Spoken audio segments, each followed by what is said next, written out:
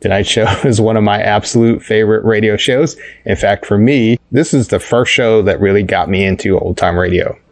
And it's The Challenge of the Yukon. This show was first broadcast by Detroit's famous WXYZ in 1939. And after great success with The Lone Ranger and The Green Hornet, George W. Trendle wanted a similar action show with a dog as the hero. A few years earlier, there'd been a popular character, Renfrew of the Royal Mounted. Hey, whoa, look who's joining us. Oh. Are you just waking up now?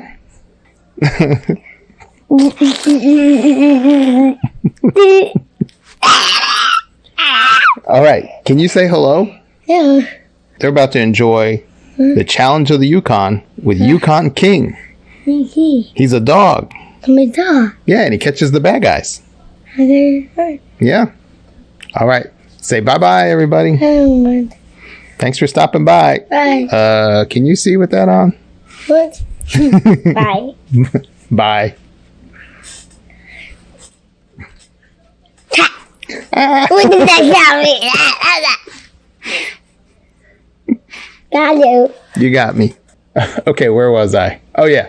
So, also, Zane Grey had a popular series of novels featuring Sgt King of the Yukon, King of the Royal Mounted. Trendle thought it would be a good idea to have a show featuring a Canadian Mountie in the Yukon. So Sgt Preston was born, along with King as his famous canine sidekick. Now, there seems to be a little confusion about King's actual breed. Sometimes he's referred to as a husky, other times as a Malamute. Who knows? Maybe he's a little bit of both. Oh, and there was that one time when Preston said that his mother was a wolf, so then he would have actually be a wolf dog. So whatever he was, King was tough and smart.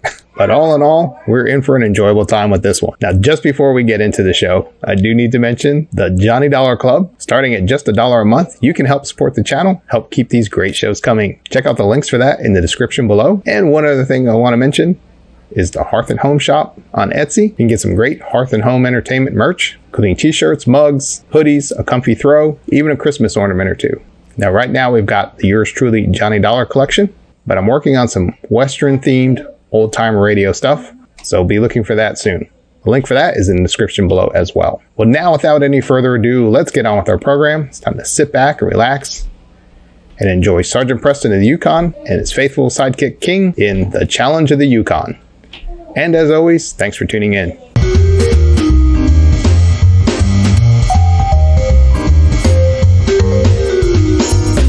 The Challenge of the Yukon. On King! On you Huskies!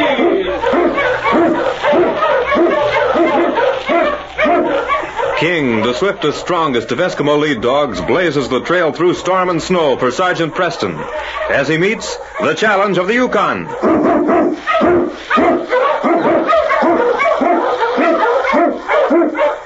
Sgt Preston was typical of the small band of Northwest Mounted Police who preserved law and order in the Yukon during the gold rush of '98. That was the year that brought over 50,000 men swarming into the Klondike region, and the greed for gold led to frequent violence and bloodshed. But in spite of the odds against them, the force preserved a splendid record in maintaining the right. The challenge of the North was answered, and justice ruled triumphant.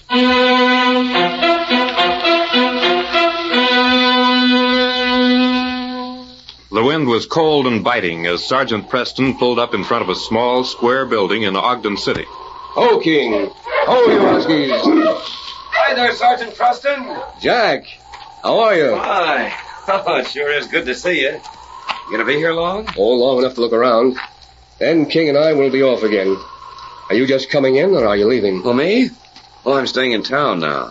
At least I will be for the next couple of days. Why, guess you didn't hear. Hear what? Mr. Fodley. He died last week. Oh, I'm sorry to hear that, Jack.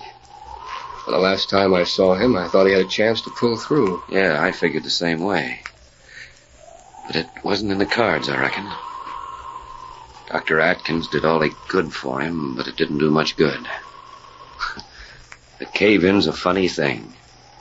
You can't tell how much damage is done inside a man. I plan to stop by the cabin in a day or so. Well, I suppose that leaves you in charge of things now. Yes. Oh, I won't be in town long. I'm planning to get back to the cabin in about 3 days. But I sure am glad I bumped into you. How's King, huh? What's wrong with him? I never saw him act like I that. don't know. Say, it's those people coming this way. Couldn't be. King. Look out! Hey, what the? King, down, King. Dogs don't usually like me, but I never had one go for me like that. Oh, he must be mad. I'm sure he'd have jumped on you if that man... That's your dog? Well, no. Dog is mine. I assure you he's never done a thing like this before. I'm sorry it happened. Yeah, so am I. He sure is a powerful-looking animal. Next time I see him, I'm going to be carrying a gun. King's never out of my sight, Mr. Coleman. Well, I'm sure it won't happen again. Quiet, King. Sergeant, I'll be shoving along. I guess I'll see you again before you leave. All right, Jack. Just a minute. You're Jack Travers, aren't you? Yes. We were just coming to see you, Mr. Travers. See me? You're strangers in these parts, aren't you? You might say so, yes. As a matter of fact, I'm glad there's an officer of the law here. Well, what's wrong? Nothing's wrong, exactly. It's just that I have some news for you that might not be very welcome. You see, my client here, Miss Stone, is Abe Fodley's only surviving relative. Relative? I didn't know he had any living relative. And this will I have shows that Mr. Fodley left his mine and all his possessions to Miss Stone. May I see the will, Mr. Coleman? Yes, certainly. Mm-hmm. Ooh, this is kind of a surprise. I didn't hear him say anything about any will. I knew you'd be disappointed, Mr. Travers. But you see, that's the way he wanted it. A secret. Mr. Travers, Well, there isn't much to say, really. You stood by my uncle, I understand, when he was all alone and needed help. I appreciate it. You needn't think Oh, that's that... all right, ma'am. He was mighty good to me, and I thought an awful lot of him. Well, I guess there's nothing much to do but wish you luck with the Mary Jane mine. I'll say this much. You got the richest stake in the Yukon. Oh, but I won't let you go off with nothing, Mr. Travers. I've told Mr. Coleman to set you up with a grub stake. Yes, you'll be taken care of, son, even if the old man didn't mention you in the will. I'm not looking for any charity. Now, wait a minute, Jack.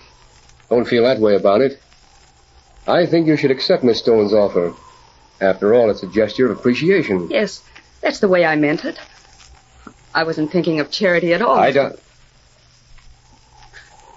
If you say so, Sergeant. I do. I think it would be a good thing for you. Well, thank you, ma'am. I'll take you up on your offer, then. Fine. Glad you feel that way about it. Now we'll be on our way. We have to stop at the courthouse with the will. Goodbye, Sergeant. And don't forget, Mr. Travers, I meant what I said about that stake. Goodbye, ma'am. Goodbye. Goodbye. Goodbye, Mr. Bowman. Jack, I suppose you're disappointed.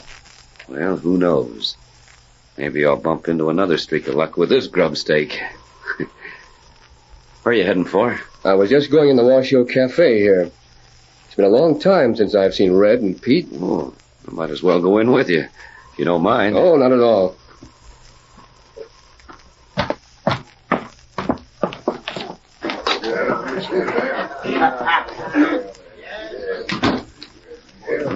Sure is crowded. Mm-hmm. Red's probably very happy. Business is good. Oh, there he is. Let's go over. Oh, Red. Hello there. Why, Sgt Preston is a living breed. How are you? Fine, Red. No need to ask how you I've are. been pretty busy these last couple of days. Hi there, Jack. Hello, Red. Well, what are you going to have? I just came by to talk for a few minutes, Red. I don't know better than to offer you anything stronger than a cup of tea by this time, Sergeant. How about you, Jack? Oh, no, thanks. I'm not celebrating today, Red. No? Well, you should have been in here last night, my boy. The whole house was celebrating the best joke we've seen in a long time. What was that? Well, I don't know if you've met this Coleman fella yet here in town. Yes, we met him this afternoon. But last night there wasn't a sour face in the place, like I said. Unless it was Coleman himself. Well, tell us what happened, Red. Well, if you've met him, chances are you've already noticed the head of hair he's got. Well, I can't say I've paid much attention to it, except that he has a lot of it. That's the way it looked to everybody till the arguments started. You see, Jeff O'Shaughnessy and Micah Hare was having some words over in the corner, like they do when they're playing cards, you know. Before you know it, the whole place was in an uproar. Somehow Coleman got mixed up in it. He was standing up beside the bar right where you were standing now. And glory be in the scuffle if the hair didn't come right off his head. A wig it is. He's as bald as a cue ball. Yeah, when the boys saw that, they got to laughing so hard they forgot what they were fighting about. Say, that is kind of funny. You say he was wearing a wig. True, as I'm standing here, ask any of the boys. Well, when we were talking to him, What's wrong, Sergeant? Oh, nothing. I'm just trying to imagine what he'd look like without that wig and the mustache he's wearing. What are you talking about? I've seen that man somewhere before, Jack. Right now, I'm trying to place him.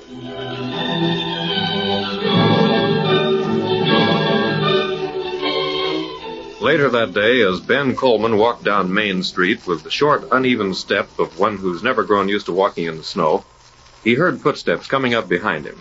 Hello, Mr. Coleman. Looks like we meet again. Yes, it does. I see your dog's a bit more quiet this time. You know, dogs don't often jump on men. Why, you seldom hear of them. Yes, that's so. Why, I remember in Boulder City 7 years ago, one of the meanest-looking Malamute you ever saw nearly killed a man. In Boulder City? That's right. I saw it myself. So that's it, huh? Boulder City, 7 years ago. I begin to remember now. It was in Boulder City that a bald-headed man kicked you, King. A confidence man who disappeared suddenly.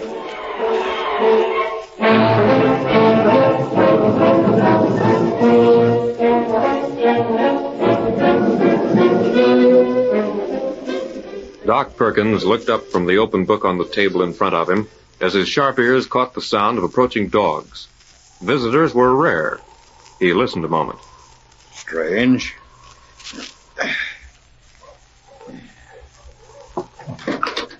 Glory be. Oh, King. Oh, you husky. Sergeant Preston, is anything wrong? Yes. Yes, Doc, there is. Well, come inside, man, and rest yourself. Only for a minute, Doc. Well, how far have you come? Can I get anything for you? Are you hurt? No thanks, and I'm not hurt. King and I left Ogden City about noon, and I've come to ask you to go back with me. Well, I don't know what this is all about, but whatever you say is all right with me. I'll get my Mackinaw. Hey, I guess you heard about poor old Abe Podley. Yes, I was talking to Jack. Too bad.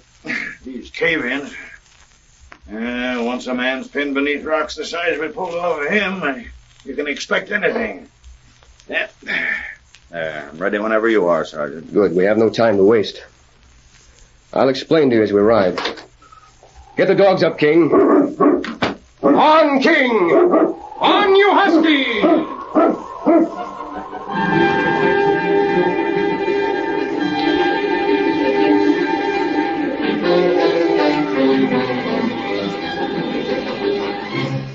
The great dog King led the Mounties pack on and on, back over the trails to Ogden City. In the small settlement, the clock in the courtroom showed 12 noon, the hour to probate the last will and testament of Abraham Podley. Jack Travers had slipped to the back of the room, drawn by curiosity and a nameless loyalty to the old man he'd befriended. The circuit judge looked at the woman named in the will as the niece of the deceased. I guess you know the Mary Jane's one of the richest mines in the north. Yes, sir. I'd heard Uncle Abe had a fine place. And you say he asked you to draw up this will. That's right. A short time before the accident, I stopped in to see him and drew up the will. I told him I'd stop back later for him to sign it. That's how it happened to be in your keeping. Yes. Well, I see no reason why this will should... Just a minute, Judge. Sergeant Preston, what is I it? believe you're about to accept the will Mr. Coleman has presented on behalf of Miss Stone. You believe rightly, sir. I'd like to ask Mr. Coleman a few questions. I don't see what this man has to do with the If will. the sergeant has any questions about the will, they better be settled now. Go ahead. Mr. Coleman, did Abe Fodley sign this will himself? Yes, he did. That's Mr. Fodley's signature, as you can see. You witnessed him signing the will? I did. But I don't see what Judge, what's the date on that will? 17th of January. Did he sign the will on the 17th of January? Yes, he did. Now, if that's all, I'd like to... all, Mr. Coleman. Judge, there was a cave-in at the Mary Jane mine on the 12th. In that cave-in, Abe's hands were so badly crushed he couldn't even hold a glass of water. much less a pen. For 5 days before the 17th of January, and until his death 4 days later, it would have been impossible for him to sign anything. That's a lie. Jack Travers can tell you, Judge, that Doc Perkins took care of Abe after the cave-in. The Doc is right here now, and he can tell you that what I've said is true. That's right, Judge. Abe's hands were in such bad shape that even if he'd lived, he never could have held a pick again. I had both of them so bandaged up, but then it didn't do much good.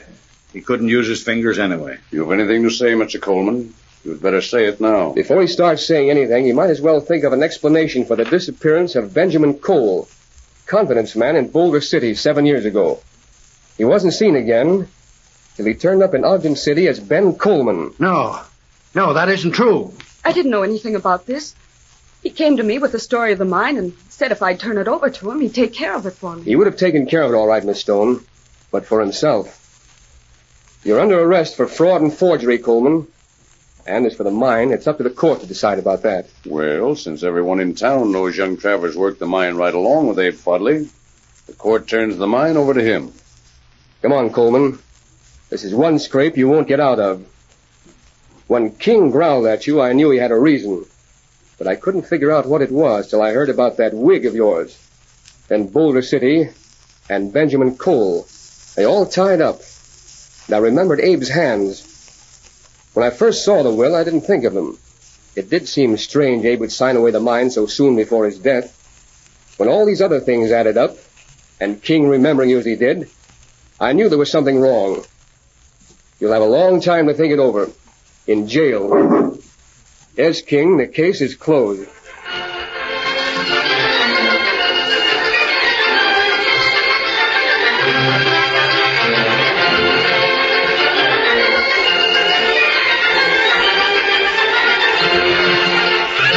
Challenge of the Yukon, a copyrighted feature of the Challenge of the Yukon Incorporated, brought to you every Saturday at this time, originated in the transcription studios of WXYZ Detroit.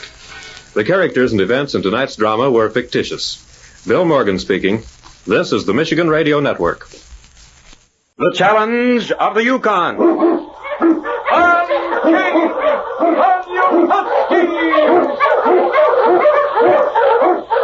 King, the swiftest, strongest of Eskimo lead dogs, blazes the trail through storm and snow for Sgt Preston as he meets the Challenge of the Yukon.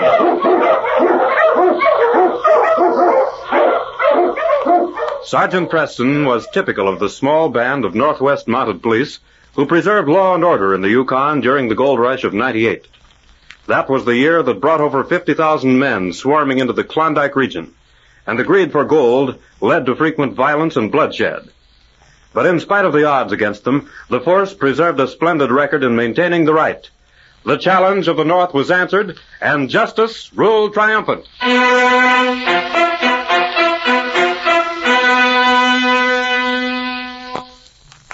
In the light of the moon, the front of the bank at Dobie City seemed quiet and empty. But in the small office at the back of the building, voices were raised in argument.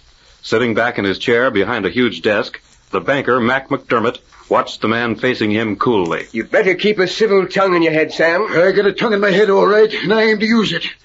I ain't saying any more.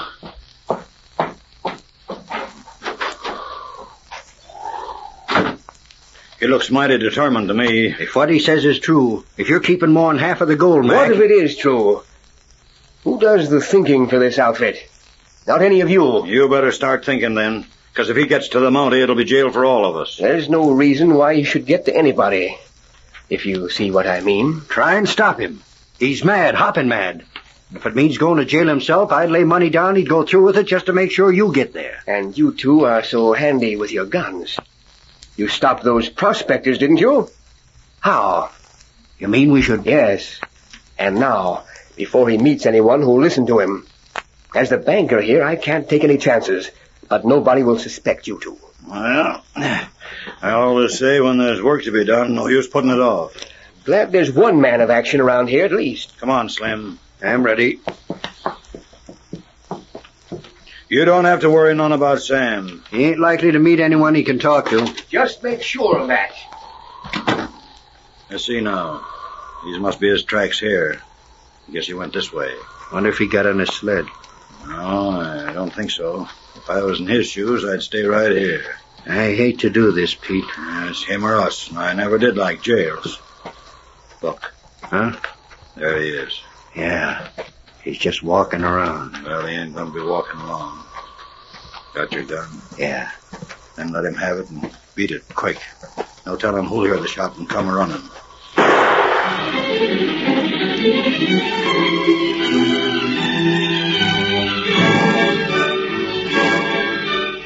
Riding into Dobie City late that night, Sgt Preston glanced about the darkened settlement. We'll have to go pounding on Town Marshal's door, I guess, King. Unless we make camp on the corner of Main Street. It's quiet. Quiet and peaceful. What is it, King? What's wrong, fella? Maybe we won't have to knock on Tom's door. He'll hear us coming. King. He's turning off to the left. Ho, you huskies. Ho, ho. All right now. What is it, eh? At this hour of the night, there can't be... Well, there's someone in the snow. He's trying to move. What? What's wrong? Sam. Sam Carson. Is it? Preston. Sgt Preston. Yes. Now, that's a bad wound. We'll have to fix it. No. Ain't no use. I'm done for. How did it happen, Sam? Who did it tell me? He didn't. I should have known. Who, Sam? Who? Back.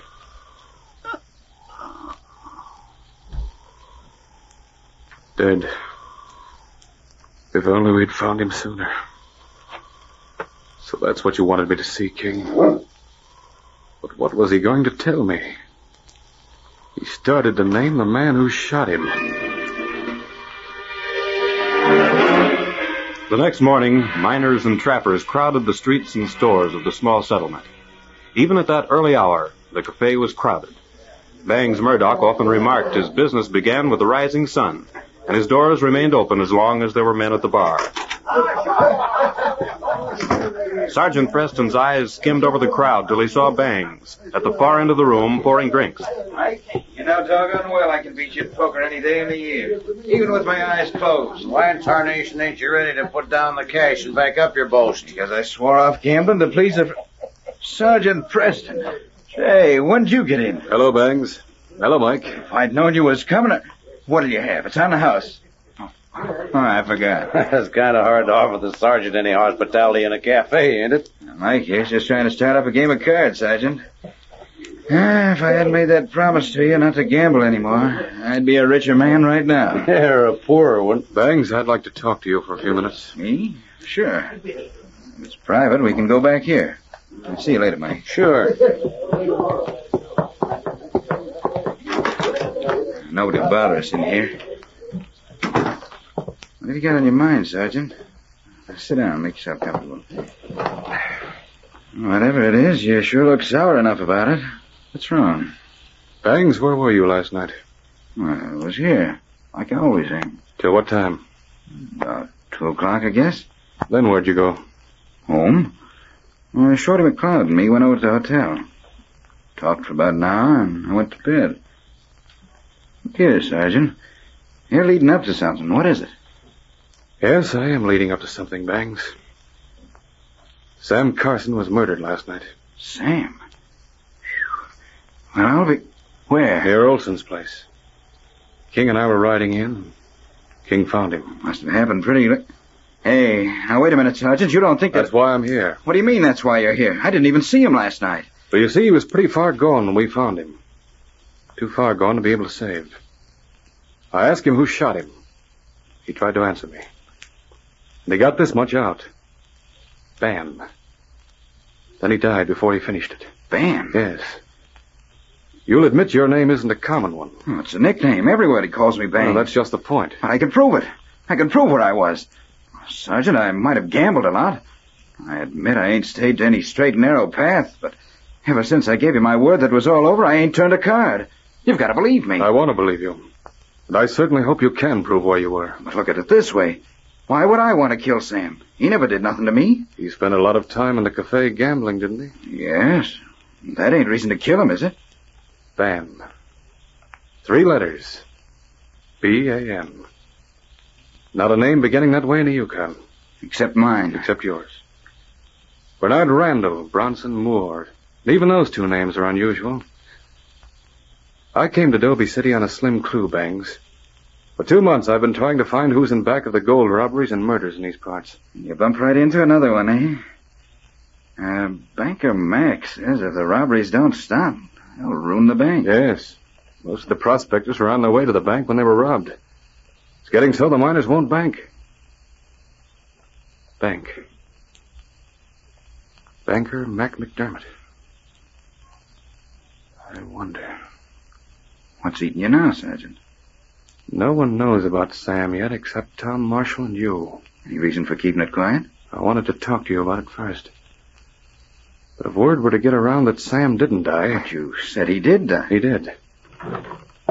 This room, Bangs. Where does that door lead to? Outside. Why? Does anyone use it beside yourself? No, never. Well, lock it up. Keep everyone else out. Yeah, sure. I still don't see You what... will. Now, Bangs, listen closely. Here's what I want you to do if you will. Go over to the...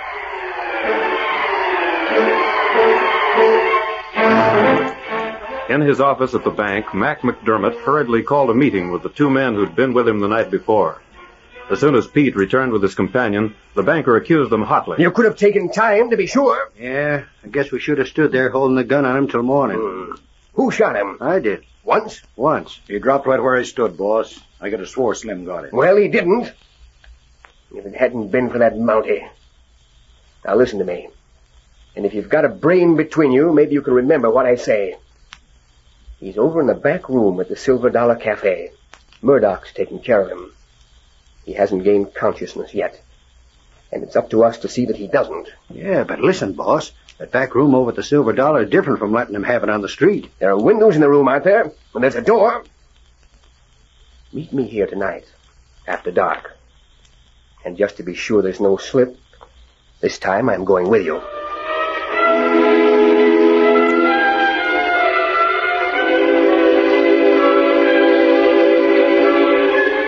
That night, the 2 men met the banker, and together they set out for the Silver Dollar Cafe.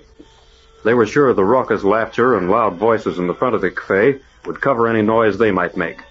Streets were deserted, and darkness covered them. There's the cafe ahead. Back of it's all dark. That'll make it easier. First, we'll try the door. If nobody's with him. I ain't hankering to bump into Bangs or the Mountie. If anyone's with him, we'll get him through the window. And them, too. Remember, if he opens his mouth, the 2 of you are as good as dead. And you, too, remember that. Quiet now. Whose dog's that? Don't worry about any mutt. He probably is a stray Malamute. Now wait till I go over to the window. Cuss that mutt. Shut up. Who'll pay any attention to a dog barking? It'll be the last time he barks it. That's funny. I could swear I've seen that critter somewhere before. You're just nervous. Look. There's no one in there with Sam. Yeah. He's on the couch over near the wall. Come on, let's go in and get this over with.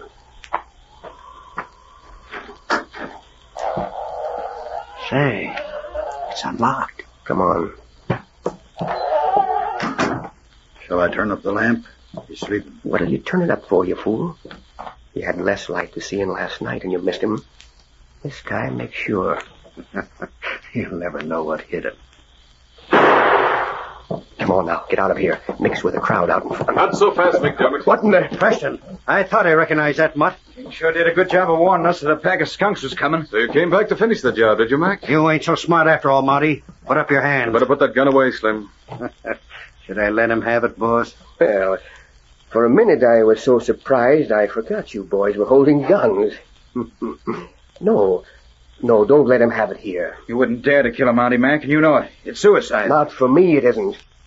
Because there won't be anyone around to tell about it. I've been wanting to see the sergeant here in a spot like this for a long time. I always thought as much. Every time I looked into those greedy, murderous eyes of yours. I guess the same thing will happen to us that happened to Taylor, Abner Keller, and all the rest of the prospectors on their way to your bank. As a matter of fact, you're right. That's exactly what's going to happen. All right, now get moving. Hey, Sergeant, ain't you... Shut up. Just keep going. You heard him. What about Sam? Somebody will find him in a couple of hours. This time his mouth is shut for good. Well, empty-handed, the Mountie don't look so brave, does he? You're forgetting something, Mac.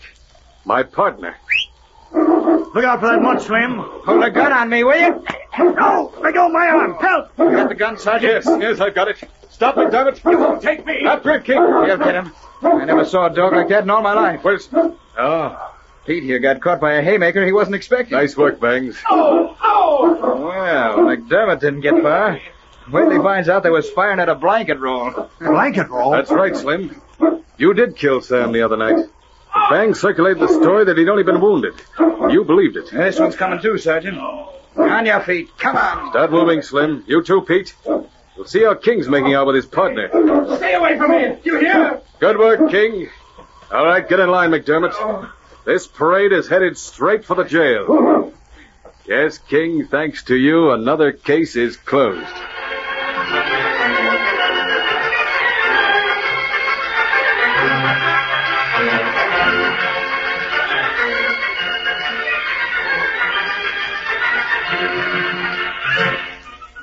Challenge of the Yukon, a copyrighted feature of the Challenge of the Yukon Incorporated, brought to you every Saturday at this time, originated in the transcription studios of WXYZ Detroit.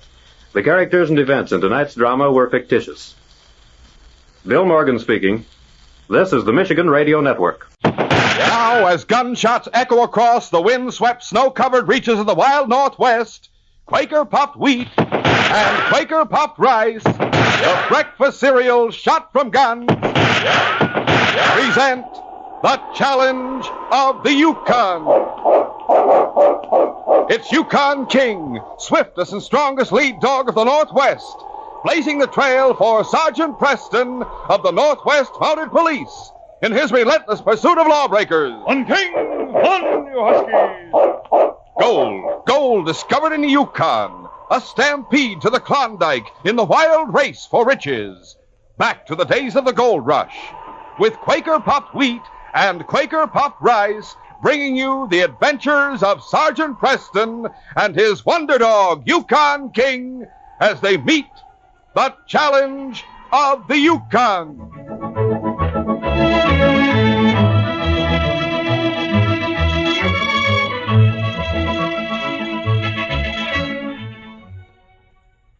Listen, fellas and girls. Here it is. The surprise you've been waiting for. It'll make your eyes pop. Yes, delicious Quaker puffed wheat and Quaker puffed rice, the ready-to-serve breakfast cereal shot from guns, are offering you cut-out models to build Sgt Preston's exciting Yukon Trail in your own home. Stand by for details a little later in this program.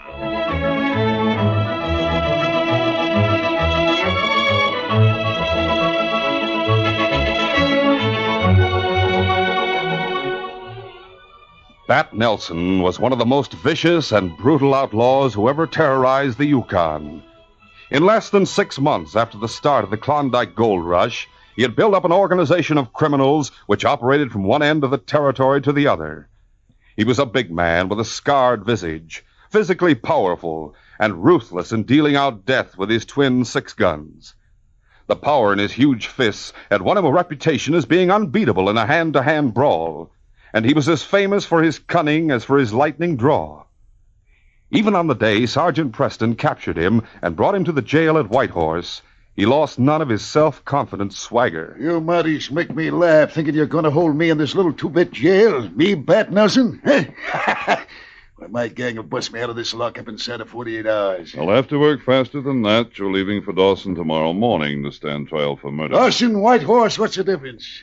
In case you don't know it, I've got men working for me all over the territory. You'll stand trial in spite of your gang.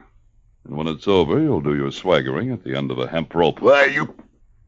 Preston, I'm going to get you up. It's the last thing I ever do. Mm-hmm.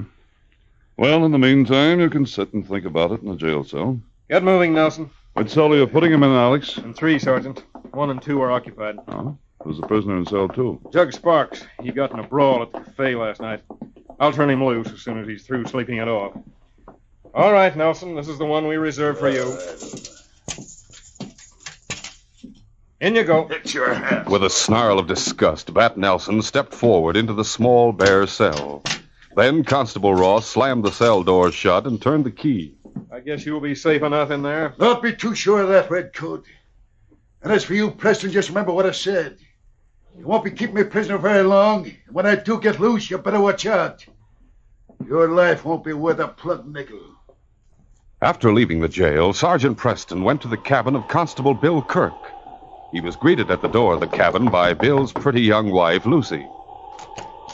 Why, hello there, Sergeant Preston. Come on in. Thanks, Lucy. One boy. Why, King, old fellow, how are you? Oh, here, let me take your parka, Sergeant. Why, no thanks, Lucy. I just stopped by to tell Bill something. Is he around? Well, he went over to the general store, but he should be back any minute now. Won't you sit down and wait? All right, thanks. This is a good time to thank you for the way you've helped Bill. Oh, there's no need for that. Oh, yes, there is. When Bill first came out to the Yukon, he was pretty much of a tenderfoot. He'd never been outside of Toronto before he joined the force. It was pretty hard for him at first. He didn't think he'd make the grade. But you were, well, sort of like a big brother to him. You encouraged him and taught him a lot. And, well, now I think he's going to make good. I'm sure he is, Lucy. He's got the makings of a first-rate police officer. Oh, I hope so, for his sake. Believe me, he certainly wants to make good. Why, he's just itching for a chance to prove himself. Maybe he'll get that chance sooner than he thinks. What do you mean? Oh, wait a minute, here's Bill now. Well, hello there, Sergeant. Hello, Bill. Hi, honey. Here are the supplies you wanted from the general store. We'll set them on the table, dear. All right. King. By golly, I almost overlooked you. Well, Sergeant, whole town's talking about the way you captured Bat Nelson. People are certainly going to breathe a lot easier now that he's safely locked up. Unfortunately, the key members of his gang are still at large. Sergeant, just before Bill came in, you were saying that he might soon get a chance to prove himself. What did you mean? I mean that some of Bat Nelson's gang may try to stage a jailbreak tonight. What? Jailbreak? Bat seems to be counting on it, so we'd better not take any chances. You got a job for me, Sergeant? I want you to report to the jail immediately, Bill, and stand guard there with Constable Ross till I get back. You can take King with you. All right, Sergeant. Well, does that mean that you're leaving town? Yes. There's a report that some of Nelson's gang are holed up in the hills east of here. I'm afraid it's a false alarm, but I'll have to investigate. When do you think you'll be back? Sometime tonight, probably, unless I run into trouble. In the meantime, Bill, I'll be counting on you and Alex Ross to keep things under control. Don't worry, Sergeant. I promise you Bat Nelson won't break jail, with or without the help of his gang. Meanwhile, back at the jail, Bat Nelson was listening carefully for any sounds from the next cell. He had already discovered a chink in the log partition that would serve for speaking back and forth. Finally, he heard the prisoner in the next cell wake up and break into a fit of coughing. Bat rapped gently on the log partition. The prisoner in the next cell replied. Yeah, what do you want? Bat put his lips close to the chink in the partition. Shh. Get over here close to the partition so I can talk to you. Huh? What'd you say? Keep your voice down. I said get over here close to the partition so I can talk to you. All right, I'm listening. Your name's Jug Sparks, ain't it? That's right. Who are you? Bat Nelson. You ever hear of me? Holy smoke, I sure have. How would you like to make yourself $1,000? What do I have to do? The guard said they were going to let you out of here as soon as you finish sleeping it off. I guess so. They usually do. When they turn you loose, I want you to take a message to Joe Sitka. Know who he is? Yeah, that half-breed that runs a trading post outside of town. That's right. Tell him Sergeant Preston captured me this morning and they got me here in jail. Tell him I want out. And I'm counting on him to do something. And tell him he better do it fast because they're taking me away from here tomorrow morning, you savvy? Yeah, I got you. All right. You deliver that message and then do whatever Sitka tells you to. Tell him I said to pay you $500 right away. You'll get the other $500 as soon as I bust out of here. A short time later, Jug Sparks was released from jail. He went to his cabin and hitched up his dog team, and then mushed out to Joe Sitka's trading post, which was located about 10 miles from town. He gave the half-breed trader the message from Bat Nelson, and Sitka promptly paid him the first $500 which Nelson had promised him. Very well, there's your money. Thanks. What do I do now? Hey, tell me, is Constable Ross the only one on guard at the jail? No, another mountie came on duty just before they turned me loose. I heard him tell Ross that Sgt Preston is leaving town. He wanted them both to stand guard, just in case Bat Nelson's gang tried to stage a jailbreak. Preston's lead dog's going to stay there with him, too. What? You know, that big Malamute named King? Oui, I know him well, that dog. This is not going to be so easy as I thought. What do you mean? With just one mountie on guard, it would be easy to overpower him and free Bat Nelson. But with two of them, and that dog of Preston to help them, I'm afraid that is a different story. You're right about that, unless you got plenty of men to help you. I have only one man beside you, a fellow named Kelso. Kelso, huh? I didn't know he was one of Nelson's gang. Hey, this other mountie that came on guard, who is he? Oh, his name's Kirk, Constable Kirk. Just as I thought. And he has a wife, no? Yeah, that's right. A mighty good looker, too. I wonder which one is more important to Constable Kirk. His wife or Bat Nelson, What do you think, eh? I don't savvy. What are you driving at? Suppose we go to Kirk cabin tonight and take his wife prisoner. Then we send him a message saying, either you let Bat Nelson go free by midnight, or else we kill your wife. What do you suppose he'd do, eh? Oh. Thy thunder, Sitka, that's a mighty smart idea. That night, 3 men halted their dog teams near Constable Kirk's cabin. One was Jug Sparks, another was the half-breed trader Joe Sitka, and the third was a member of Bat Nelson's gang named Kelso. Leaving their sleds, the 3 men gathered together in the darkness. Sitka was giving the orders. Now, we push back the hood of our parka and tie the handkerchief around our face. Like so. Let's go. Right. Kelso, you will do the talking. My voice is a little too easy to recognize, no? Yeah, that's right, Sitka. Just leave it to me. Better get your gun out now, so you'll have her cover as soon as she opens the door. Right. Bien. We are ready. A moment later, Lucy Kirk opened the door. At the sight of the 3 masked figures, she gave a terrified gasp. Who are you? Never mind who we are. Who are you? Don't try slamming that door in our faces or this gun might go off. Now back up. We're coming inside. What is it you want? You're going to stay with us a little while till we've had a chance to get in touch with your husband. As soon as we hear from him, you can go home. When do you go get her parka? I'll get it. It's hanging up right over here. Lucy put on her parka, and then Kelso said, All right, now douse the lamp and let's get out of here. We'll continue our adventure in just a moment.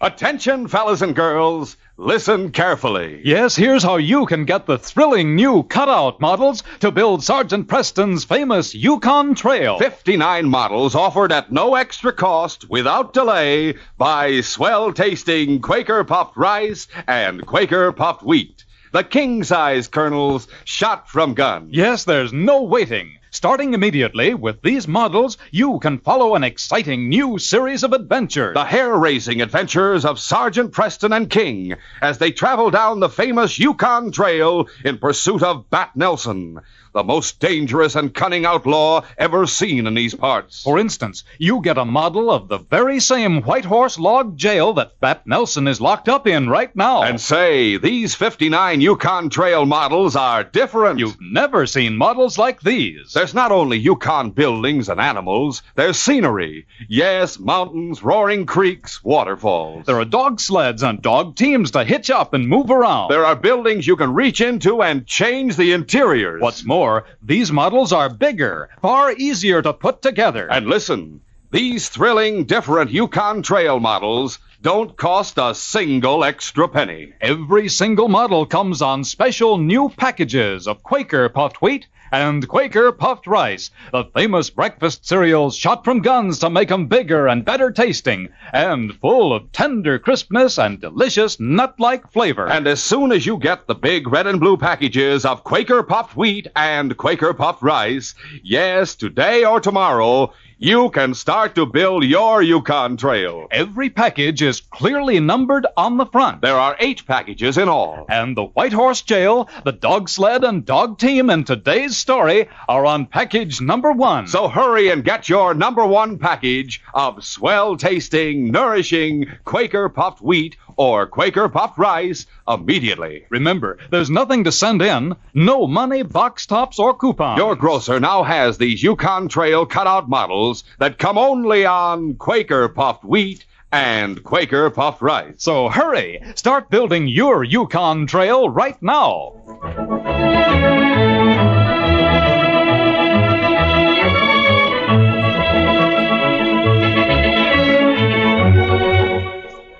Now to continue. Constable Ross and Constable Kirk were on guard at the jail in Whitehorse. King lay on the floor near the pot-bellied stove. Suddenly, they heard a knock on the door. I'll see who it is. As Bill Kirk opened the door, he saw an Indian standing outside in the darkness. Well, what is it? The Indian handed him a folded piece of paper and then turned to go. Bill grabbed him by the arm. Hey, wait a minute, you. What is it, Bill? It's a message from Lucy, I guess. Well, let's see what it says. Alex. What's wrong? Nelson's gang's got hold of Lucy. Here, let me see. Dear Bill, Bat Nelson's gang is holding me prisoner. They're making you write this. They say they will kill me if you don't release Nelson by midnight. Lucy, holy smoke. Are you sure it's her writing? There's no doubt about it. Listen, Indian, where'd this message come from? Me no savvy. Don't give me that. There's no use, Bill. He doesn't understand English. How do you know? I saw him over at the trading company yesterday. He and the factor were trying to bargain with each other in sign language. No wonder they sent the message by him. They knew we couldn't get any information out of him. We'd better hold him just the same. We can keep him in cell, too. All right, Indian, come on inside. Alex Ross locked the Indian in the cell and then returned to discuss the situation with Bill. Alex, for heaven's sake, what am I going to do? I don't know. We'll simply have to wait and hope for the best till Sergeant Preston gets back. That's easy for you to say. It's not your wife that's in danger. Listen, as soon as the sergeant gets back... That may be too late by the time he gets back. It's 10:30 right now. The deadline's at midnight. I don't know what to advise, Bill. Well, I do. I'm going to take King to my cabin and put him on Lucy's scent. Come on, King. Unknown to Constable Kirk, the 3 crooks who had captured his wife were hidden in a thick clump of underbrush a short distance from the jail, watching developments. They had taken Lucy to a deserted shack about 2 miles from Whitehorse and left her there bound and gagged. Then they had returned to town and given the message to the Indian. As Bill finished hitching up his team and drove away from the jail, Kelso spoke softly. That takes care of him and the dog. Now what do we do? First, we wait here 2-3 minutes. Then we tie handkerchief over our face again. Go up to the door of the jail. Kelso, you talk like Indian. Say you have message for him. Sitka explained his plan carefully. A short time later, inside the jail, Constable Ross heard someone knocking. Getting up from his chair, he walked over to the door. Who is it? Me, Indian. Got message for you. The constable hesitated a moment, and then he removed his gun from its holster and unbarred the door. Cautiously, he started to open up. At that moment, the crooks flung themselves hard against the door, forcing it inward and knocking the constable off his feet. Drop that gun, Monty. The constable tried to recover, but Kelso fired first. As Sitka and Jug rushed forward through the open door, they saw Constable Ross on the floor, clutching his shoulder. Sitka raised his gun and smashed the butt down on the constable's head. Let's keep him quiet for a while. Now we must find his keys. They're over there on the desk. You are right. Yes. What's going on out there? Hurry up, let me out of here. Oui, mon ami, I come quick. You two keep watch at the door while I let Bat out of his cell. I got you. Sitka rushed down the passageway to Bat Nelson's cell. A moment later, he had the cell door unlocked. Well, it's about time he was showing up. What about the Indian and the prisoner in cell 1? Never mind them. Let's get out of here pronto before someone comes around to check on that shot. Come on. A short time later, Sgt Preston arrived back at the jail. His search for other members of Nelson's gang had proved fruitless. Hello, hello, Husky! Hello!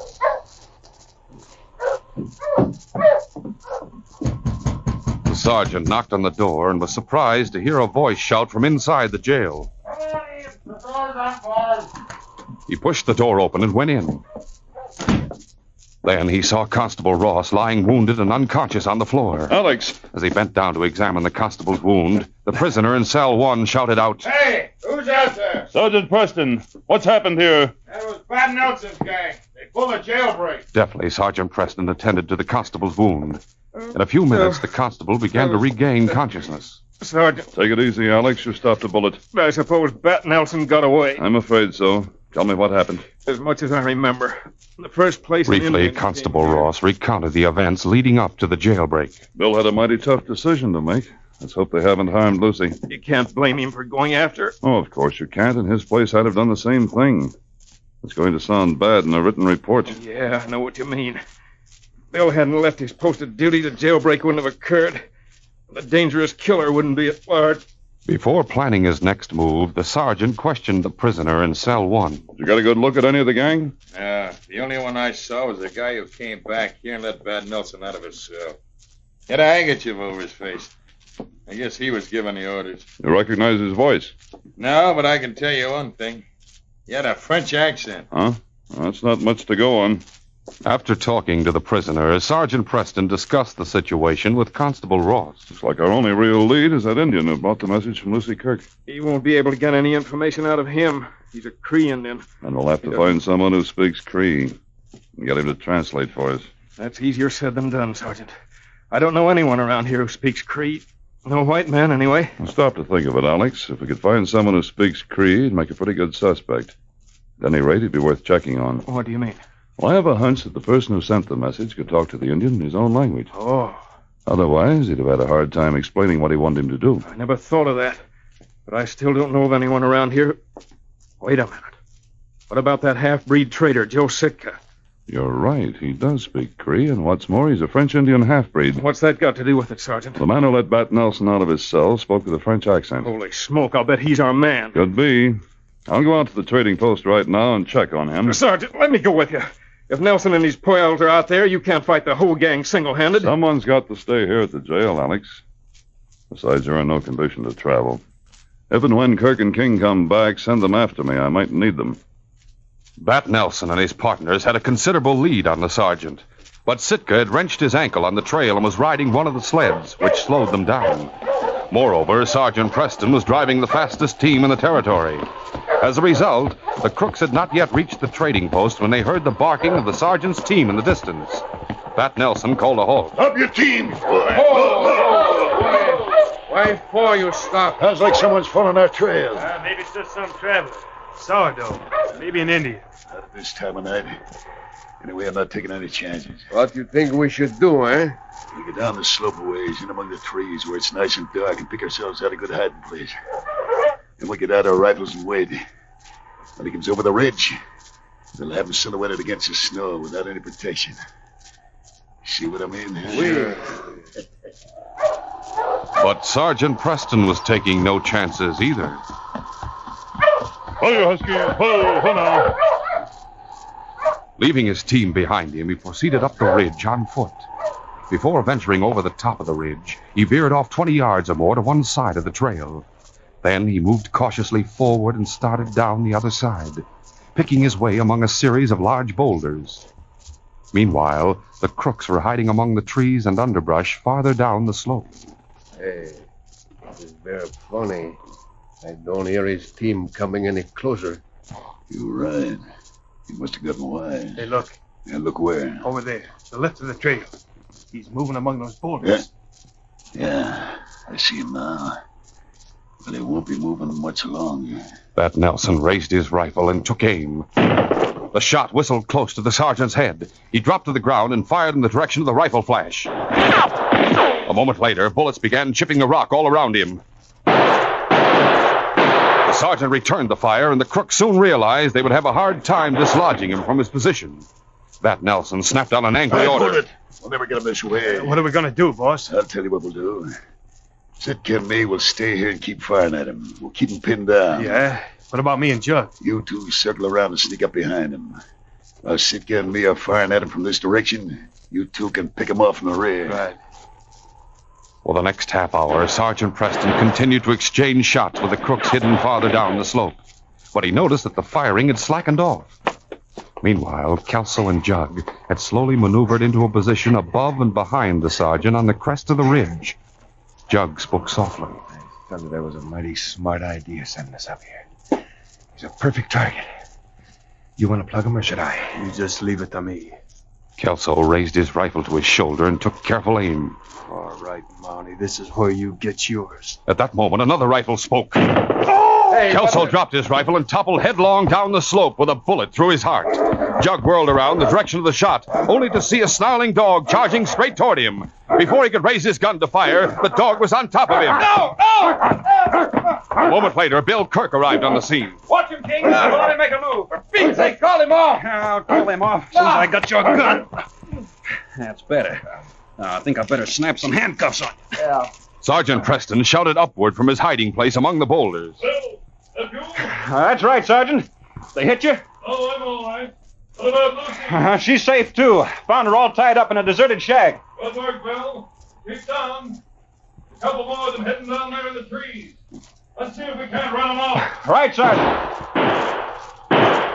Under the double fire of the two Mounties, Bat Nelson and Joe Sitka soon realized the tide had turned against them.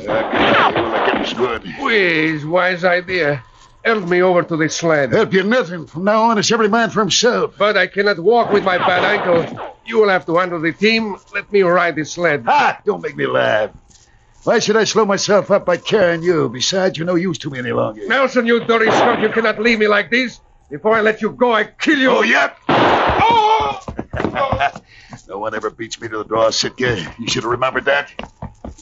Relying on the trees and the darkness to cover his movements, Bat Nelson ran toward his sled. He jumped on the runners and cracked the whip over the team. The sergeant and the constable heard the dog team being driven away. Suspecting a trick, they waited for several minutes, and then ventured cautiously down the slope, with Jug Sparks accompanying them.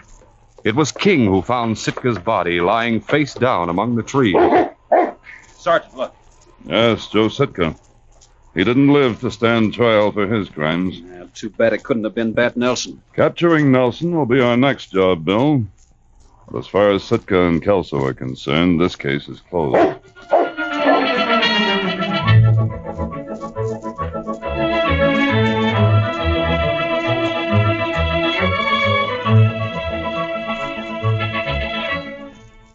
In just a moment, Sergeant Preston will give you a preview of Wednesday's adventure.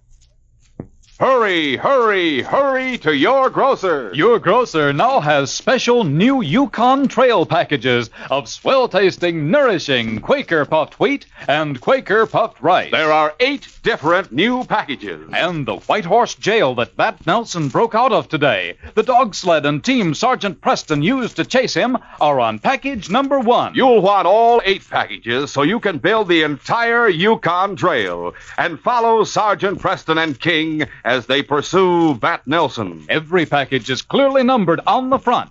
Just to mention a few, on package number 1, you get Sergeant Preston's cabin. On number 3, the lumber camp where Preston and King are trapped in a forest fire. On package number 4, the gold mine that's haunted by ghosts. Get in on the excitement right from the start. There's no waiting, no extra cost. They're at your grocer's now. All 59 Yukon Trail models, larger, easier-to-build models, are right on the packages of Quaker puffed rice and Quaker puffed wheat, the original crisp, fresh cereals shot from guns. Cereal that is never sold in bags or bulk. Get yours right away.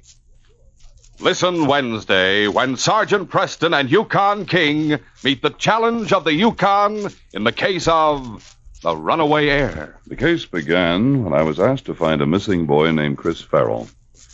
I didn't know that Chris was the victim of a cruel plot on the part of his guardian, and that in trying to find him, I'd come up against the blazing guns of 2 men who were prepared to kill rather than let a fortune slip through their grasp. Be sure to hear this exciting adventure Wednesday. These radio dramas, a feature of the Challenge of the Yukon Incorporated, are created by George W. Trendle, produced by Trendle Campbell Enterprises, directed by Fred Flowerday, and supervised by Charles D. Livingston. The part of Sgt Preston is played by Paul Sutton. They are brought to you every Monday, Wednesday, and Friday at the same time by Quaker Puffed Wheat and Quaker Puffed Rice, the breakfast cereal shot from guns.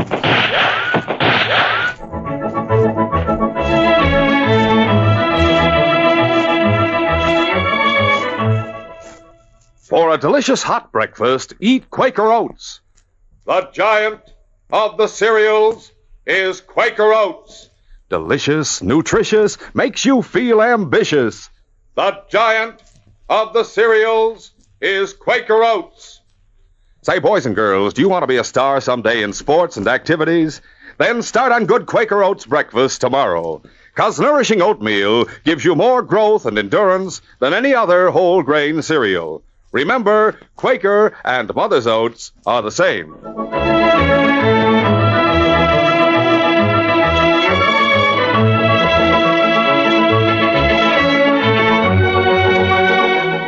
This is J. Michael wishing you goodbye, good luck, and good health from Quaker Puffed Wheat and Quaker Puffed Rice.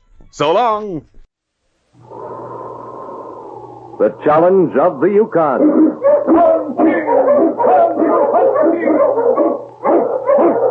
The Wonder Dog King, swiftest and strongest of Eskimo lead dogs, blazes the trail through storm and snow for Sgt Preston as he meets the Challenge of the Yukon. Sgt Preston was typical of the small band of Northwest Mounted Police who preserved law and order in the new Northwest country, where the greed for wealth and power led to frequent violence and bloodshed. But in spite of the odds against them, Sgt Preston and his Wonder Dog King met that challenge, and justice ruled triumphant.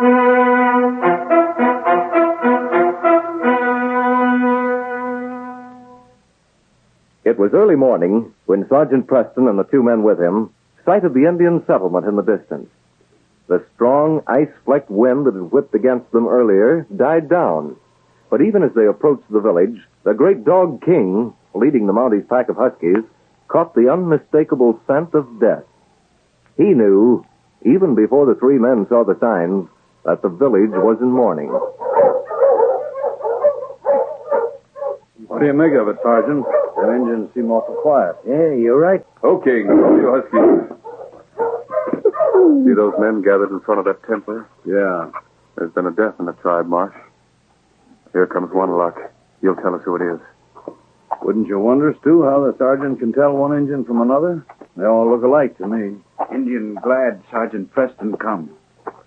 Chia, long-time friend, Sgt Preston. Him die. Oh, I'm sorry to hear that, one luck. I knew you were in mourning, but I didn't know about Chia. We bury Chia today.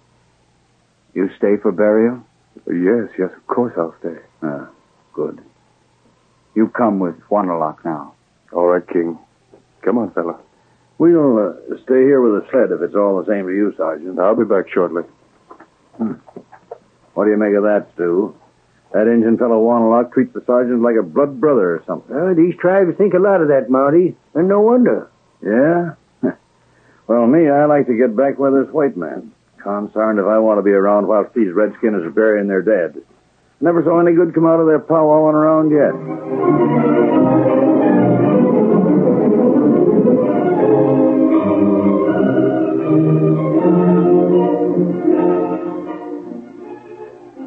As the time drew near for the Indians to begin the burial ceremony, Marsh Ramsey was plainly uneasy.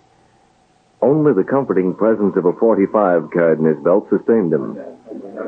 He watched the Indians bring a rude wooden coffin to where a grave had been dug. And then, as the men of the tribe stood waiting, the young Indian brave Wanderlock came forward. He had a book in his hand, and from it he began to read in the language of the Indians. At intervals, the tribesmen responded in unison.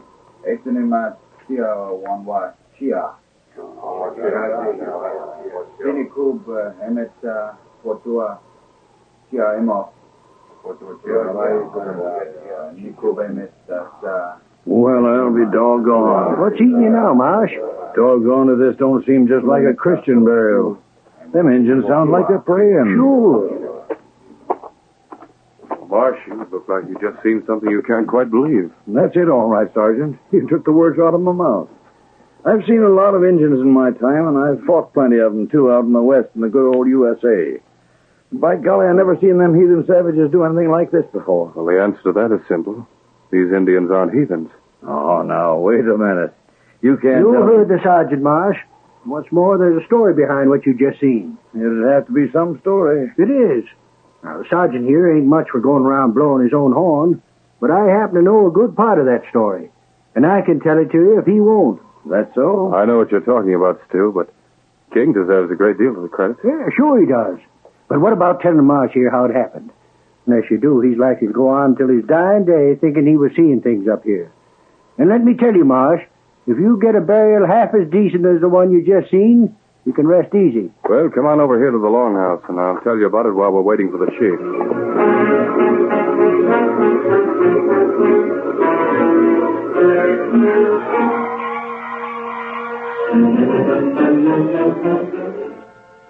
You've heard a lot about Jim McCready since you've been in the Yukon, Marsh. Well, when I first met him, he was well known in a different way. Reverend Jim was a small man. I'd say about 5'2". He didn't weigh very much either. Wherever he went, trappers and prospectors towered head and shoulders over him, and their voices were usually loud enough to drown his out. Well, late one night, several years ago, King and I went into the Penguin Saloon in Cranford. It was crowded and noisy.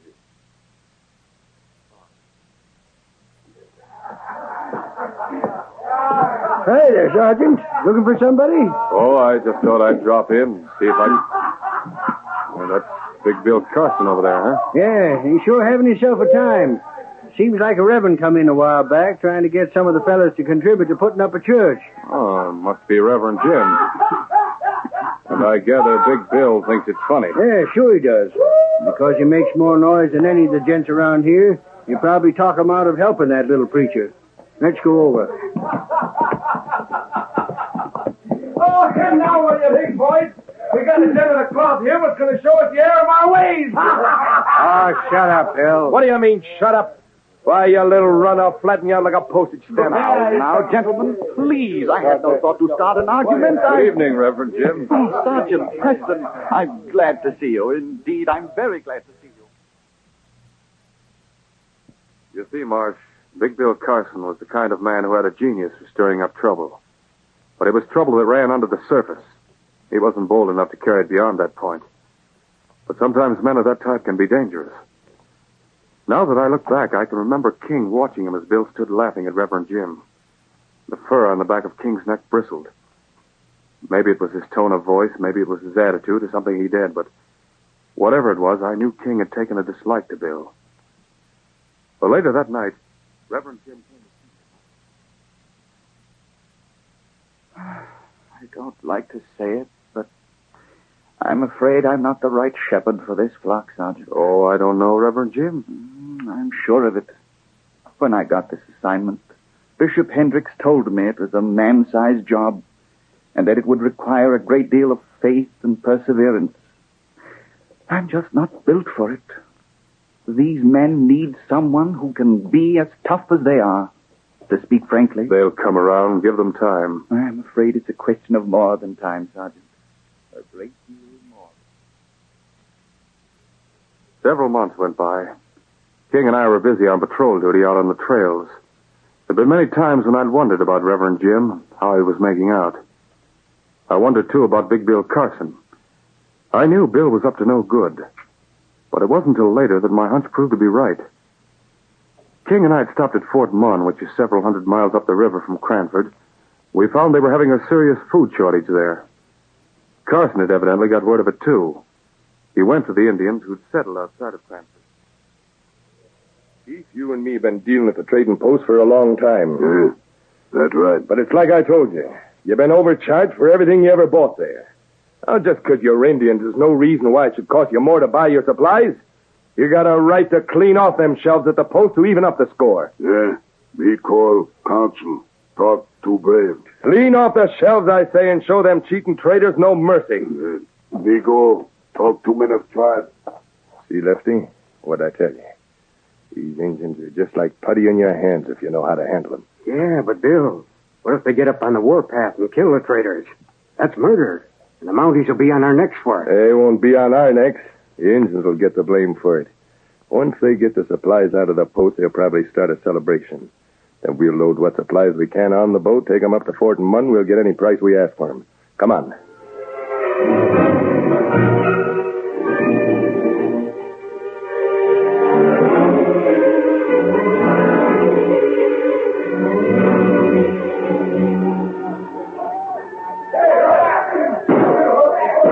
All you men there, get that log. You're better than door down. Keep it up. Come on, now, the door's about to give. Let's get it there, boys.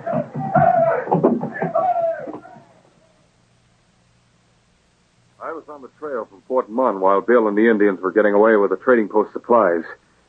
King and I were just a few miles from Cranford. We'd taken one of the back trails to save time when we met Reverend. The townspeople have just discovered what happened, Sergeant, and they're going to start after the Indians, and I'm afraid there's going to be bloodshed. I was heading for the Indian village to try to Maybe tell we can them... head the party off along the trail, Reverend Jim. All right, boy. On King! On you huskies! King was ahead of us, breaking a trail through the timber from my sled and Reverend Jim's. We were about to come out into a clearing.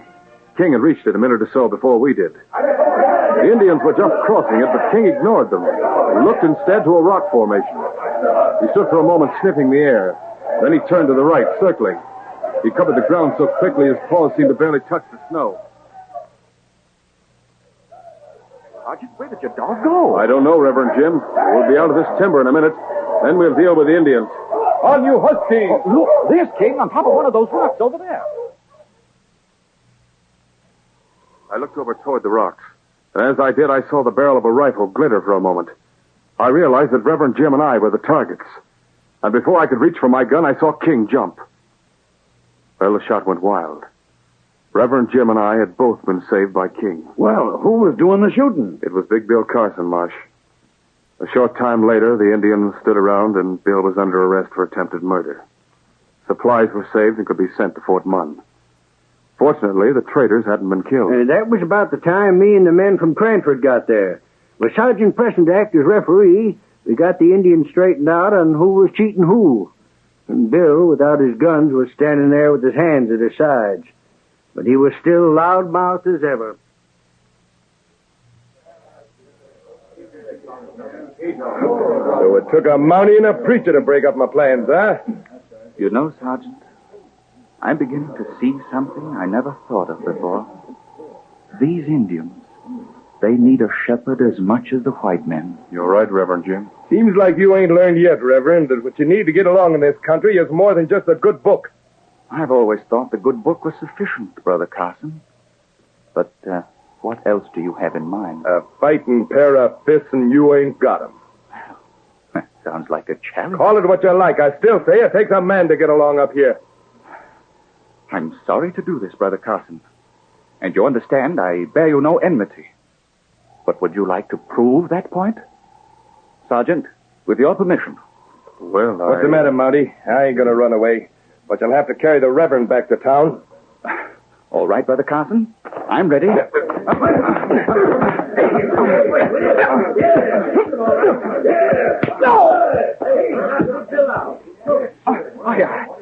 terribly sorry, Brother Carson. I didn't mean to hit you so hard. He's out cold, Reverend Jim. Is that so? Well, you know, I never hit a man in my life. I've never been a fighting person. I suppose it's the air up here, Sergeant, and living outdoors. Oh, here, Brother Carson, let me help you.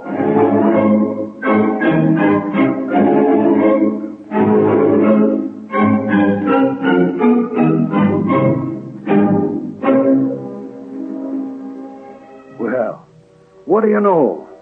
I'll bet them Indians had a lot of respect for the Reverend after that. They did, Marsh. I never saw him raise his fist to fight after that. But the knowledge that he could must have pleased him. He worked with the Indians for several years, learned their language, and had the church service printed in it for them. Then That must have been a church service that Indian read at the burial this morning. Why, sure it was. And you know, when his bishop heard about what a fine job Reverend Jim did here in the Yukon, he sent for him. Yes, sir. Reverend Jim went back to England. And he's a bishop himself now. I'll bet he tells that story often, eh, Sergeant? Yes, I guess he does it that, Stu. And thanks to King here, Reverend Jim and I live to tell the story.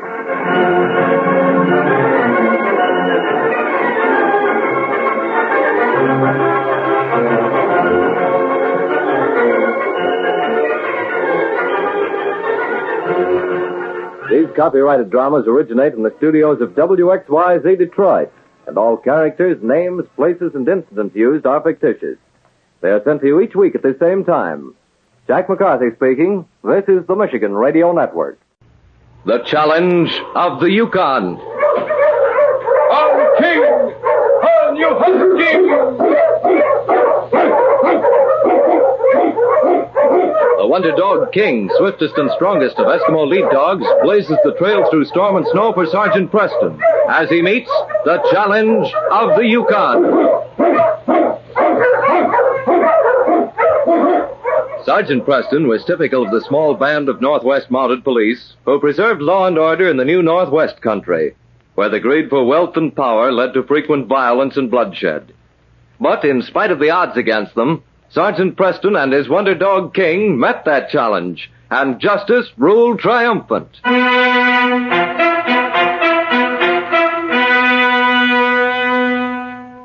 Benjamin Holmes had been a brilliant man, too brilliant. For who is to know or ever understand the strangest and most mysterious of all things, man's mind? In 1890, Professor Holmes had suffered a nervous breakdown, and everyone in Catalpa felt a great compassion for the small, kindly man who absently went his own way. Everyone smiled at his harmless peculiarities. That is, everyone except Joe Flaherty, who was deeply, and it seemed hopelessly, in love with Barbara Holmes. It was early evening in the spring, and on the broad, white-painted porch of the Holmes house in the quiet college town, Joe sat on the swing, talking to Barbara. Surely you can understand how I feel, Joe. No, I don't understand. You say you love me, Barbara. And I do. Oh, if that were true, you would have married me long before this. Why must we waste our lives? Why must you be... Because Dad needs me. Well, that's the answer to it, I guess. If you loved me, you'd marry me. Joe, it'll only be a matter of a few years. The doctors say Dad will be well again. Then we'll get married. In the meantime, he's plotting out all these crazy schemes. You know what he's talking about now? Going to Peru. Last week it was that invention of his. But those things are harmless. They don't hurt anyone. They're just ideas. They're hurting us. For the last time, I'll explain it to you, Joe. When I was a child, he took care of me. I needed him. Now he's weak and I'm strong. A sort of reversal of roles. And I must take care of him. Weakness. Weakness is a disease. It's harmful. Because there'll always be strong people on whom the weak will lean, just as your father's doing now. Send him to an institution. Joe. Oh, Joe, he's not unbalanced. He's sick. And it will take time and patience to cure him. You can see it in his eyes. They're clouded and uncertain where they were once so sure. There's nothing uncertain about the way he's tying up your life right now. The next thing you know, he's going to be taking off on some of those schemes, and you'll be going right with him. Peru. Yes, I'll be going with him. I don't suppose you'll ever understand. No matter where he goes or what he does, I'll stay with him till he's well again.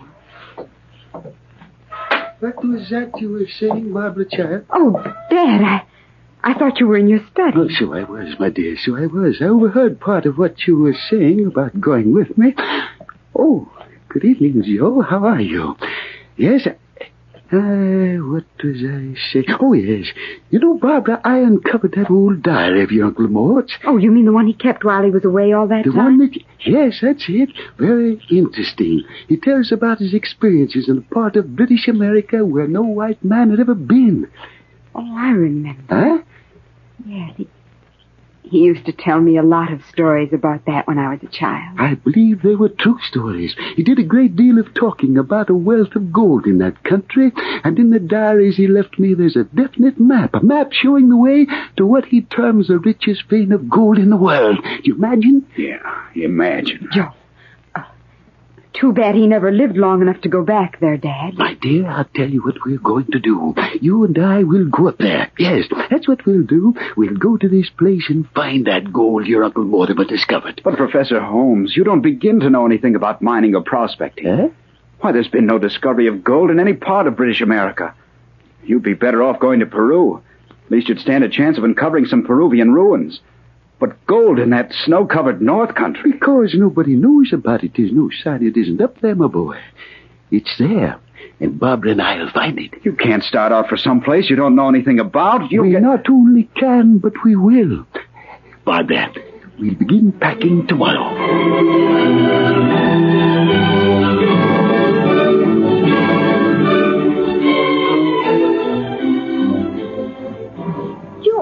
Yes? Joe, it's come. A letter from Barbara. From Here. Aren't you going to open it? Yes, of course. Are they coming back? Are they... Oh, now, isn't that ridiculous? I was so excited, I never even noticed the postmark.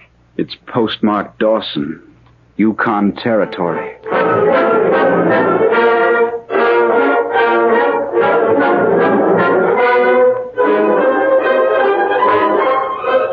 A short time later, Joe left the United States. The boat he took passed in mid-ocean, the small steamer that was to nose its way from Alaska through Puget Sound to dock in Seattle, bearing a cargo that would electrify the world, a ton of gold. When the last and greatest gold rush began, Joe Flaherty was already in the Yukon Territory, looking for something that was far more valuable to him than the glittering ore that meant wealth and power.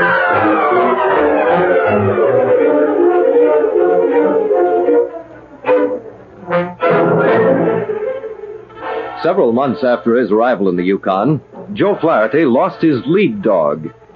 In a country where dogs were the only sure means of transportation, he had to buy another one. That was how he came one day to bargain with an old-timer who sold huskies and malamutes. That's a good-looking dog there. Huh?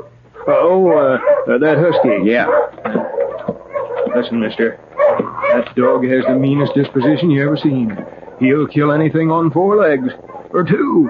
I throw his feet into that there cage, but he's a working fool. Well, that's the lot of 'em. Got some mighty fine dogs here. How much for that husky? Joe Flaherty bought the husky.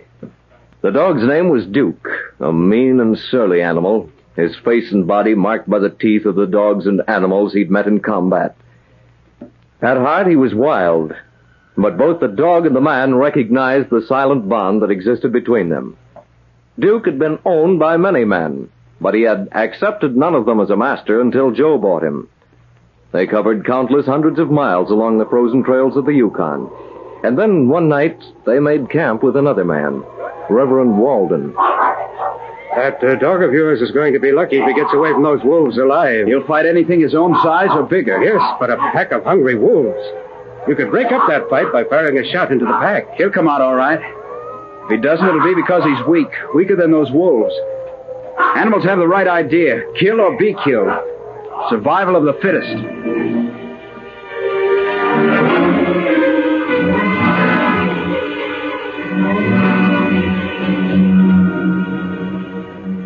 The next night, when he stood talking to Sgt Preston and a friend of his, Reverend Walden spoke thoughtfully, his eyes staring unseeingly at the comfort of the small, warm cabin. And he stood there watching the fight, Sergeant. That dog was worth several $100s, but he wouldn't interfere because of that philosophy of his. That is odd. I've never known a man to risk a lead dog in a fight with wolves. Very foolhardy, I'd say. Yet, as I watched his face, I could see the struggle going on inside of him. He loved the dog. I've only seen a few men like him before. Well, another year or so, and he will have completely lost all compassion for human weakness and suffering. That sort of man frequently makes a very dangerous killer, doesn't he, Sergeant? Yes, that's sometimes the case, Reverend Walden. You say the dog came out all right in the fight. He killed one of the wolves, and I'm sure one or two more of them carried the marks of his teeth. There's no mistake about it. He's a fighter, wild and cunning, and merciless. The dog's name was Duke. And the man? A young fellow, Joe Flaherty. Flaherty? That's odd. Joe Flaherty. Could you describe him, Reverend Walden? Benjamin Holmes listened silently to the minister's description.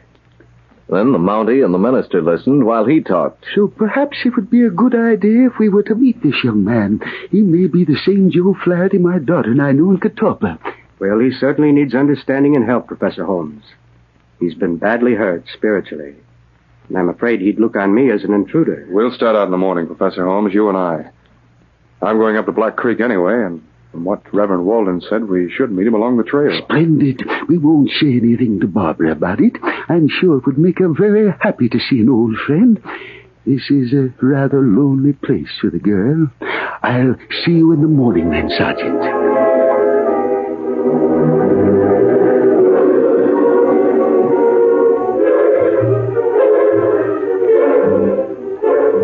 It was late the next evening when Sgt Preston, with the great dog King leading his pack of dogs, halted the team at a camp beside the trail. Then they looked about for some signs of the man whose sled and packs were beside the campfire. The great dog King walked through the snow not far from Preston and the man and girl who were with him. It was while they walked toward the tall and imposing timber that King became conscious of the other dog's presence. King sensed the husky's antagonism, and as he looked at the dog approaching him, he knew he was looking for a fight. He realized this stranger was not only anxious to assert his supremacy, but determined to. Quietly, the great dog stood in the snow, while the other, broad-breasted and white-fanged, came toward him. It was then Preston turned, and beyond range of the Mountie's vision, Joe Flaherty stood facing the two dogs. Dodging and returning thrust, King measured his antagonist and realized his skill and swiftness. His eyes glowed with a sudden terrible concentration and wariness. A long bushy tail curling high above his body, the King bared his fangs in a fight that was as primitive and ageless as the struggle for life itself. His teeth found their mark again and again. The husky who had challenged him knew in one glaring, painful instant that here he had met his match. And he sensed, too, in every muscle of his body, steeled with strength and the fierceness of past victories, that this was a battle to the death for him. He would have extended no mercy to his foe, and he expected none. He fought on, for though he had lost, he would not retreat. Whose dog is that? It's mine. King. I've never seen that before. I don't understand it. Whenever Duke's fought with another dog, he's killed him. That's why he's lying in the snow now. He's waiting for the death blow. There won't be any death blow. Your dog put up a good fight. I didn't see it start, but he made a mistake when he decided to take King over. King, huh? Well, King isn't a coward, I'll say that.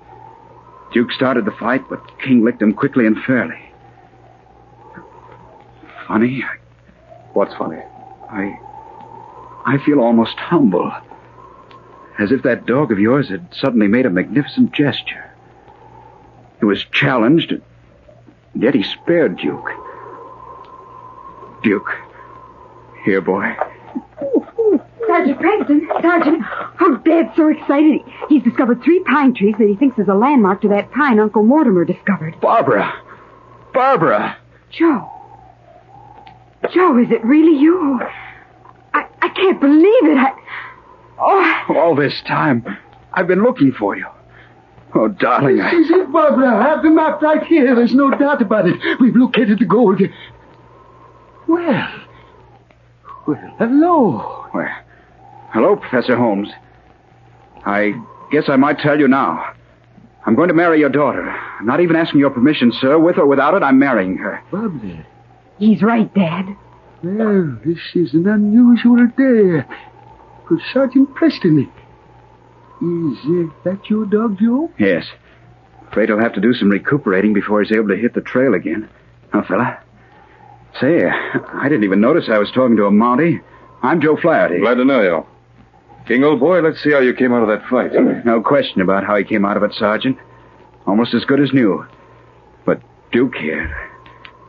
kind of seems like the Duke bowed to the King. But don't let that bother you, fella. Because I've bowed to my Queen. darling. Yes, fella. I think everything here's worked out all right.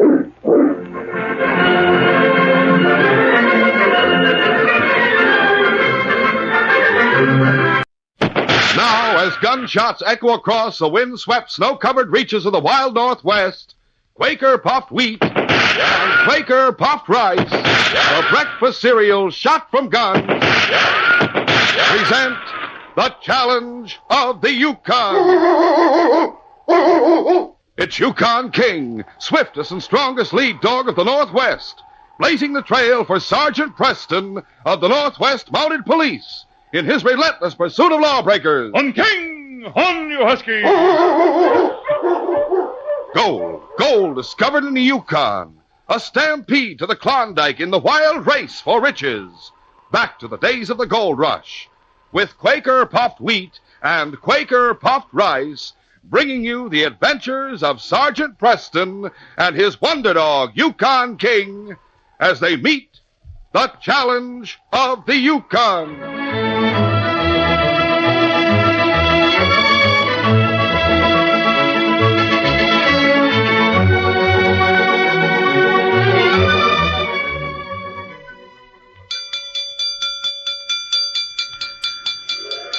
Stop, look, listen. Here's a super idea for your breakfast tomorrow morning. First, pour out a heaping bowlful of delicious, crisp, nourishing Quaker Puffed Wheat or Quaker Puffed Rice. Then cover it with milk or thick, rich yellow cream. Top it with sliced bananas. And the very sight of it makes your mouth water for a taste. Take a big spoonful. And when crisp, tender, flavorful Quaker Puffed Wheat or rice melt in your mouth with the milk or cream and bananas, there's a super treat that can't be beat. So get ready. Get super delicious, nourishing Quaker Puffed Wheat and Quaker Puffed Rice right away.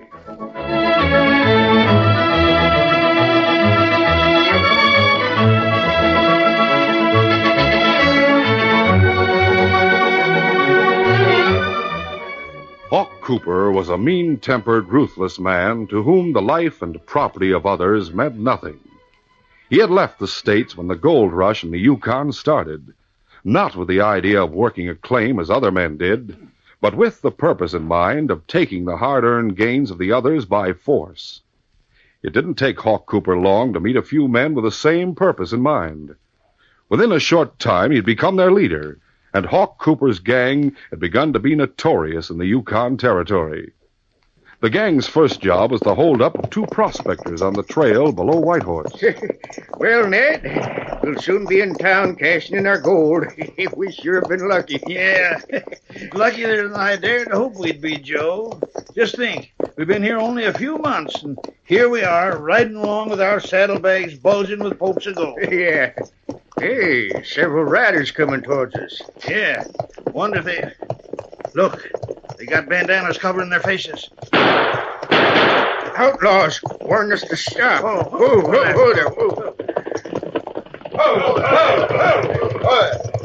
Get off your horses and keep your hands up. Sure. I sure didn't expect this. All right, Pete, search the saddlebags. Yeah, right. Hey, we're in luck, Hawk. They're carrying pokes of gold. Let them alone. We worked hard digging that gold. Shut up. Oh!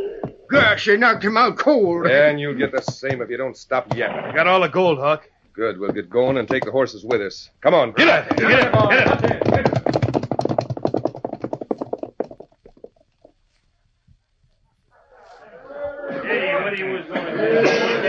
A week later, Hawk and his men held up the Nugget Cafe at Whitehorse.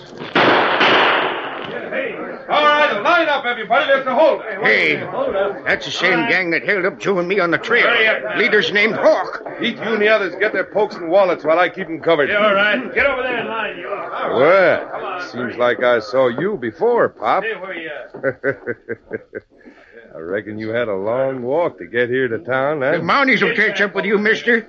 Then you won't be robbing folks no more. Keep your mouth shut. Oh! You're lucky I didn't sock you on the head like I did your friend last week.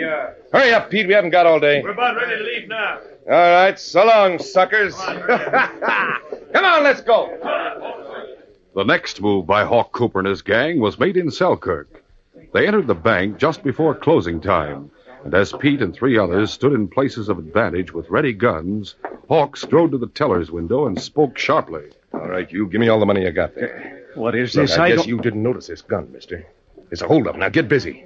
Put the cash in this bag. Yeah, sure. Don't shoot. Hurry up. There's the money. Good. Pete, come here. Watch these two, Slim. What do you want, Hawk? Keep me covered while I clean out the vault that's still open. Sure, but you better make it quick. It won't take me long. Hey, get away from that vault. By thunder, I'll shut you up. Come on, let's go. Right, come on. That afternoon, shortly after the robbery, the first snow of the winter season began to fall as the constable at Selkirk stood in the bank talking to the teller and the bank owner. About how much did the outlaws get, Mr. Canby? About 20,000 in all, Constable. The worst thing is the way they shot down the cashier in cold blood. Yes, it was the leader, a man they called Hawk, who fired the fatal shot. There were 5 men altogether. They wore bandanas to hide their faces. I see. With this snow falling, it's going to be almost impossible to trail them. They rode away on horseback. I saw them leave. If the snow becomes heavier, they won't get too far on horses. They'll have to find a hideout. They must be apprehended. I'll post a reward of $1,000 for the capture of that murderer. Hawk, whatever his name is. They'll be caught eventually. I'll make an attempt to trail them now, but it may not bring results. Now, you say you heard one of them called Hawk? Yes, he was the one who shot the cashier. I've had reports of a gang that was operating south of here, led by a man named Hawk Cooper. Yes, it must have been the same gang. You should have some help, Constable. Well, I'm expecting Sergeant Preston here either today or tomorrow. I received word that he was heading south because of this Cooper gang.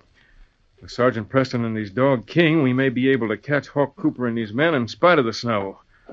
I'll leave now and try to pick up their trail. That evening, the constable returned to town. He had lost the trail of the gang because of the falling snow. A short time after he entered his office, the door opened and Sergeant Preston came in with the great dog Yukon King. Hello, Dave. I was afraid King and I'd be snowbound along the trail. Sergeant Preston, I'm sure glad to see you and King. We won't be here long. I'll pick up my dog team at the kennels and push on south in the morning. Just got to get in out of that storm. Yes, if you were heading southward to hunt Hawk Cooper and his gang, your journey's ended. What do you mean? Cooper and his men robbed the bank here this afternoon. Hawk Cooper killed the cashier. Are you sure it was Cooper's gang? Reasonably sure, Sergeant. One of the men called him Hawk. It's his gang, all right. Tell me what happened. Briefly, the constable told the details of the robbery and of his unsuccessful attempt to trail the crooks. When he finished, Preston said, Well, Dave, they couldn't get very far on horseback. Snow's piling up fast. That's what I figure. Of course, they may stop somewhere and steal a couple of dog sleds to take the place of their horses. Yes, I thought of that. Anyone see them leave town? Yes, they rode out the North Trail. Well, they must have turned off. We came in on the North Trail. We didn't meet anyone. Maybe they stopped at a hideout somewhere before you came along. That's possible. Storm should blow out by morning, and we'll take my sled and search for them. Cooper's wanted for murder now. Come on, King. I'll get some food and rest. Use my cabin, Sergeant. All right, thanks. See you later, Dave. Meantime, Hawk Cooper and his companions had followed the North Trail a short distance. Then it turned off and circled west to the river. There, they turned southward on the river trail, which was rarely used in winter, except by a few trappers who had cabins along the stream. Hope you know where we're heading, Hawk. I don't like this snow, and I'm plenty cold. Yeah, so am I. Listen, Pete. Right now, we got to keep our minds on not getting caught, you understand? Nobody can trail us in this storm. I say let's hole up in the first place we can find. You loco fools seem to forget a guy was killed in that bank holdup today. We get caught, it means hanging. Don't forget that. You're the one that shot the cashier. Sure. That won't make any difference to the law. They'll figure all of you. You're just as guilty of murder as I am. I aim to see that we all get across the border at Skagway. We got plenty of cash. Once we get there, we'll be safe to enjoy it. Yeah, but the horses can't go much further in this snow. We never make it to the border in 1,000 years. Oh, That's right. Stop squawking, will you? I know we couldn't make it on horses. We'll pick up a couple of dog sleds someplace, along with some supplies. Then we better do it soon. I intend to, Pete. Remember that old sourdough I was talking to in the cafe yesterday? Yeah, what about him? Just this. He's got a cabin up this way. He was boasting about just buying a new dog team and sled. Said he sold his old one, and the buyer was coming after it in a couple of days. I did hear him tell you that. Well, I figure we can stop there. Make the old fool give us supplies. And we'll take both the dog teams and move on at dawn. We'll leave our horses, but we'll tie him up so as he can't go for the law. It's a good idea. But he might starve to death. The man who bought the old dog team will let him loose in a couple of days. Should have known you'd have a plan in mind, Hawk. That's right. After this, don't start beefing till you find out. Well, all right, come on, let's try to hurry it a little. That cabin can't be much further. Right. Get up! Get up there. After leaving the constable's office, Sergeant Preston and King went to the constable's cabin to eat and rest. While Preston was still having coffee, someone knocked at the door. Quiet, King. I came to see the constable. He's still at his office, but come on in out of the cold. Thanks. Is there anything I might do for you? I'm Sergeant Preston. Glad to know you, Sergeant. I am Hank Delman. I am new here. Came up from the States a little more than a month ago. I knew I hadn't seen you around. Something wrong? Is that the reason you want the constable? No. Nothing wrong, Sergeant. I just come to ask a favor. You see, I bought a dog team from a fellow named Mike Higgins. No, I know Mike. He has a cabin up along the river trail. That's right. Well, I was telling Mike I'd go up there and get the team and sled. I figured on using my horse to get there, but the snow started sooner than I expected, so I won't be able to use the horse. I know. I wanted to ask the constable if he'd take me there tomorrow, or lend me his dog sled so as I could go and bring back the one I bought. I'll be needing it now. Oh, I'll tell you what. I intended to go out early in the morning anyway to look over the trails. Suppose I drop you off at Mike's place. Oh, say, that'll be fine, Sergeant. All right, where'll you be? At the hotel. I'll be ready and waiting any time you get there. It's a deal. I'll be by early, so be watching for me. Thanks a lot. I'll see you in the morning, Sergeant. Old Mike Higgins was about to retire for the night when he heard horsemen stopping outside his small cabin on the river trail. Glory be. Now, who'd be coming here at this time of night and in this storm? And what's more, on horseback? Sure, and I must be going batty asking myself all them questions. And all I have to do is open the door and find out. Sounded like more than one. That it did. Hold on, I'm coming. No need to bust the door down. No, what can I do for you? Howdy, friend. We got caught in a storm. We want some hot coffee and get warmed up a bit before trying to push on to town. Come on in. Thanks. Come on in, fellas. Oh, glory be, I didn't notice how many you were out there. Make yourselves comfortable while I make a pot of coffee. Sure. The old fool doesn't suspect anything yet. Well, I shouldn't. Get your parkas off, boys. Be comfortable, like our friend there said. Good. Sure, the coffee will be ready in a jiffy. By the way, my name's Mike Higgins. Well, I'm glad to meet you, Mike. It's a nice, warm place here. Yeah, sure it is.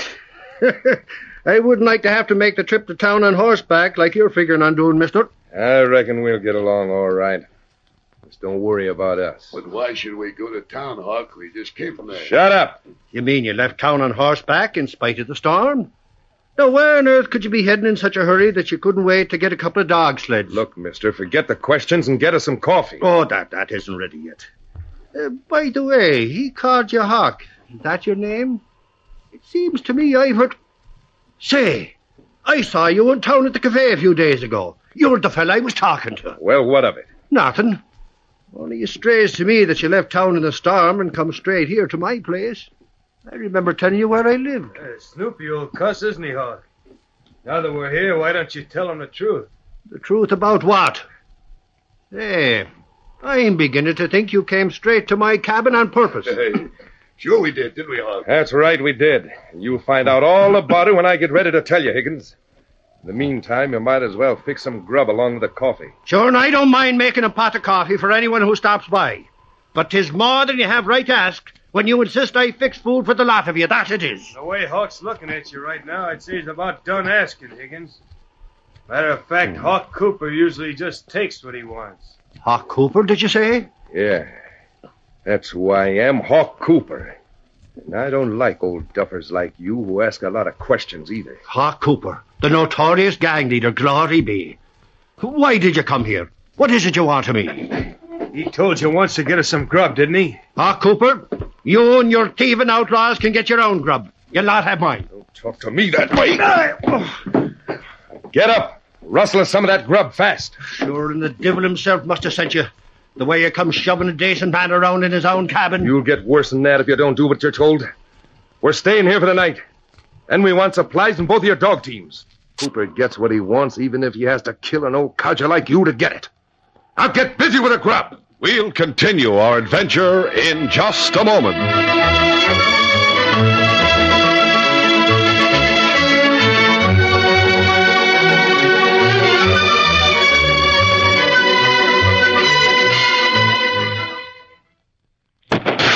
Bullseye for flavor. Yes, in every spoonful of the ready-to-serve breakfast cereal shot from guns, you enjoy swell, nut-like flavor. A bullseye for crispness. Yes, there's tender, melt-in-your-mouth crispness in those king-size kernels of Quaker puffed wheat and Quaker puffed rice.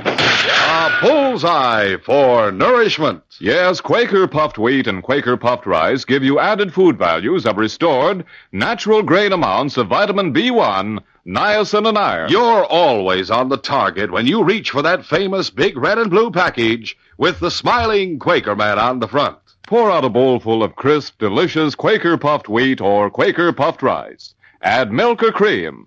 Top with your favorite fruit. Man, oh man, these giant, flavor-rich premium grains are exploded up to 8 times normal size to make them crisp and tender. They're shot from guns to make them bigger and better tasting. Shot through and through with nut-like flavor, too. Buy both delicious kinds. For variety, one morning eat Quaker puffed wheat. And the next morning, eat Quaker puffed rice. The famous cereals shot from guns.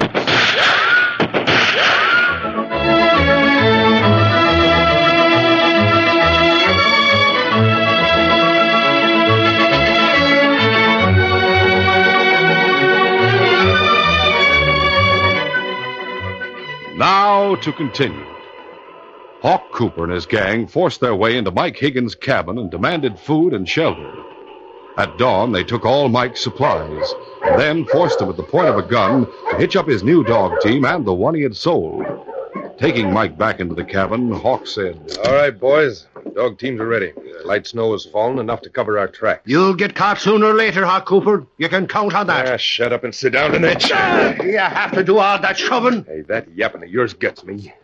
Pete, tie him up and do a good job of it. Now, wait a minute. Sure, and I starve to death if you tie me up and leave me here alone. And you might even freeze to death. You never can tell. It's a toss-up which will happen first. Get busy, Pete. Gotta find some cord first, son. Stop wasting time here. Use my bandana to tie his hands. You can use your own to tie his feet. Yeah, all right. This won't take long, and we'll be on our way. Later that morning, Sgt Preston prepared to leave the constable's cabin. Well, King, I think we're ready to pick up Hank Delroy at the hotel. I'd like to go along with you, Sergeant, to hunt for Cooper's hideout, but I have to check on a couple of prisoners at the jail first. I'll go on and take Hank to Mike's place. Why don't you finish what you have to do and then follow us? I'll wait for you there, and then we'll set out together to hunt Cooper's gang. That's a good idea. I won't keep you waiting long. Good. See you later, then. Let's go, King.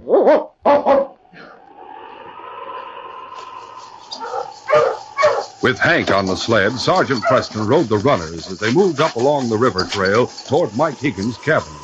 Preston was saying, I think the snow will stop soon, Hank. Yeah, but plenty fell yesterday and last night. Too much for anyone to travel on horseback. I bet you're thinking of those crooks you want to find. That's right, Hank, I am. Sky's overcast. I'm sure more snow will fall later today. They won't be able to get far without dog teams. I'll sure be glad to get the one I bought from Mike Higgins. I appreciate you bringing me up here, Sergeant. Glad to do it. There's Higgins' place just ahead. I hope Mike has the coffee pot on. I could use a cup of hot coffee. So could I. Looking. Strange Mike's dogs aren't yapping like they generally do. Yes, it is. Let's go inside. Come on, King. Come on in. Sergeant Preston, thank heaven you came here. Mike, what's happened? Tied hand and foot. Now I got you loose. Tell me how this happened, Mike. A fella named Hawk Cooper and some others. That explains everything. There. They stayed all night. They left about 2 hours ago, taking me supplies and my new dog team along with the one I sold you. What? Too bad the snow covered their tracks, Sergeant. You won't be able to trail them. That would be possible if King had this scent. Mike, those bandanas, whose are they? One of them Hawk Cooper's, and the other belongs to one of those men by the name of Pete. That's all I want to know. King can get the scent from them. Here, King. Find them, fella. Hank, you stay here with Mike. King and I'll pick up their trail outside and follow them. Right. When the constable gets here, tell him to follow us. The snow's stopped. He can see our tracks. Better be careful, Sergeant. They're a mean lot, that they are. I'll be careful, Mike. Come on, King. We have work to do, boy. See you both later. So long. So long. We'll send the constable trailing you. Bye. Good luck, Sergeant. Find them, King. Find them. All right. On, King. On, you husky.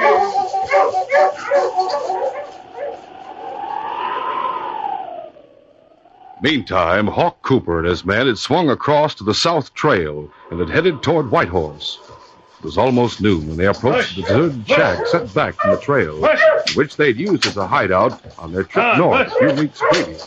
We'll eat and warm up at the shack for an hour or two before we go on. That sure suits me. Yeah, I could do with some food about now. Think it'll be safe to stop, huh? Sure it will. Snow fell long enough after we left Higgins' place to cover our tracks. It'll probably start snowing again before we're ready to leave the shack, so nobody can trail us. Well, here we are. Ho! Ho! You are. Though the light snow had covered the tracks of the crooks, the great dog King could still pick up the scent which he had found on the bandanas. Sgt Preston, who was traveling light, made faster time than the gang. About an hour and a half after they had reached the shack, Preston came within sight of it. He called a halt. Oh, King. Quiet, King. Quiet, boy. Oh, smoke coming from the chimney of that shack. We'll leave the team here behind this ridge, fella. You and I'll circle around and investigate. Come on. Inside the shack, the outlaws had eaten and rested. Hawk Cooper was anxious to hit the trail again and spoke to Pete. Pete? Take what's left of the supplies and put them on the sled. I'll bring the cash out when we're ready to start. Yeah, all right. Stuff's packed up, ready to go. I'll take it out now. About the rest of you. You ready to leave now? Yeah, Anytime you see. You better get into your parka so we can get going.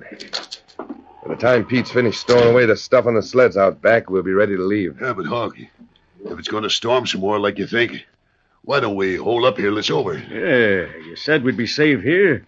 Why buck a storm if we don't have to? Listen. I'm running this outfit, and what I say goes. If we travel through a storm, so much the better. We'll be sure no one can follow us. Yeah, I reckon you're right at that. All right, then. Get your parkas like I told you. Right, all of you. Hey, Mountie. Hey, how'd he trail us? Caught us off guard. Gun him! I'll get him. On it! I'll shoot you, fool! Hawk, taking quick advantage of Preston's attention to the man who had started to shoot, raised his gun to fire, but the intelligent dog King moved in like a flash. King sprang, grabbing Hawk's gun arm. Hey, this dog, get him away! Down, King. Watch him, fella. Now only two of you hold guns. Drop them. Don't do it, fellas. I get a gun right behind this money. Good work, Pete. Call up that mutt, you. King, here, boy. Now drop your gun, Monty. Now get over there. Yeah, I forgot you were out back, Pete. I'll pick up my gun. Shut up, you, or I'll plug you. Open that door back there, Monty, and put that dog in the back room. Go on. Come along, King.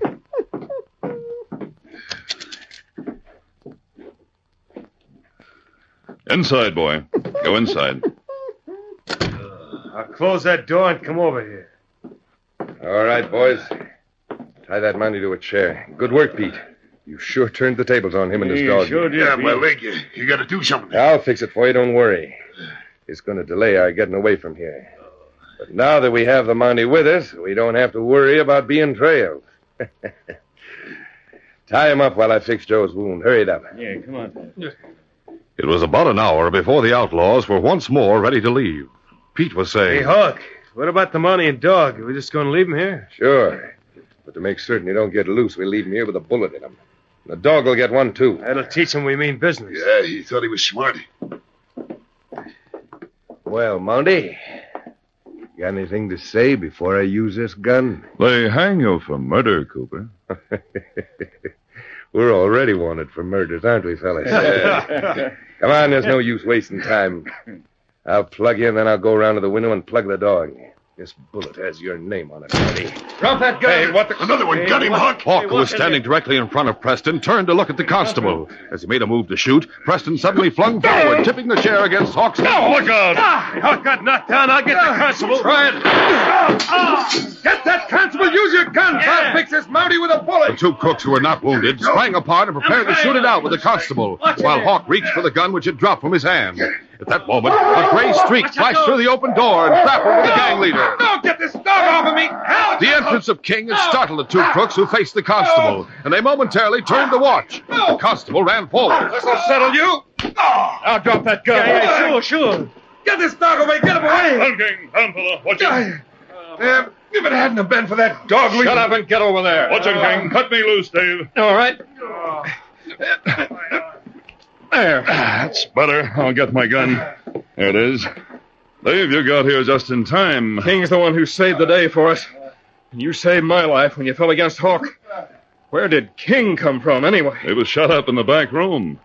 I heard the crash of glass, so I knew that King had heard the commotion and jumped to the window. I saw your dog team back by the ridge, so I figured I'd better sneak up on the shack. Good thing you did, Dave. Hawk Cooper, I arrest you and your men for robbery and murder in the name of the Crown. We'll get them back to town as soon as possible, Dave. This case is closed.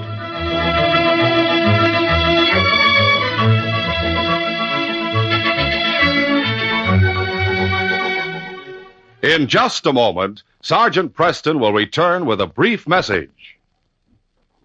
They're your best buy. Yes, Quaker puffed wheat and Quaker puffed rice are your best cereal buy. They're your best buy in flavor. Your family gets so much delicious nut-like flavor in every spoonful. They're your best buy in crispness. The choice premium grains of wheat and rice are actually exploded up to 8 times normal size. And for added food values, Quaker puffed wheat and Quaker puffed rice give your whole family restored natural grain amounts of vitamin B1, niacin, and iron. So at breakfast every morning, pour out big bowlfuls from the red and blue package with the smiling Quaker man on the front. Pour on milk or good rich cream, top with sliced bananas or other fruit.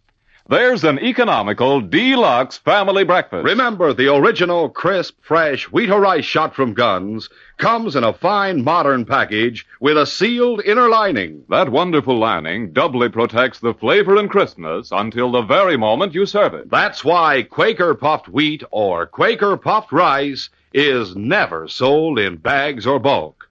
Another reason it's your best buy. So buy both delicious kinds tomorrow. And now, here is Sergeant Preston. This being our last adventure under the Quaker Oats sponsorship, we take this occasion to extend our appreciation of the generous cooperation of the present sponsor. The Challenge of the Yukon will return to the air in the near future with a new sponsor. Please check your local newspaper for the time and station. And meanwhile, if you've enjoyed these adventures, we'd be delighted to hear from you. Please address your card or letter to Challenge of the Yukon, Detroit 26, Michigan. Thank you. These radio dramas, a feature of the Challenge of the Yukon Incorporated, are created by George W. Trendle, produced by Trendle Campbell Enterprises, directed by Fred Flowerday, and supervised by Charles D. Livingston. The part of Sergeant Preston is played by Paul Sutton.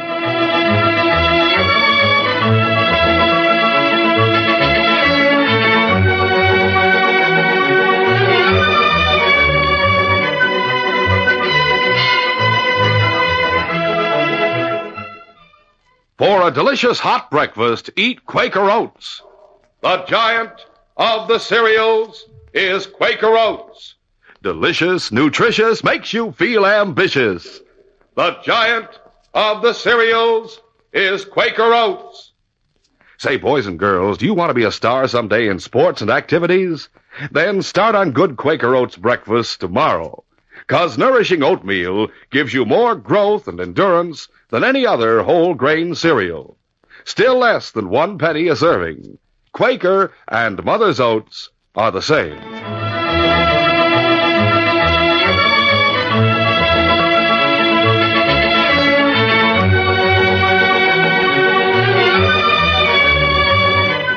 This is J. Michael wishing you goodbye, good luck, and good health from Quaker Puffed Wheat and Quaker Puffed Rice. So long. The Challenge of the Yukon. I'm King of The Wonder Dog King, swiftest and strongest of Eskimo lead dogs, blazes the trail through storm and snow for Sgt Preston as he meets the Challenge of the Yukon. Sgt Preston was typical of the small band of Northwest Mounted Police who preserved law and order in the new Northwest country, where the greed for wealth and power led to frequent violence and bloodshed. But in spite of the odds against them, Sgt Preston and his Wonder Dog King met that challenge, and justice ruled triumphant.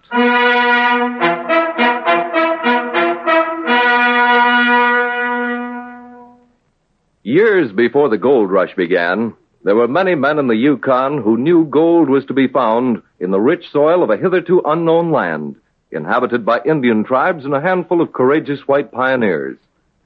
Sam Benson and his partner Jerry O'Neill were among those pioneers. Sam had gone hunting for caribou early one morning, and in the small log cabin that was his home, his wife looked through the window, her eyes widening in terror. Indians! Oh, they're coming here. I've never seen them like this before. They're yelling and... I've got to bolt the door. Sam! Oh, Sam, if you were only here. They must have got their hands on some liquor.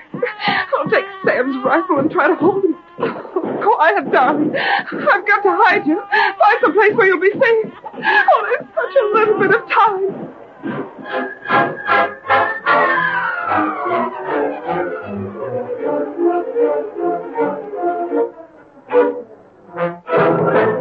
It was late that evening when Sam Benson returned to the cabin, his face a reflection of the fury and terrible fear clouding his mind as his eyes swept across the devastation the Indians had left behind them. Mary! Mary! Sam, the Indians... If they've harmed Mary and the baby, I'll... Now, here she is. Mary! Mary, get some water, Jerry, quick. Don't stand there. It's no use, Sam. She's dead. That bullet went right through her heart. No, it isn't true, I tell you. Mary. Those heathen savages. They were full of red-eye. That's what it was, Sam. Remember, the trader in Lansdowne told us somebody was selling them the stuff. She died fighting, all right. Here's your rifle. I'll get them for this. Oh, the baby, Jerry. Where's the baby? She's gone. They've killed my wife and taken my baby. Come on. Where you going, Sam? I'm going after them. They think they know about killing. I'm going to pay them off for this bullet for bullet, with interest.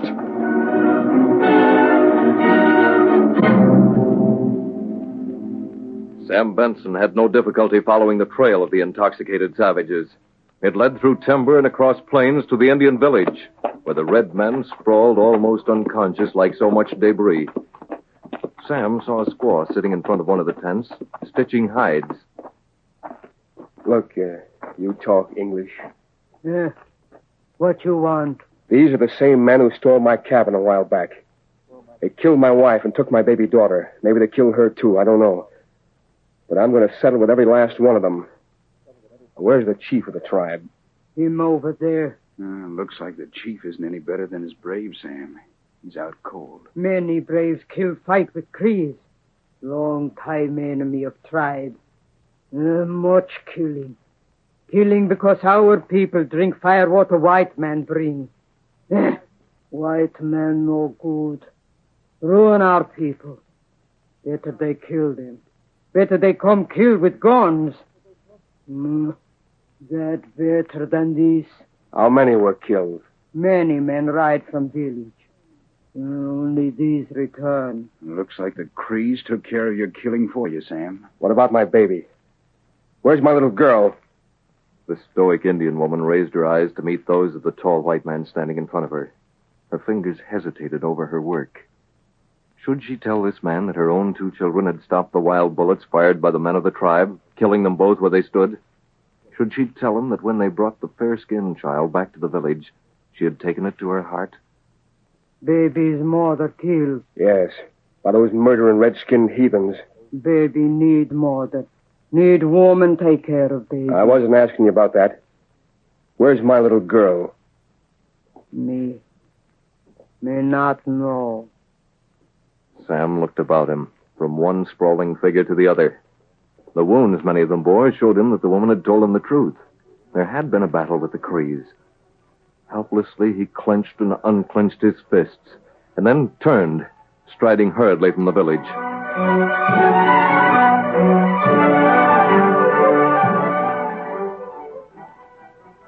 It was a day later.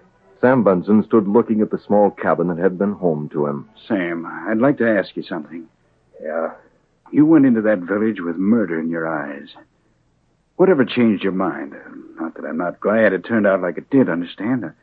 I don't hold with this eye for an eye business. You remember the wounded Indians we saw in the village? And how that woman told us about the ones that had been killed? Yeah, I remember. But none of them knew what they were doing. Sure. They'd all had so much rum, they were like madmen, fighting and killing. They get that rum from the men who smuggled it through, Jerry. I don't see what you're driving at. That woman said rum was ruining the Indians. A ruin that was worse than wholesale slaughter. So I'm going into business to sell them rum.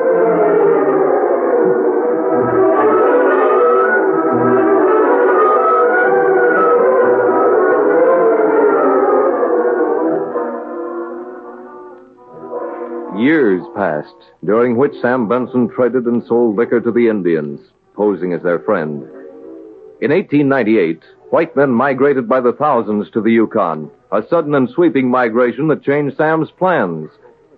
It was early morning, shortly before dawn. In a tent at the edge of an Indian village, the liquor smuggler spoke to a short, heavy-set man who listened to his words intently. I want you to go into town and keep an eye on the man that has the trading post. What's his name? LaRue.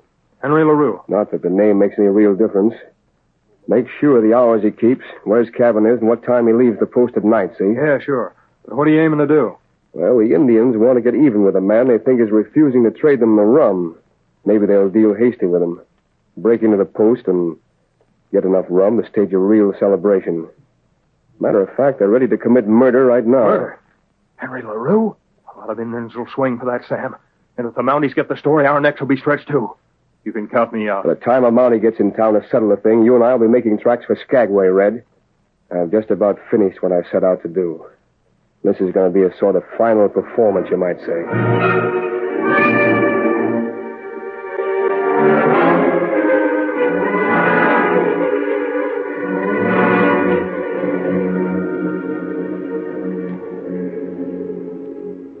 Two days later, at the edge of a birch forest just outside Ferris City, Sam Benson stood talking to a tall, powerfully built Indian. Monista will come into town with me, see?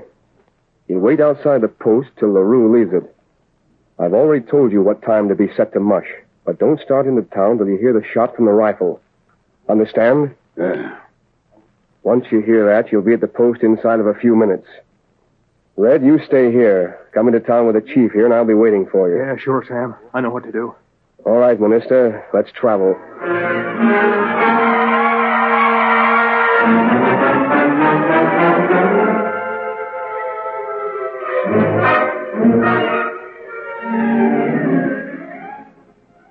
It was shortly before closing time at the LaRue trading post when Sam Benson opened the door and closed it behind him.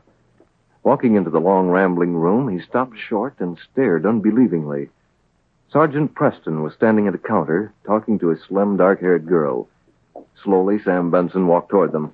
You know, I think he works too hard, Sergeant. But then Father's always been like that, at least as long as I can remember. Oh, a late customer, I see. What is it you want? Some tobacco, I guess. Mm-hmm. I'll get it for you. You're a stranger in town, aren't you? Who is that girl? Henry LaRue's daughter. Why? I thought for a minute, why, she reminds me so much of someone I once knew. I suppose I should say she's Henry's adopted daughter. But he couldn't think any more of her if she were his own. I brought you 2 packages. I didn't know whether you wanted 1 or 2. That's a locket you're wearing, isn't it, ma'am? Locket? Oh, yes, it belonged to my mother. I bought a locket like that once. Did you? I often wish I knew more about this one. My mother died, you see. An old Indian woman took care of me when I was a child and gave it to me when my father adopted me. She told me it was my mother's. See the chain on it? Father bought me a new one for it when the other broke. He sent all the way to Seattle for it. What's wrong? Sergeant, catch him. I'm afraid he... Oh, that's all right. I just lost my balance. Oh. Here. I guess that'll take care of the tobacco. Well, I think I'll be on my way. If you're leaving now, Miss LaRue, I'll walk you to the cabin. Oh, good. Father's staying to close up. It was already dark as Sam Benson followed the Mountie and Marie LaRue down the main street of Ferris City. After Preston left the girl at the door of her cabin, Sam hurried toward him. Sergeant, wait a minute. Yes? I don't have much time, but there's a band of unfriendly Indians just outside town. As soon as it gets dark, I'm afraid there'll be trouble. They didn't know you were here. But if you go out there, once they sight your uniform, they'll quiet down. You're Sam Benson, aren't you? Yeah, that's right. Why? I've been warned to keep my eye on you.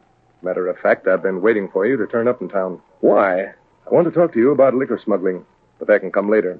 What you say is true. It's true, all right. You'd better hurry, Sergeant. There's no time to lose. The Mountie looked sharply at the lined, embittered face of the man in front of him. But in Sam Benson's eyes, he saw an urgency that was genuine. And turning on his heel, he walked quickly toward his sled. Out of the corner of his eye, Sam saw the Indian striding up the street to take his place across from the trading post. I gotta slip in the back way. That Indian's liable to start looking for trouble if he suspects anything.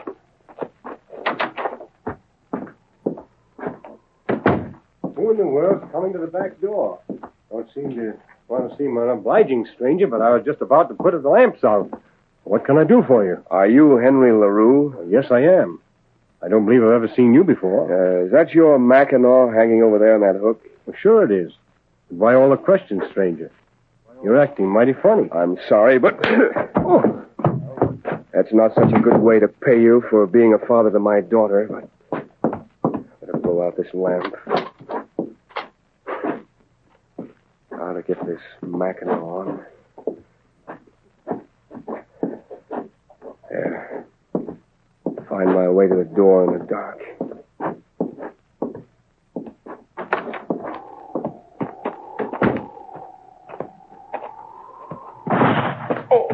Oh.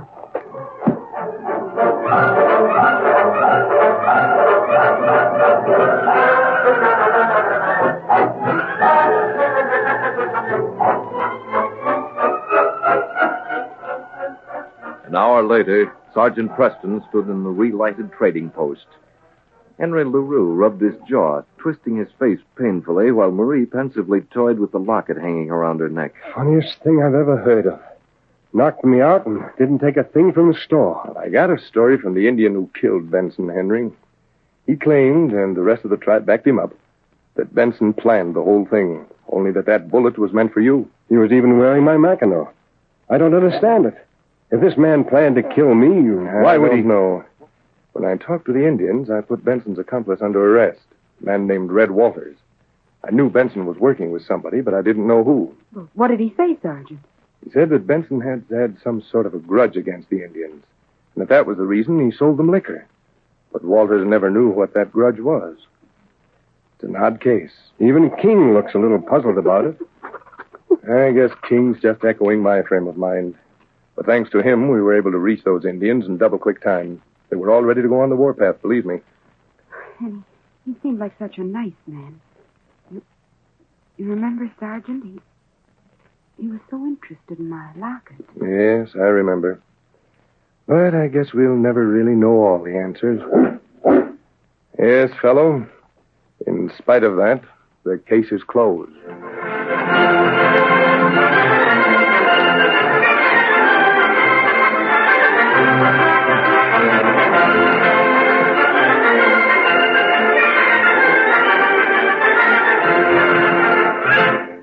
These copyrighted dramas originate in the studios of WXYZ Detroit, and all characters, names, places, and incidents used are fictitious. They are sent to you each week at the same time. This is Jack McCarthy speaking. The Challenge of the Yukon. On King! On you Husky! Wonder Dog King, swiftest and strongest of Eskimo lead dogs, blazes the trail through storm and snow for Sgt Preston as he meets the challenge of the Yukon.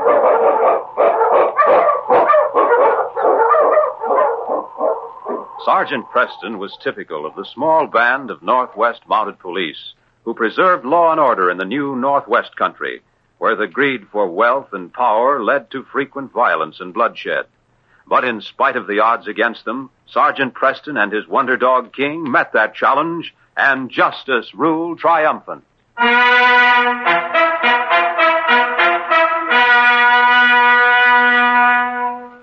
Hankins City was a crowded, noisy, hurriedly constructed settlement of sprawling frame buildings to house the variegated population that had surged to the great North Country, a land that held in its icy grasp riches to quicken the imagination of any man who worshipped wealth.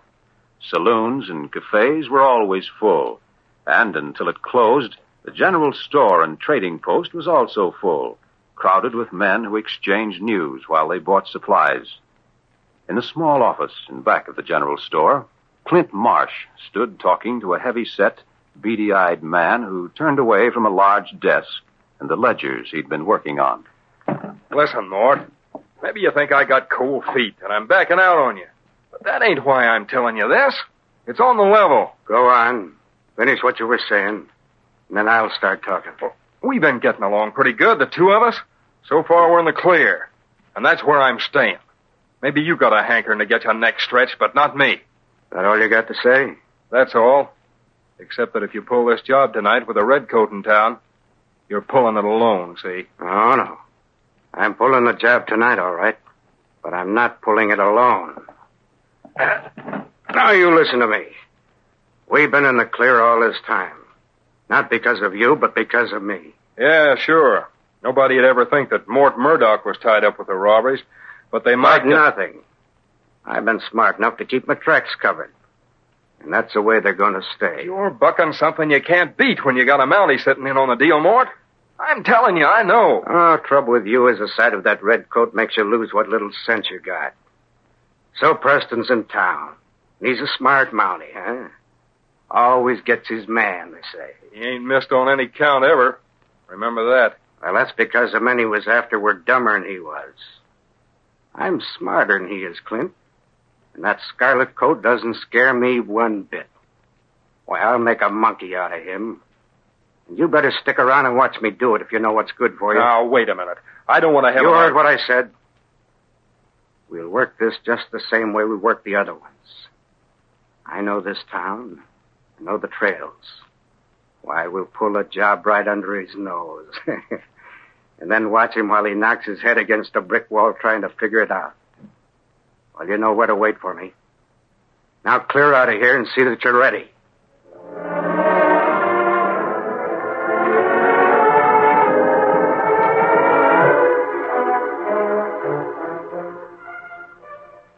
It was hours later. At an isolated stretch of land, one man stood as if waiting, his dog team standing as if they, too, were hesitating only for the command to mush. High above the snow-covered slope where they stood, the trail skirted a hillside, and it was toward this trail that the man looked.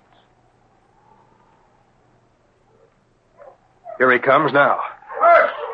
March, you huskies! March!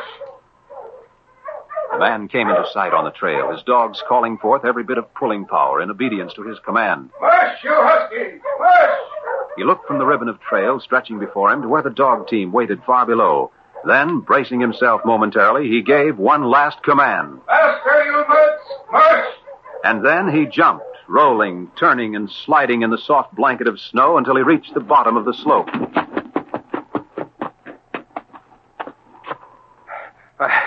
I thought you'd never get here. I made it all right.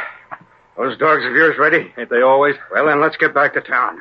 I got the cash and some dust in my Mackinaw. What about Preston? That Mountie's going to be mighty surprised when he finds he's trailing a dog team without a driver. Mush, you huskies! Mush!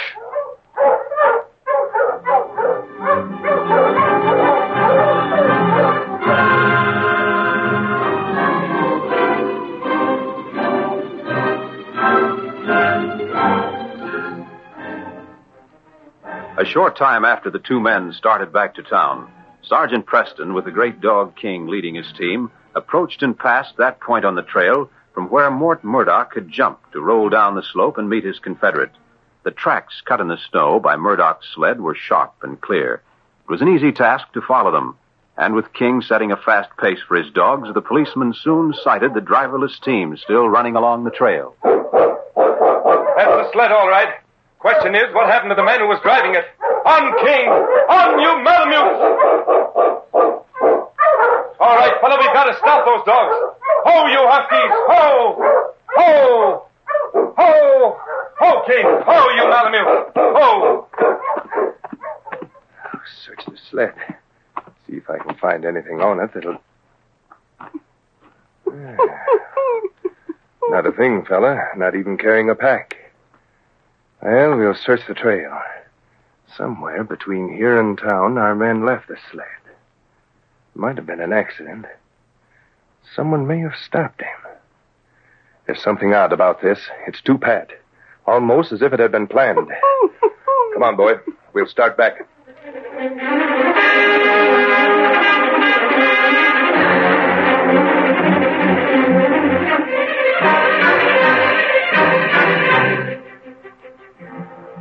It was late the next day when Sgt Preston walked into Murdoch's trading post in Hankin City. A group of men in the store turned to question the Mountie as he strode toward them. Hi there, Sergeant. Hello, Les. How are you? Fine. We was just wondering how you made out. Following size murder? Well, I didn't get him. No luck, huh, Sergeant? Oh, it isn't a question of luck, Mort. He gave us a slip along the trail. I backtracked, but it was too dark to be able to tell clearly just where he left his sled. I went back this morning. Any footprints? Nope. I don't know. Si had a lot of American paper money in his cabin. Some dust, too. Seems like that was what he was murdered for. There's no doubt of it. You think he was killed by somebody in town? I don't know. You ought to know better than to ask questions, Mort. The sergeant's got a right to keep what he thinks under his hat. Well, whoever done it was sure crazy to take a chance while there's a Mountie in town. That's my opinion. Yeah, you're right. Well, I don't envy him, Sergeant. They say you fellas always get your man. Well, I guess it's about time to close up the post. See you over at the saloon later, boys.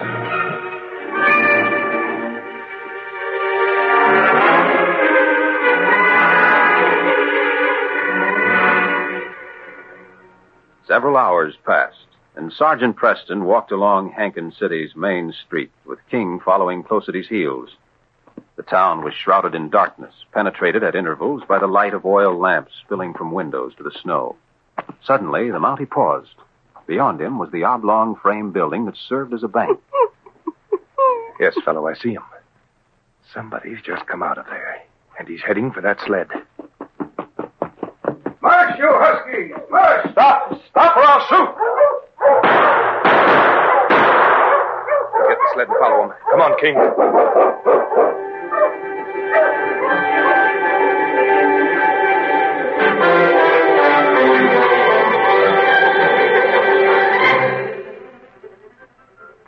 On the trail a few minutes later, King, quick to sense the excitement of a chase, spurred Preston's dogs on, his teeth nipping the ears of any that slowed the team. It was because of his efforts that the policeman sighted the driverless pack of dogs a short distance beyond the point where Mort Murdoch had jumped from the trail, once again to meet his partner as he'd done before. This time, Preston took his dogs back at a walk, his eyes and King scanning the trail in front of them. That's twice it's happened. It's part of a plan.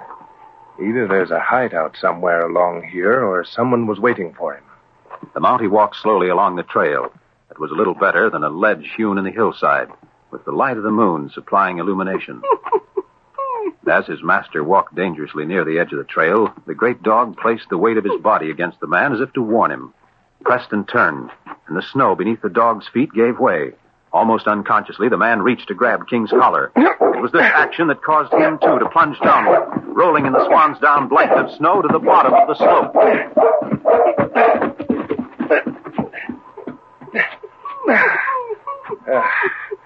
You all right, fella? Yes, you warned me, didn't you, boy? Look what you got for your trouble. Well, I'll get back up to the trail and keep looking till we... These tracks here. Somebody was standing here with a dog team. Standing for quite a while, I'd say. It's possible to roll down that slope without being hurt. It might...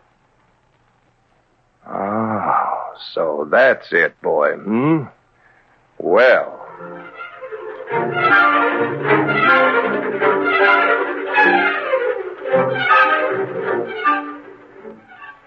Sergeant Preston returned to Hankins City an hour later, after having followed the tracks of the mysterious sled to the limits of the town, where they merged with others, making it impossible to mark them. The next day, he was thoughtful and alert, spending his time carefully patrolling the town. Mort Murdoch knew this as he talked to Clint Marsh in the back room of the trading post. I told you we'd make a monkey out of the Mountie. We have. The whole town's talking about the mystery robber. Everybody's asking Preston questions, and he just wishes he had the answers. Yeah, you were right. I never thought I'd live to see anybody get the best of them redcoats. Well, you have. What's more, if it wasn't for that bring your prisoner in alive rule that they've got, he could have nailed me last night. Yeah, you're lucky he didn't. Oh, don't worry. I know what I'm doing. Now, we'll wait till after the saloon closes tonight, Clint. You be at the usual place.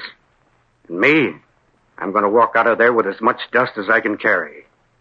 Preston's guessing now, but he'll be talking to himself after 3 straight getaways in a row.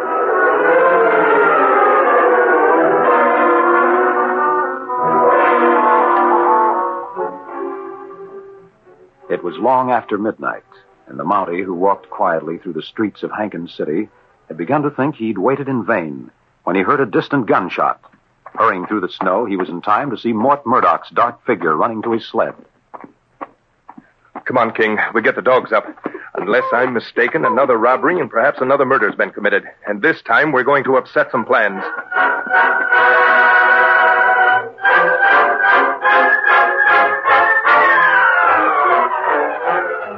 "30 minutes later, a dog team raced along the narrow trail high above the snow-covered slope. Mush, you huskies, mush! Make sure the folks... Here they are. Now to...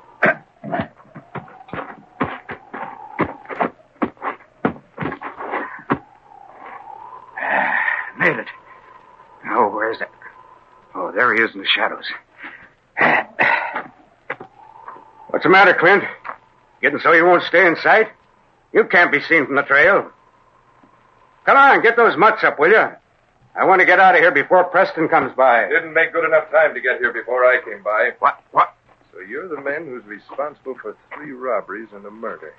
And maybe 2 after that gunshot in the saloon tonight. Wait a minute, huh? Your friend here is tied up. And this gun that's also pointing your way, Murdoch, caused him to be a little more quiet than usual. I couldn't help it, Mort. I was waiting here for you when he come up and took me by surprise. There was nothing I could do, I tell you. Thanks to King, I made better time than you did, Murdoch. Now you're both going back to town. I don't have to tell you what'll be waiting for you when you get there. Thanks to you and your smart ideas, Mort, about making a monkey out of Preston, we're in this jam. Who is going to have who guessing? Yeah, you did a fine job. You were so much smarter than everybody else. Oh, shut up, will you? Never mind, Murdoch. He doesn't have much time to talk, and neither do you. You held a pretty good hand, but you overplayed it. Now get moving, both of you. Yes, fella. The case is closed.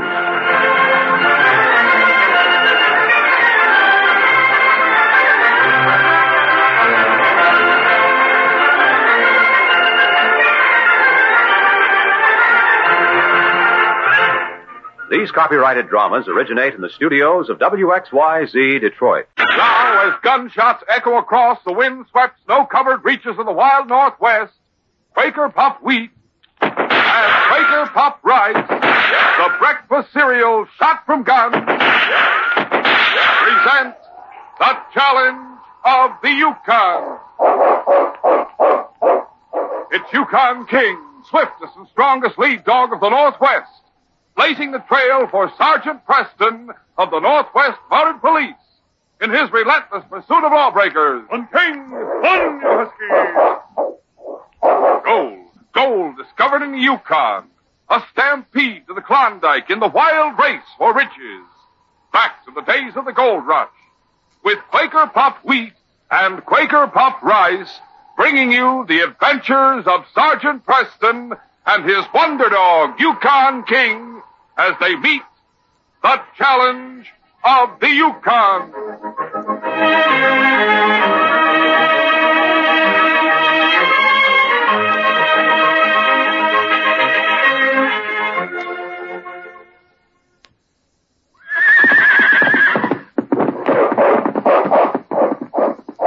Trail, fellas and girls. Yes, it's like hitting the trail with Sgt Preston and King with the sensational new cut-out models for building the famous Yukon Trail. They're offered at no extra cost right now by Quaker Puffed Wheat and Quaker Puffed Rice, the swell-tasting cereal shot from guns. Stand by for details in a few minutes.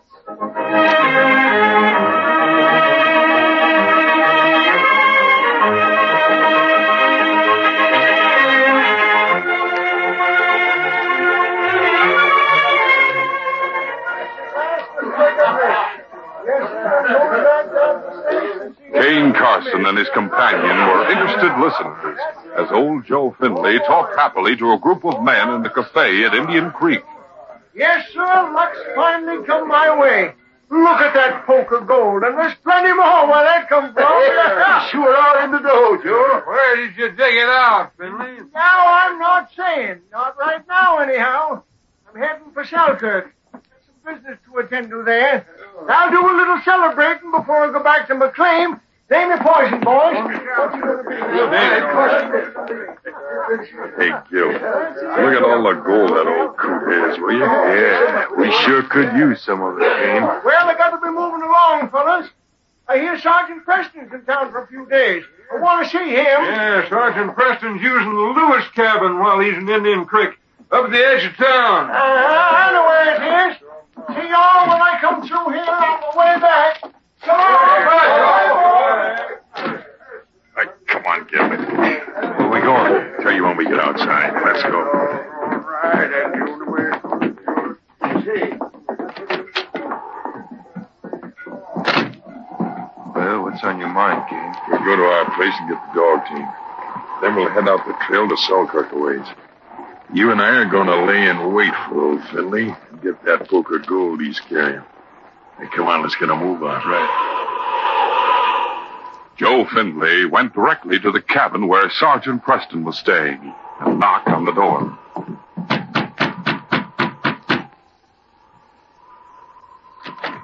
Hi there, Sergeant.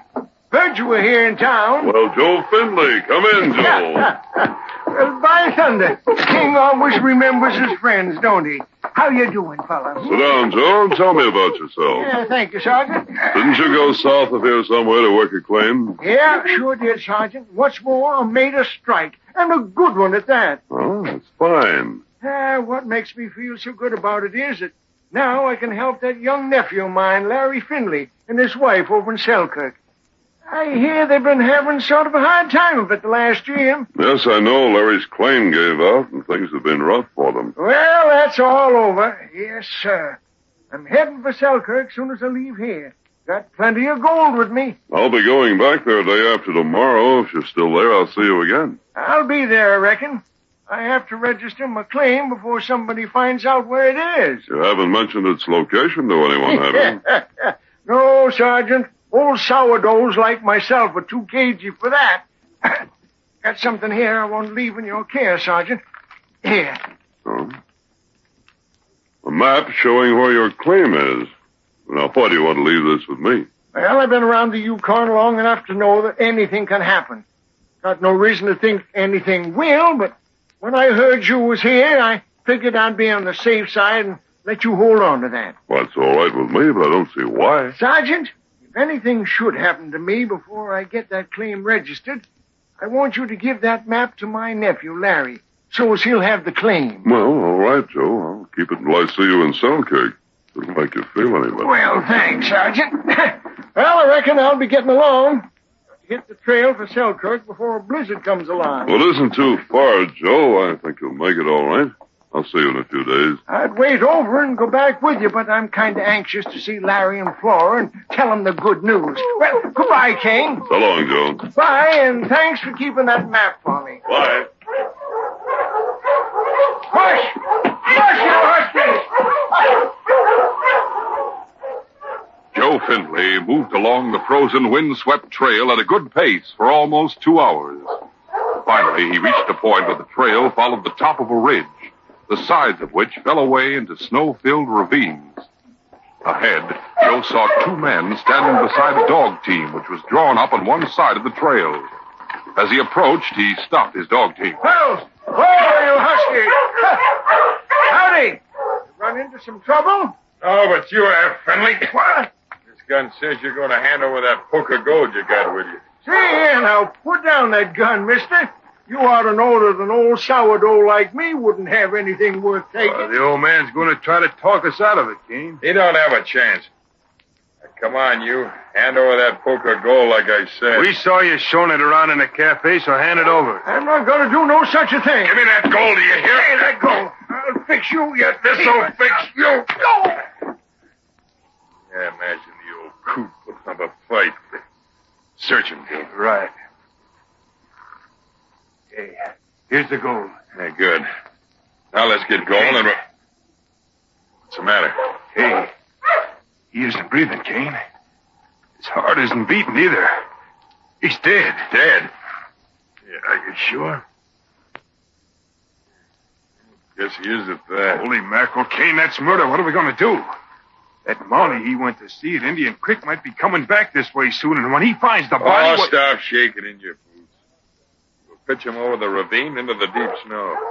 He won't be found until after the thaw comes. And then they'll think he just slipped off the trail. Yeah, but his dog team and sled... We'll take it with us and go on to Selkirk. You can drive it. We'll sell it to someone who won't ask questions. Now, come on. Help me toss him into the ravine. Snow fell during the next 2 days. Then Sergeant Preston came to Selkirk and stopped at Larry Finley's cabin near the outskirts of town. Okay. Come on, boy.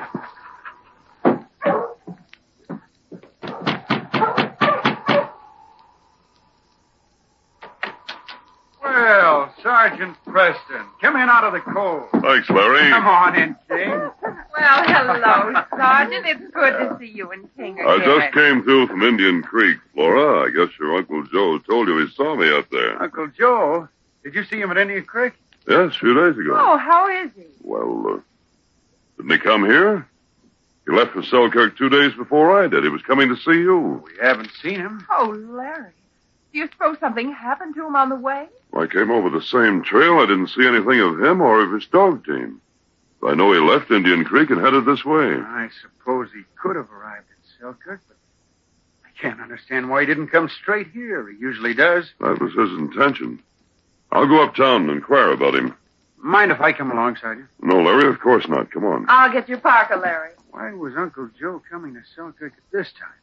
Business he had to attend to. I'll let him tell you about it when he sees you. Here's your parka, Larry. Ah, thanks, honey. I won't be gone long. Let's go, Sergeant. All right. Come on, King. Going uptown, Sergeant Preston and Larry decided to separate and try to get news of old Joe Findlay. While Larry went to inquire at the hotel and the few boarding houses in Selkirk, Sergeant Preston, after agreeing to meet Larry at the constable's office later, went with King to the Nugget Cafe. Wait here, King. I won't be long, boy.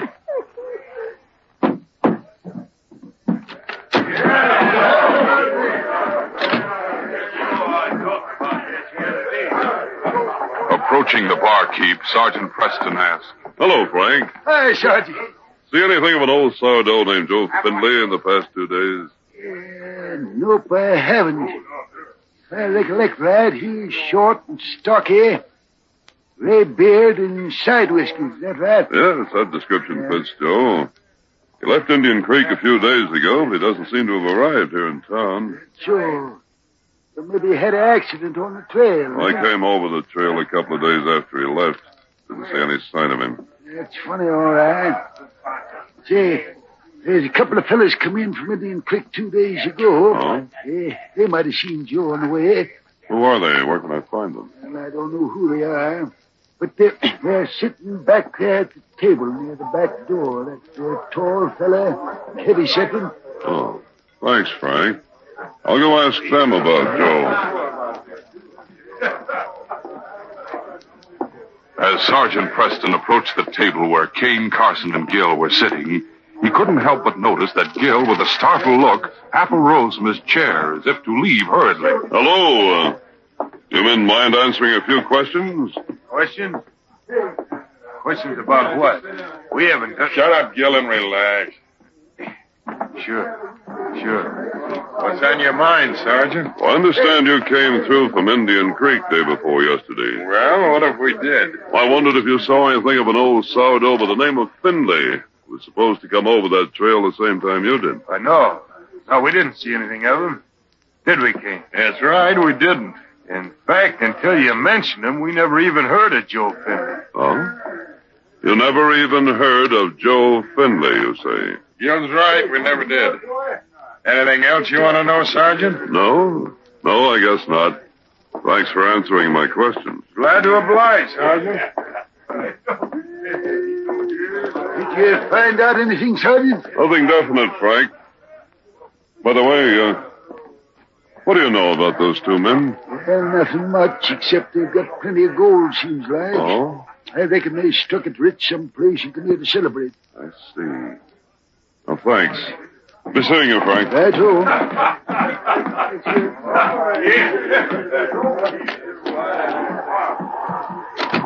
Come along, King. We'll go meet Larry at the constable's office. Later, Sergeant Preston was talking to Larry and the constable. Suppose you didn't find out anything, Larry? That's right, I didn't, Sergeant. If old Joe had come to town, I'd have known it. I do know 2 strangers arrived from Indian Creek the day you say Joe was due here. I know about them, Dave. I've talked to them. I wonder why Uncle Joe hasn't shown up. Larry, I hate to say this, but in my opinion, he never will show up. Never will show up? Why do you say that? Because I have reason to believe that your Uncle Joe Findlay is dead. We'll continue our adventure in just a moment.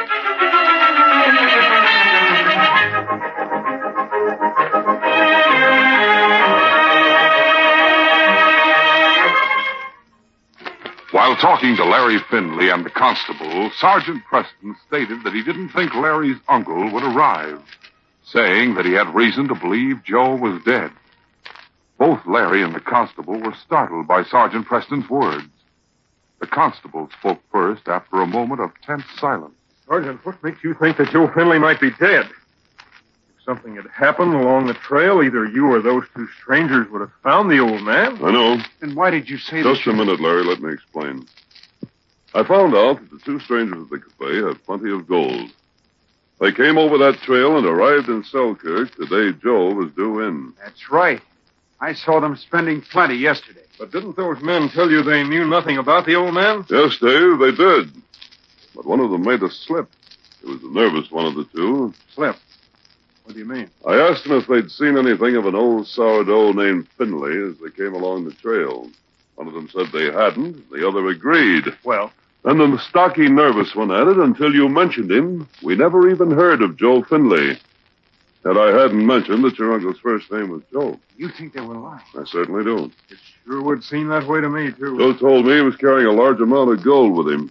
I understand he was flashing it around the cafe at Indian Creek before he left. Then you think perhaps the 2 strangers might have followed Joe and held him up? Yes.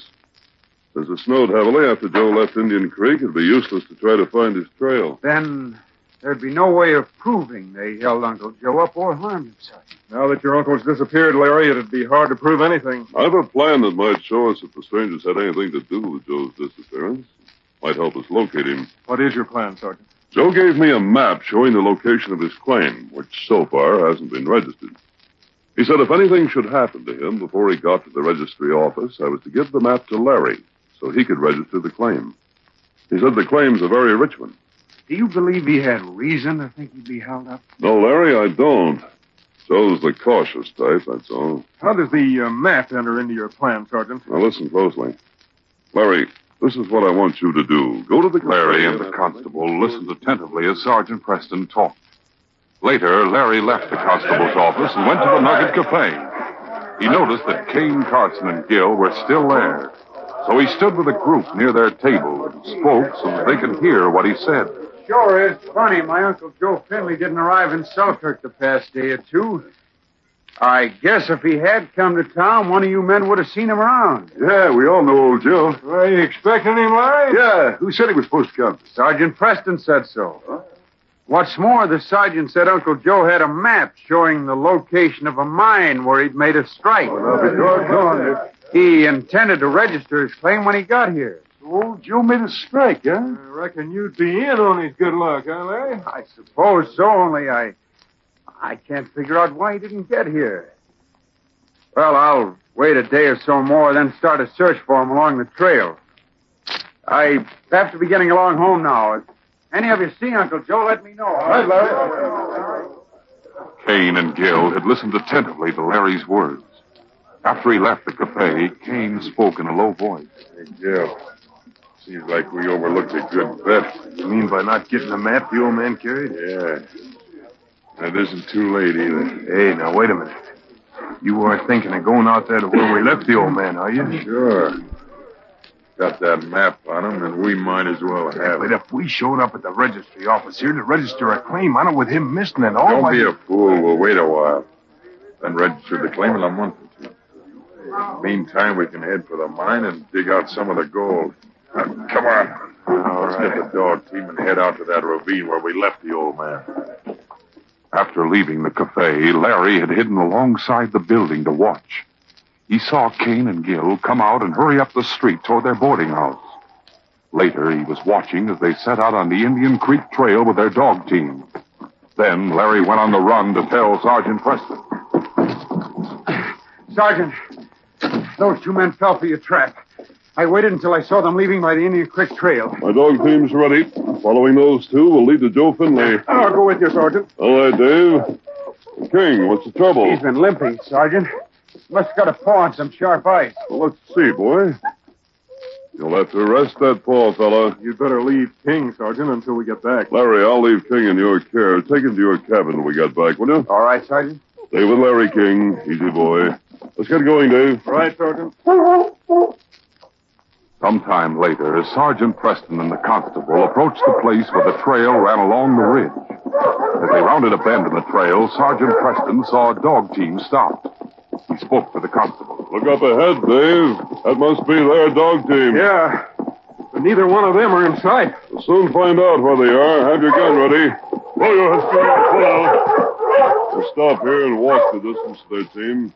All right, Dave, come on. The two Mounties walked along the trail toward the Crook's dog team, keeping a sharp lookout for Gill and King. As they neared the dog team, Preston stopped and pointed. Look, down in the ravine, Dave. There they are. Yeah. They're kicking around in the snow looking for something. Yes, and I'm sure I know what they're hunting for. We'll move along the ridge till we're right above them. They haven't seen us. Come on. Moving cautiously, Preston and the constable made their way to the point just above the two men in the ravine. Then Sergeant Preston called out. You down there, you're covered. Raise your hands and stand where you are. Kane and Gill had looked up at Preston's first words, and then simultaneously they ducked behind some large snow-covered boulders. As they moved, Sergeant Preston fired. But both men below had reached cover safely, and an instant later a rifle shot rang out. Down, Dave, quick. That bullet was close. Yes. We don't dare show ourselves over the edge of the ridge, and they're well protected by the boulders. I'll peek over. Maybe I'll see one of them. That won't do. Dave, you stay here and keep back. Every once in a while, try to get a shot at them. What are you going to do? I'm going to creep along the ridge so they can't see me. When I get around the bend, I'll find a place to get into the ravine. You hold their attention up here, understand? All right, Sergeant. Good. Keep it up. On hands and knees, Sergeant Preston moved back along the trail until he had rounded the bend and was out of sight. Then, finding a place that wasn't too steep, he started to make his way down. Behind the boulders in the ravine, Kane, Carson, and Gill were intently watching the ridge above them. They're still up there, Gill. Can't get to our dog team. What are we going to do? We'll outwait them, that's what. We have a lot more protection down here from that wind. They'll have to move on before long. Then we'll hike on out of here. You're not going to hike wait. any place. Drop your guns, both of you. Gil, behind us. He's got the drop on us. Drop your guns, I said. We better do like he says. All right, mister. There's mine. As Gil dropped his gun, Kane suddenly grabbed him, and swinging Gil around as a shield, he faced toward Sergeant Preston. He won't get me. Let go. If he shoots, he'll hit me. Sergeant Preston stepped out from behind his protecting boulder as Gil had thrown down his gun, so that he was a perfect target for Kane's bullet. The Mountie couldn't fire without hitting the defenseless Gil. He saw Kane Carson aim his gun at him from behind his human shield, and Preston knew that before he could jump back behind the boulder, Kane's bullet would reach him. I'll kill that Mountie now. Oh! Hey, that shot. It came from up on the ridge. Yes, your friend moved out from behind the boulders when he grabbed you and faced this way. We haven't done anything. You had no right trailing us and shooting at us. The way you backed us enough to let me know you've been breaking the law. Dave, come on down here. Here I come, Sergeant. Now keep both of you covered until the constable gets down here. And you'll have a chance to explain your way out of this if you can. A short time later, the constable reached the group. Under Sergeant Preston's directions, he gave first aid to Kane's wounded shoulder. Take it easy. Then Preston spoke. All right, Dave. Hold your gun on these two while I take a look around. With pleasure. Well, what are you looking for? There isn't anything down here, Sergeant. No? Suppose you and Kane came here to have a picnic, that it? I think I'll turn up something before long. We'll freeze waiting around like this. My shoulder hurts bad. Take us back to town if you're going to. You can talk to us there. You'd like to get us away from here, wouldn't you? Nothing here under the snow. Is it Finley's body, Sergeant? We don't know anything about it. False alarm, Dave. Only along. There, you see? You haven't a thing on us. Shut up! It's strange, Dave. I was certain we'd find what we expected here since we came to that spot. Now, like Kane said, you haven't anything on us. You had no right to jump us. Just a minute. Dave, look up the ravine. It looks like a thin column of smoke. It is. We'll go investigate. I have an idea we'll get proof against these two after all. Come on. Get going, you two. All right. After walking a short distance up the ravine, Preston and the others came to an old cabin, practically covered by a deep snowdrift. Someone's here, all right. We'll go in. Help! Help me! Joe Finley. Gil, you said he was dead. Joe, we thought you were dead. That's them. They robbed me, locked me out. Come to in the ravine. Made my way to this old cabin. Got a fire going, but couldn't last much longer. You'll be all right now, Joe. We'll get you back to Selkirk. Well, Dave, we have the proof we wanted against these two. We'll take them to jail for attempted murder. That evening, Sergeant Preston and the constable were at Larry Finley's cabin with Larry and Flora. Old Joe was recuperating in the back bedroom. In the living room, Preston was saying, "Well, we found your uncle, Larry. Fortunately, we found him alive." It's a good thing he did live, too, so that he was able to identify those two men as the ones who tried to kill him. Poor Uncle Joe. To think he was almost murdered while he was coming here to see us. He must have had a premonition after all, Larry, when he gave me that map. You can see to it that his claim's filed in the morning. Uncle Joe said we'd have half, and it sure means a lot to us.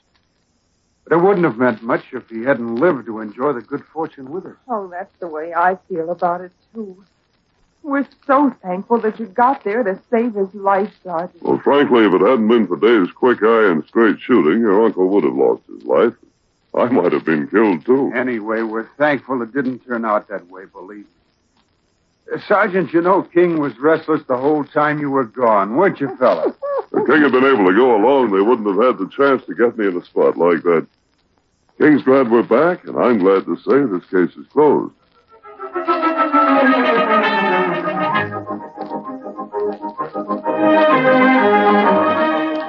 In just a moment, Sergeant Preston will give you a preview of Monday's adventure. They're yours for the asking. Yes, fellas and girls, the exciting new Yukon Trail cutoff models are yours for the asking when you ask for Quaker puffed wheat or Quaker puffed rice. There's no waiting, no box tops or coupons, no extra cost. Your grocer now has them. The 59 Yukon Trail models come on 8 different new packages of Quaker puffed rice and Quaker puffed wheat. The swell-tasting cereals shot from guns. Actually exploded up to 8 times normal size to make 'em bigger and better tasting. For instance, on package number 4, you get models of the Dead Dutchman gold mining camp, including the mine interior, miner's shack, company tent, sluice box, plus a freight-type dog sled and team, a fox, Wolverine, and husky. On package number 8, the Yukon Queen riverboat with a paddle that actually turns. On package number 1, Sgt Preston's own cabin and the White Horse jail that Bat Nelson broke out of. Every package is clearly numbered on the front. You'll want the complete set of 8 different new Yukon Trail packages of Quaker puffed wheat and Quaker puffed rice, the original crisp, fresh, shot-from-gun cereal that is never sold in bags or bulk. Start building your complete Yukon Trail right away. They're at your grocer's now. Hurry! Listen Monday when Sgt Preston and Yukon King meet the challenge of the Yukon in the case of Guardian or Jimmy. When the father of Jimmy Fox died of a heart attack, an old miner named Smoky Bates stepped in to look after the lad. Little did I know that when he let the boys sign a grub stake agreement, greedy men would set a dynamite trap for me. Be sure to hear this exciting adventure Monday. These radio dramas, a feature of the Challenge of the Yukon Incorporated, are created by George W. Trendle, produced by Trendle Campbell Enterprises, directed by Fred Flowerday, and supervised by Charles D. Livingston. The part of Sgt Preston is played by Paul Sutton. They are brought to you every Monday, Wednesday, and Friday at this same time by Quaker Puffed Wheat and Quaker Puffed Rice, the breakfast cereal shot from guns.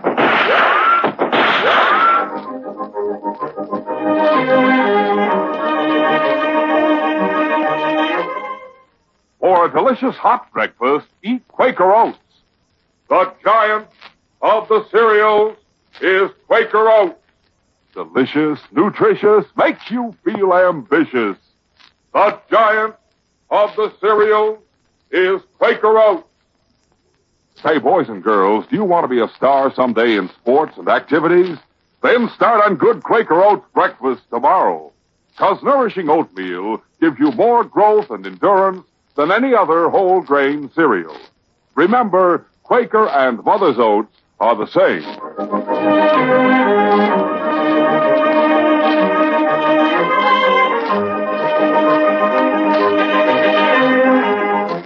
This is J. Michael wishing you goodbye, good luck, and good health from Quaker Puffed Wheat and Quaker Puffed Rice. So long. The Challenge of the Yukon. And King, and The Wonder Dog King, swiftest and strongest of Eskimo lead dogs, blazes the trail through storm and snow for Sgt Preston as he meets the Challenge of the Yukon.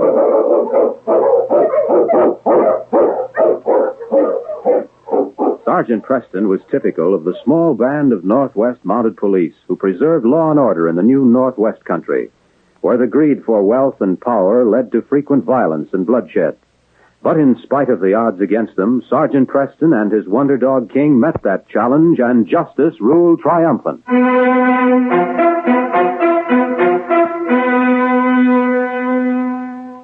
Marie Marlowe halted her dogs, bending her head to protect her face from the merciless sting of the ice-flecked wind. Ho, you huskies! A small dog jumped from the sled, following her through the snow to the door of the cabin. Oh, my poor little Toby. Now, never mind. I don't like this cold any more than you do, but we'll soon be inside. There now. Indoors with you. Over to the fireplace. That arm should be all right within a few days, Minilek. Philip Marlowe, what in the world are you doing? Marie, my dear, I didn't expect you back so soon. Come in, my dear, and close the door. Come in. I'll come in, all right. Or does a civilized person have a welcome in this cabin? What's the idea of this savage being here? Marie, please. This is Munilak, an Indian brave. He was wounded and... Indian? I knew I never should have come to this forsaken country with you in the first place. It isn't bad enough that there are wild beasts in the forest, but the country's full of Indians. You haven't seen many Indians, Marie. I assure you. And my good table linen. My linen tablecloth. You cut it up. Well, there was nothing else I could use for bandages. Look at it. Ruined. Munilak, I think the arm will be all right now.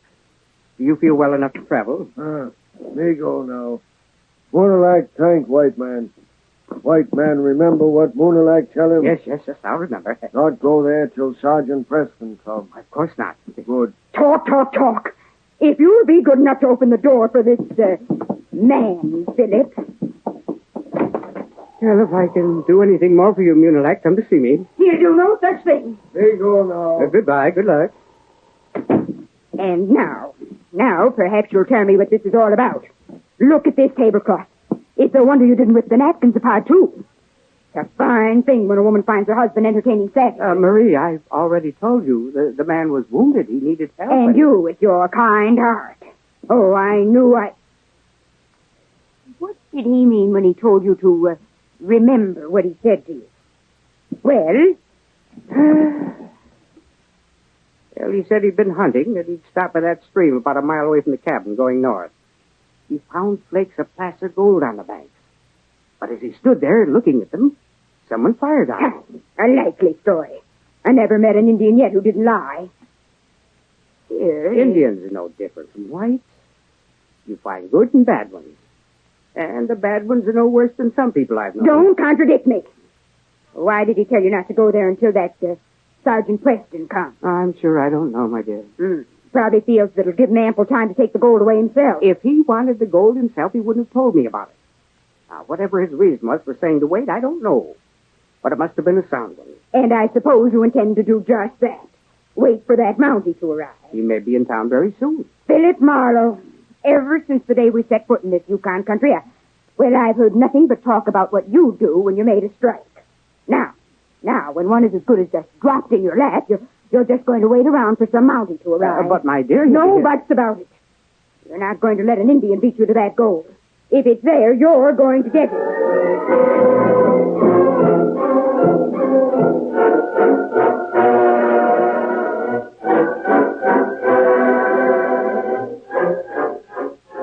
Philip Marlowe began working the land Munilak had told him about, and he found it rich in placer gold. 3 days passed, and in the cafe in Center City, two men sat talking at a small table. I tell you, he's been there 3 days straight, Sam. And what's more, he's lifting the real McCoy out of that gravel. You ain't done nothing to make him suspicious, have you? Hey, listen, what do you take me for? So far as he knows, there ain't nothing between him and town except that cabin of his. Only that ain't no sign that he ain't going to start nosing around. I don't like it. Yeah. There's only one thing to do. Yeah, what's that? The Injun ain't never been back, has he? I say we ought to give this Marlowe fella some of the same treatment. You and that itchy finger of yours. I don't know any better way to settle a difference of opinion. No? Well, maybe you feel different about it if you knew Preston's in town. Preston? Yeah. Who'd it be better to have nosing around, Marlowe or Preston? That Mountie's poison, Mark, and I don't want to tangle with him. Supposing Marlowe was found with a bullet through his head by that creek. The redcoat would know inside of 2 minutes from what direction the bullet come.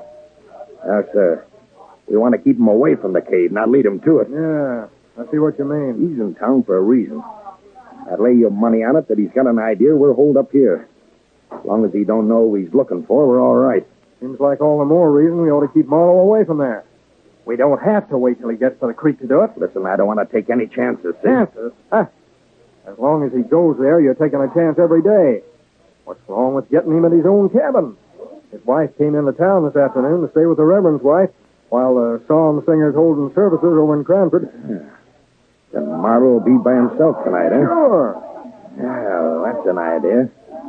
The more I think of it, the better I like it.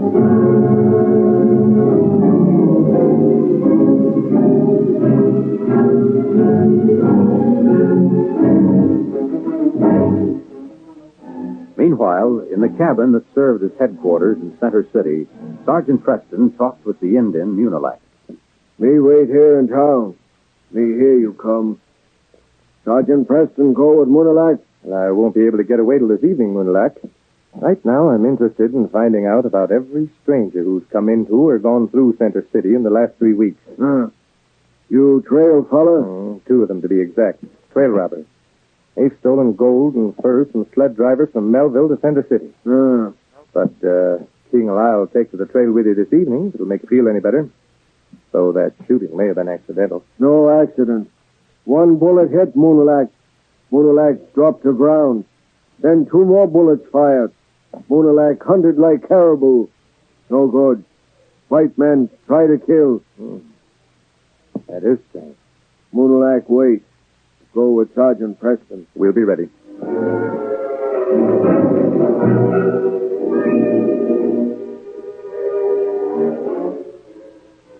It was early that night, and in Philip Marlowe's cabin, the middle-aged prospector faced 2 masked men, one of whom held a gun. If it's gold you're after, you'll find it in a tin box on the top shelf of the cupboard over there. Go on over and get it, Mart. Yeah, sure. It ain't only gold we want, Mart. Well, there's nothing else of any value here. But let me warn you, you won't get away with this. You just let us worry about that, huh? Is it there, Mart? Yeah, it's here. But look, Sam, I ain't seen any of these here white handkerchiefs since we left the States. Pretty fancy, huh? Handkerchief. You ignorant fool, that's a table napkin. Tell that muddy ears to shut up, Marlowe, before we give him what we're going to give you. Quiet, Toby. You better put that napkin back. He's you taking what belongs to my wife. Oh, so you don't like it, huh, Pooch? Why, I'll teach you to tear stuff from my hands. Takes a brave man to kick a dog, especially when he's got somebody covering him with a gun. Well, you've got what you came for. Now get out of here. You didn't understand what I said, buddy. It's your turn now.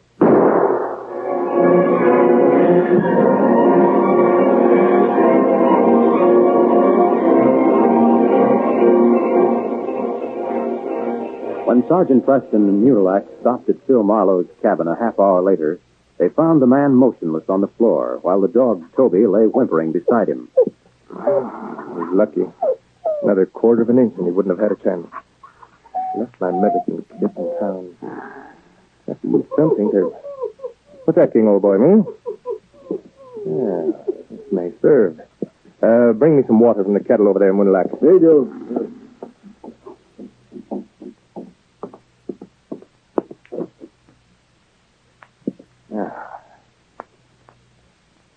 Clean that up a bit. There we are. As the great Malamute stood silently watching his master take the soft piece of cloth he'd found on the floor, King wished there was some way he could convey his thoughts to Preston, because as he picked up the cloth in his teeth, he'd caught the scent of the dog Toby, as well as the scent of a man. And the man scent that filled his keen nostrils was not the one of the wounded prospector. I think he'll be unconscious for a while, Moonalak. You stay here with him. King and I are going to follow whatever tracks we can find in the snow. Come on, fellow.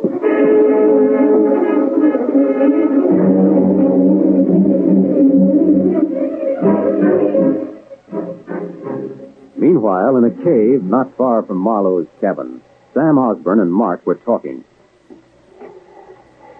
It's snowing, Mart. Looks to me like there might be a blizzard coming up. Listen to that wind. Yeah. Be a fine thing if we had to hole up here for a couple of days. Quit beefing, will you? As long as nobody's seen us, we're safe. The Mountie will be called over to Marlowe. You'll be able to judge about the time Marlowe was killed. If you check and find out 2 men turned up in town a short time after that, you might start asking questions. Hey, what are you going through your pockets for? That handkerchief I picked up. Or what was left of it after the mutt got through pulling it to pieces. I could have sworn I put it in my pocket. Can't get that kind of stuff up here, you know, Sam. Cave full of furs and gold. You're looking for a torn table napkin. Wait till we get back to the States. You'll get hundreds of them there. That ain't doing me any good now, is it? Well, I guess I lost. The sooner we get out of this country, the better I'll like it. I'm beginning to get nervous with that Mountie tailing us. What are you worrying about? That snow's on our side, come to think of it. Preston will have a sweet time connecting us with what happened in Marlowe's now that our tracks are covered. Your tracks aren't all that are covered. Reach! What? Preston, how did you find it? Reach for that gun. Keep your hands high. Well, looks like this is the end of the trail. When I set out to follow you 2 tonight, I never expected I'd find what I've been looking for weeks. How did you get here? Our tracks were covered. They weren't all covered.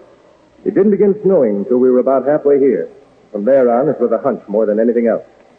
Just when I was ready to give up, King found this. Hey, that's... Yes, the other half of the table napkin we found in Marlowe's cabin. It was caught on some brush not far from here. You mean that dog led you? That's exactly what I mean. How he did it, I'll never know. I don't mean we had the napkin. Maybe somebody else. No, nobody else had it. Philip Marlowe isn't dead, and you're both going back to Marlowe's cabin with me now. Once he's identified you, you'll be charged with attempted murder. Come on, King.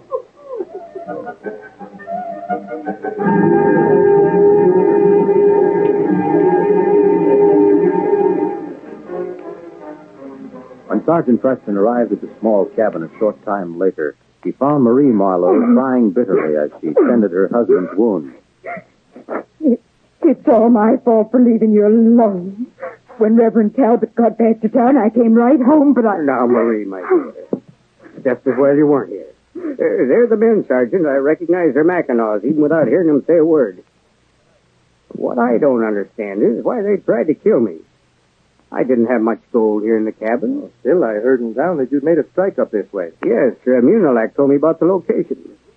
By that little creek about a mile from here. I guess you don't know where it is. But believe me, it's the luckiest thing that ever happened to me. Well, I do know where it is. And I think that's the explanation for what happened tonight. That creek is just a stone's throw from the cave where these two had hidden thousands of dollars worth of loot. And so long as you worked the claim, there was a danger of you discovering the cave. Me tell him not go there till you come. Philip. Oh, Philip, then that was what the Indian meant, and I talked you into working it. Oh, my dear, I didn't know. It's all right, Marie. Everything came out very well. I'll be up and about in a few days.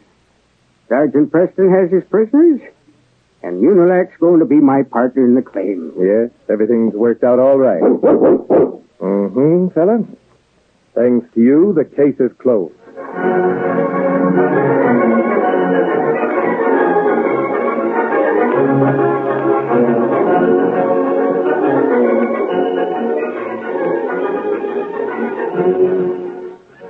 These copyrighted dramas originate in the studios of WXYZ Detroit, and all characters, names, places, and incidents used are fictitious. The Challenge of the Yukon. On King! On you, Madam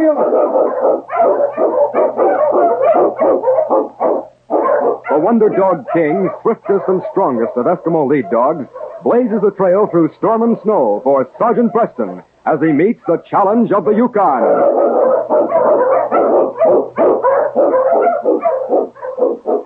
Sgt Preston was typical of the small band of Northwest Mounted Police who preserved law and order in the new Northwest country, where the greed for wealth and power led to frequent violence and bloodshed. But in spite of the odds against them, Sgt Preston and his Wonder Dog King met that challenge, and justice ruled triumphant.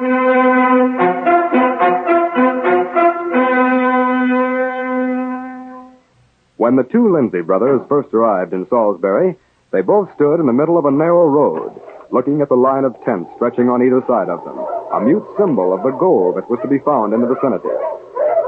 Well, Pete, how's it look to you? More like a temporary camping ground than anything else. That's because nobody's had time yet to do any building. This is just the beginning, Pete. The beginning of something that's going to be a big town one of these days. Yeah? Well, I don't see it myself. These people came up here overnight. Well, if they'd pulled up stakes tomorrow, there wouldn't be nothing left but a trail. They're just as likely to stampede to some other place as they are to stay here. Oh, if there's gold in the ground, they'll be here. I found out there's enough to keep them busy digging for quite a spell. I think I'll build right about here. Well, if you've gone local, well, there's nothing here. Now, look, why not start out someplace where you'll have a chance? We'll have all the chance we need. These miners will be looking for somewhere to spend their dust. And when they do, our cafe is going to be ready for them.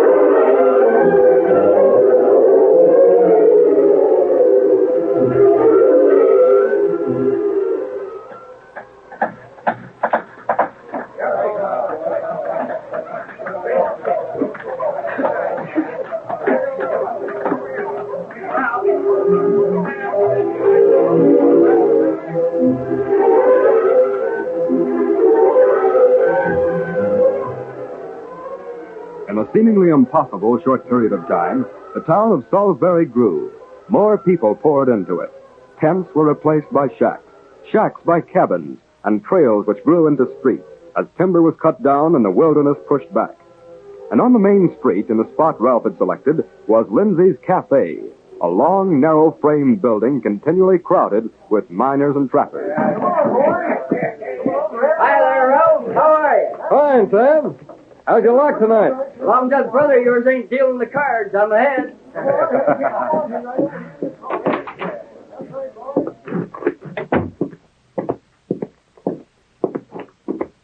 Hi, Pete.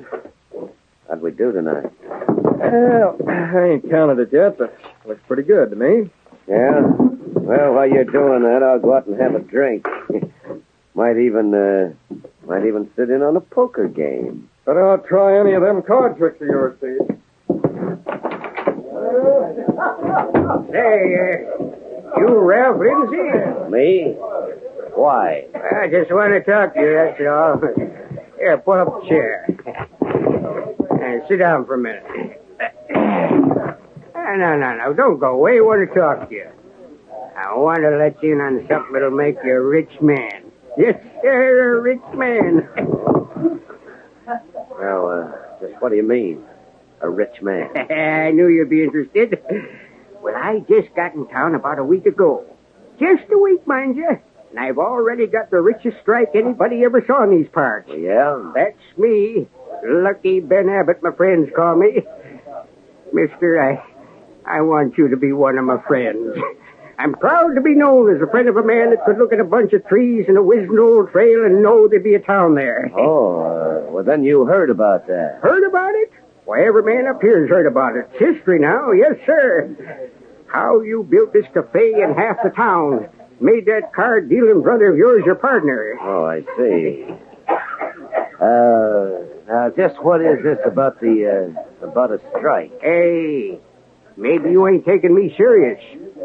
I admit I might have spent a little too much dust over your bar, but I'll tell you. Nobody up here knows where that strike of mine is, see? Nobody. But I'm going to show it to you, and I'm going to give you an interest in it. We need more men like you, Ralph Lindsay. You're the kind of man I like. Foresight, that's what you got. Foresight.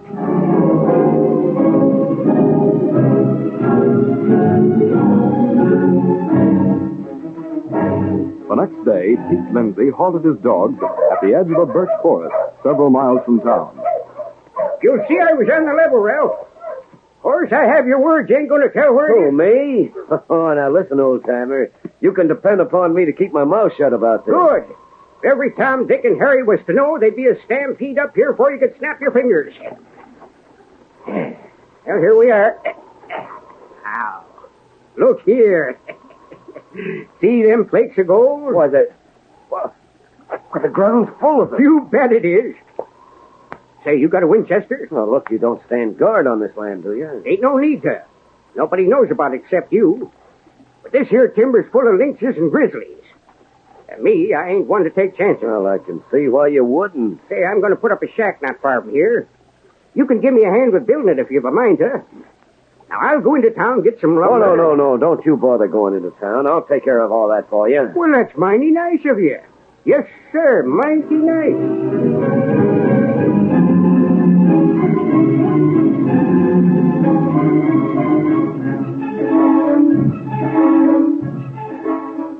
As the days went by, Pete Lindsay spent more and more time with the old prospector who camped out for the claim he had discovered.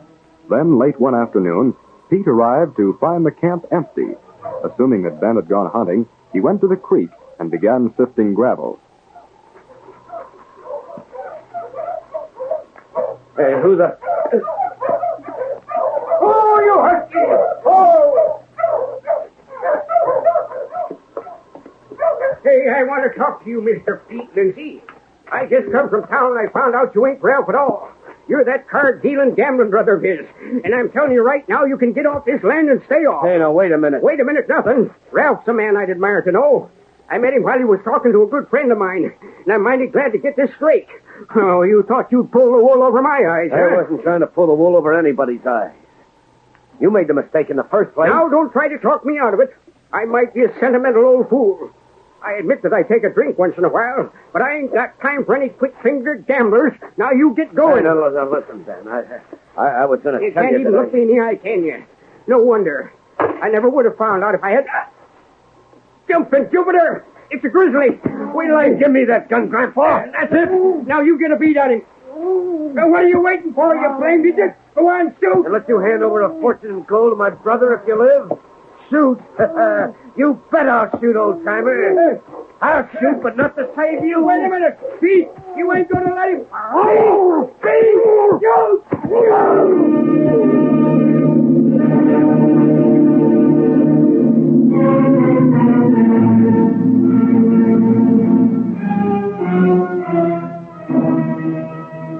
Meantime, on the trail from Salisbury, the great dog King led Preston's dogs as the scarlet-coated Mountie rode the runners of the sled.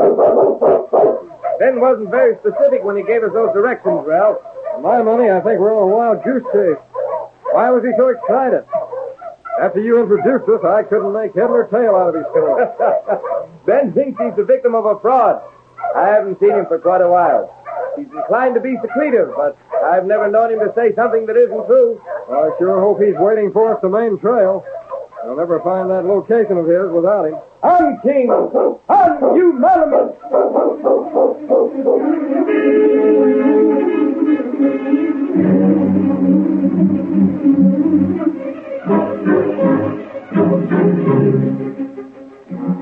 As the great Malamute raced along the trail, he tilted his head, and the sharp, clear air brought mingled scents to his nostrils. His ears tipped forward as he recognized the scent of human blood. I don't think we'll have to worry about Ben meeting us, Ralph. Looks like King knows where to find him. All right, boy. Come, you Malamute! Mountie gave King his head, and the Malamute cut from the trail, choosing a path that led through the timber. His lean, powerfully built body covered the trail swiftly, steadily, leaving the other dogs behind.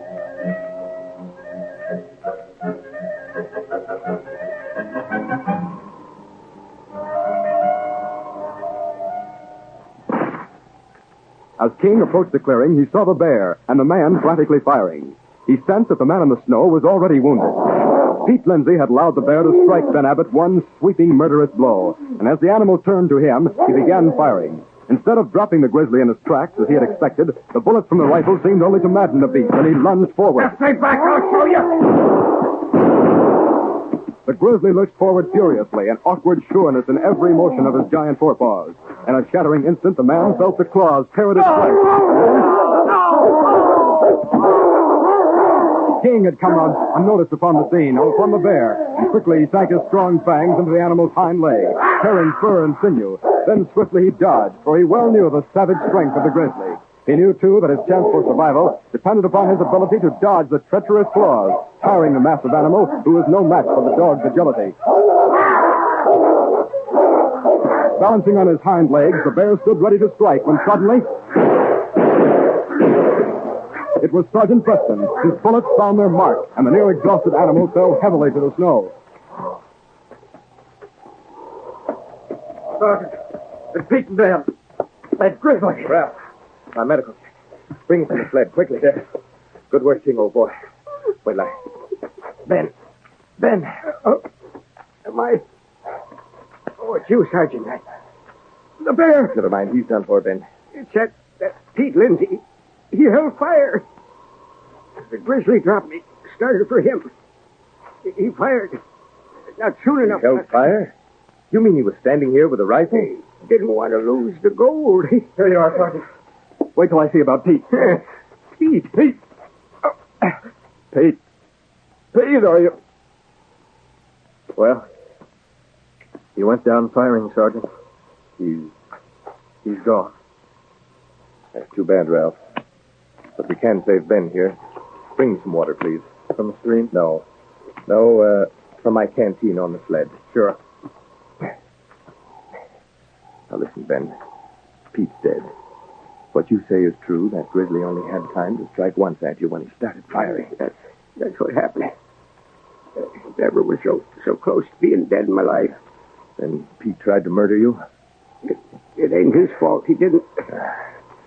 Easy now. Opening fire when he did probably saved you. It diverted the bear's attention.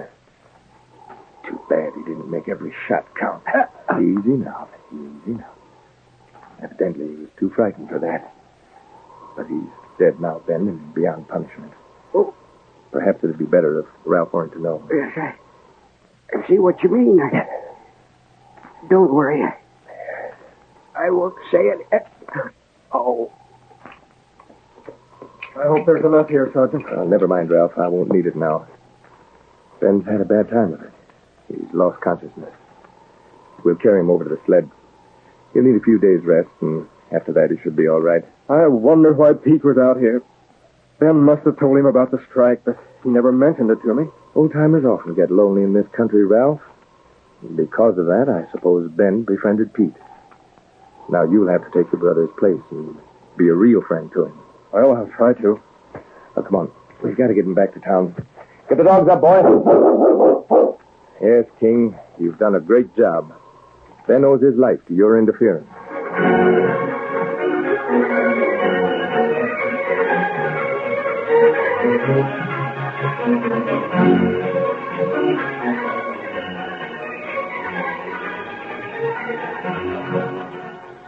These copyrighted dramas originate in the studios of WXYZ Detroit, and all characters, names, places, and incidents used are fictitious. Now, as gunshots echo across the wind-swept, snow-covered reaches of the wild Northwest, Quaker Puffed Wheat and Quaker Puffed Rice, the breakfast cereal shot from guns, present the challenge of the Yukon. It's Yukon King, swiftest and strongest lead dog of the Northwest, blazing the trail for Sgt Preston of the Northwest Mounted Police in his relentless pursuit of lawbreakers. On King, on you Huskies! Gold discovered in the Yukon, a stampede to the Klondike in the wild race for riches.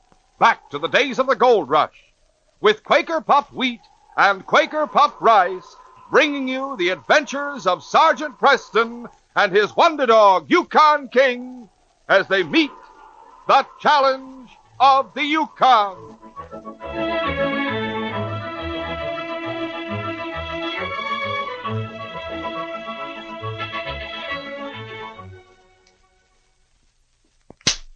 Quick as a whip, plenty of snap. Yes, that's the kind of energy Sgt Preston has. And that's the kind that calls for a good breakfast. So take a tip. Be sure every morning your breakfast includes a heaping bowlful of delicious, nourishing Quaker Puffed Wheat or Quaker Puffed Rice, topped with milk or cream and fruit.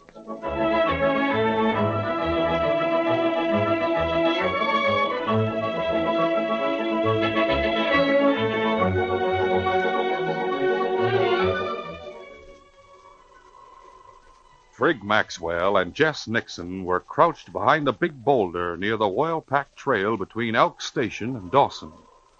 They held rifles in readiness and grew tense when they heard the distant jangle of bells on a dog team. Trig, you hear that? It's the mail sled. Keep down, Jess. Don't show yourself.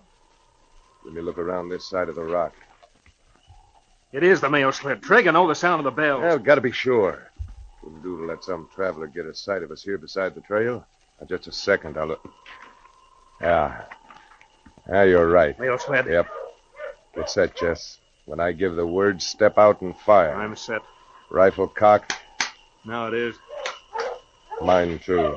I sure hope there's enough cash in that mail to make this job worthwhile. Yeah, ready now. It's almost here. For the word. Now. Got him. Now, let's see what's on that side. Ignoring the dead driver, Trig and Jess hurriedly opened the mail sack and went through the letters. One after another of these were cast aside. Some unopened, and others that were more bulky ripped open and inspected. It was a disappointing task. Trig became increasingly angry as it became more obvious that the highwayman had killed a man for nothing. Then he opened a letter that was addressed to Sgt Preston. The last one. This ain't likely to have anything of value addressed to a Mountie. What's in it, Trig? Yeah. Now, maybe this is Something worthwhile? Could be. It's a claim paper. Gold claim. Yeah? Who's sending it? Why is it going to Preston? It's from a gent named Buckman. Seems he found a lost mine. He's sending his papers to the Mountie, asking that they be recorded and filed. But this describes the location and everything. But what do we... Craig. Yeah. If Preston doesn't get that paper, he can't file a claim. That means that anyone else could file it. Right? That's just what I was thinking, Jess. Maybe we can get to be the owners of a gold mine. Bossy Buckman was an elderly prospector who lived with his niece Edna in a cabin on Wolf Creek. They were at breakfast one morning when there was a familiar knock at the kitchen door. That must be Ted. Of course it's Ted. Who else would come calling at this time of morning? Come on in. Are you in time for breakfast? Oh, hello, Ted. Sit down and I'll fix a plate for you. No, thanks, Edna. I saw the light through the window and just stopped in to get warm. Oh, it's no bother. Sit down. Very well, if you insist. But I warn you, I'm hungry. You generally are. Don't pay any attention to what Uncle Bossy says, Ted. He doesn't mean it. Yes, I do mean it. I never saw a trapper who wasn't hungry. If I don't catch the wolf that's been raiding my trap line, I'll be hungrier than I am now. Now, that excuse for eating my victuals is getting threadbare, young fella. Better think up a better one the next time you drop in on it. I have a better excuse, if you want to hear it. What is it? Why don't you let me marry Edna? Then I'd have a good excuse for eating with you all the time. Nothing doing. I won't have Edna marrying a trapper. You're a worthless lot. Here, Ted, a nice hot breakfast for you. Venison steak. And gravy, too. Yeah, it's a steak from that deer you brought us last week. Uncle Bossy forgets about that. Maybe he did bring it, but he'll find it tough chewing. Well, while you young folks jabber, I'll be getting on with my business. Don't let me run you off, Mr. Buckman. No trapper ever run me anywhere. When I've got business to attend to, don't find me jabbering with females. Drop in again, Ted, when you're not hungry. Thanks, I will. By the way, have you found the lost Russian mine yet? Maybe I have and maybe I haven't. You just tend to your trap line, young fella. Well, so long. Goodbye, Uncle Bossy. I'll have supper ready when you get home tonight. Bye, Bossy. That lost mine is getting to be a touchy subject with your uncle. Yes, it is, Ted. If I were you, I wouldn't tease him about it anymore. All right, I won't. Where'd he pick up the yarn about it, anyway? When he was prospecting in Alaska. You hear stories about lost mines in every camp. They're legends, and that's all. But he read about it in an old book, a diary or something. He won't find it because it doesn't exist. Gold has never been found on Wolf Creek. Well, I'd agree with you, except that... Except what? Well, last week Uncle Bossy went to Elk Station. He never goes there unless we need supplies. But we didn't need anything last week. And why did he go? He wouldn't tell me. When I asked him, he just grinned. Somehow I got the feeling that it had to do with the lost mine. Someone's at the door. I wonder who it could be. I'll answer it. Morning, Edna. Oh, Sergeant Preston and King. Come right in. Thanks. Come on, King. Hello, Sergeant. You and King are just in time for breakfast. Hello, Ted. Take off your parka, Sergeant, and sit down. I'll have a plate for you right away. No, thanks, Edna. I had breakfast an hour ago. We get up early, don't we, King? Oh, please stay for coffee. It's ready to serve. All right. That must have been your campfire I saw a mile south of here. Couldn't have been mine. I camped 3 miles east of here. I was covering my trap line when I saw it in the distance. Wasn't mine, Ted. However, I picked up your trail in the snow and followed it here. What? The Mounties always get their man, Edna. Shall I surrender without a fight? Why were you trailing Ted? King and I saw a big timber wolf, one of the biggest I've ever seen, raiding one of your traps. He saw us and ran. Oh, why didn't you shoot him, Sergeant? That wolf has cost me plenty in the past few weeks. I did fire one shot at him, but I only wounded him. How do you know? He left a trace of blood in the snow. I thought you'd like to know, so I followed you here. You bet I want to know about it. I'll go back and pick up his trail. It'll be easy to follow if he's been wounded. Won't you and King come along? No, thanks, Ted. We have to get to Elk Station. Oh, did something happen there, Sergeant? Not there, Edna. But a week ago, the mail sled was held up between Elk Station and Dawson by 2 men. They killed the driver and ransacked the mail. What did they get from the mail sacks? I don't know. That's why I'm going to Elk Station. The postmaster should know what the sacks contained, and if he does, it may help me find the criminal. Well, here's your coffee, Sergeant. Oh, thanks, Edna. If you'll excuse me, Sergeant, I'll go pick up the trail of old Mr. Wolf. Go right ahead, Ted. King and I'll be leaving shortly. Stop by on your way back, and maybe I'll have a wolf pelt to give you as a souvenir. Oh, yes, you must stop, Sergeant. Uncle Bossy will be disappointed if you don't. Then I'll see you tonight, Ted. Right, Sergeant. So long. So long. Meanwhile, Bossy Buckman had followed along Wolf Creek for nearly 3 miles before he reached a point where the country became more rugged. Soon he turned away from the frozen surface of the little stream and made his way through thick underbrush until he came to a crevice in the bluff. He came to a weather-beaten door made of massive timbers, and he was putting all his strength into swinging it open when he saw 2 men. Hey! Need help, you old-timer? Don't need any help. What's the idea of sneaking in here? Don't reach for a gun. It wouldn't be healthy. I'm not armed. Now, what do you want? What do you got there? None of your business. Well, looks like a mine opening, if you ask me. Maybe it is. But you needn't figure on jumping my claim. What's to stop it? I filed papers on it already. It's on record in Dawson. You're wrong about that. Oh, no, I'm not. I filed them last week by mail. Now, you better clear out of here. I don't want any trouble with you. Are these the papers you're talking about? What's that? Look and see. Hey, those are my claim papers. And here's the letter you wrote to the Mountie in Dawson asking him to file your claim for you. Where'd you get them? That's our business. So you see, old-timer? We can't jump your claim, and there's nothing you can do about it. Why, you ornery thieving critters, I'll knock... Don't pull any more tricks like that, or I'll put a bullet through Let you. him up, Jess. We may need him. Come on, get up. Might as well shoot me now and get it over with. We'll decide what to do with you after we look inside the mine. Now, lead the way, old-timer. I'm not going in there until we brace the timbers at the entrance. Haven't you been inside? Never. I spent last week clearing away boulders. You're just stalling. Sure he is. He doesn't want us to see what he found in there. Open that door a little wider, Jess. Sure. There. It's open wide enough for us to get in. Plenty dark. We'll have to light a torch. Look through the old-timer's gear. Right. You should have a lantern or candle. Here's a miner's lamp. Light it, Trigg. Yeah. As Trigg proceeded to light the small lantern, Bossy Buckman looked hopelessly about him for a means of escape, for he knew it was only a matter of time before he would be killed. Then, a short distance below, he saw something moving along the creek. At first, he thought it was an animal, and then he realized it was a man. He shouted, Help! Help! Shut up! Yelling won't help you any. There's no one around here. Help! Hey, Jess, look. Someone's down there. I see him. Help! Help! Get I'm him, in Jess. here! Now, shut up. Get a sound out of you, and I'll cut your throat. Get down low, Jess. The man's heading here through the brush. Shoot him, Trigg. We can't take any chances. I'll wait. I'll handle him. Keep the old man quiet. I'll get to cover so he don't see me. They will see us. I'll keep you covered. Don't worry. Shut up, Trigg crept into the heavy underbrush where he could not be seen. A few moments later, trapper Ted Bowen broke through the brush.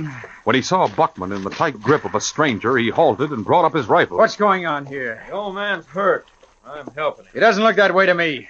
Get your hands off him. Drop that gun, mister. What? You're covered. Drop it or I'll shoot. That's it. You're smart. All right, Jess. I go the old man's throat. There. You murdering varmints. Ted, they jumped my claim. Now they'll murder both of us. What'll we do with that young fellow, Trigg? Shoot him? Oh, not out here, we won't. Someone else might be close enough to hear the shot. We'll take him and the old man inside the mine shaft. Pick up the lantern, Jess. They better walk ahead of us. I'll keep him covered. You carry the lantern. Right. Let's go. Inside, both of you. I warn you, those old timbers are rotten. Shut up and get going. Knowing it meant instant death to disobey, Bossy and Ted walked through the old doorway, followed by their captors. The timbers that supported the walls and ceiling were rotted and weakened by age. Without warning, one of them suddenly gave way. Run, Bossy, run! Look out, Ted! Hold it! In the face of the sudden catastrophe, it was a case of every man for himself. The 2 claim jumpers who had just passed through the doorway wheeled and ran as the mountain seemed to cave in behind them. Ted, run! We'll make it. Yeah, we made it. That was the closest shave I ever had. Just look back there. Yeah, you can't even see the entrance. Well, the old-timer warned us. I didn't believe him. I'd sure hate to be in his shoes right now. Yeah, the other fellas either. They were both right under that timber when it gave away. It saved us the trouble of shooting them. Yeah. Now all we gotta do is go file a claim of our own. If the story that he told the Mountie in that letter is true, we got one of the richest mines in the Yukon. We'll continue our adventure in just a moment.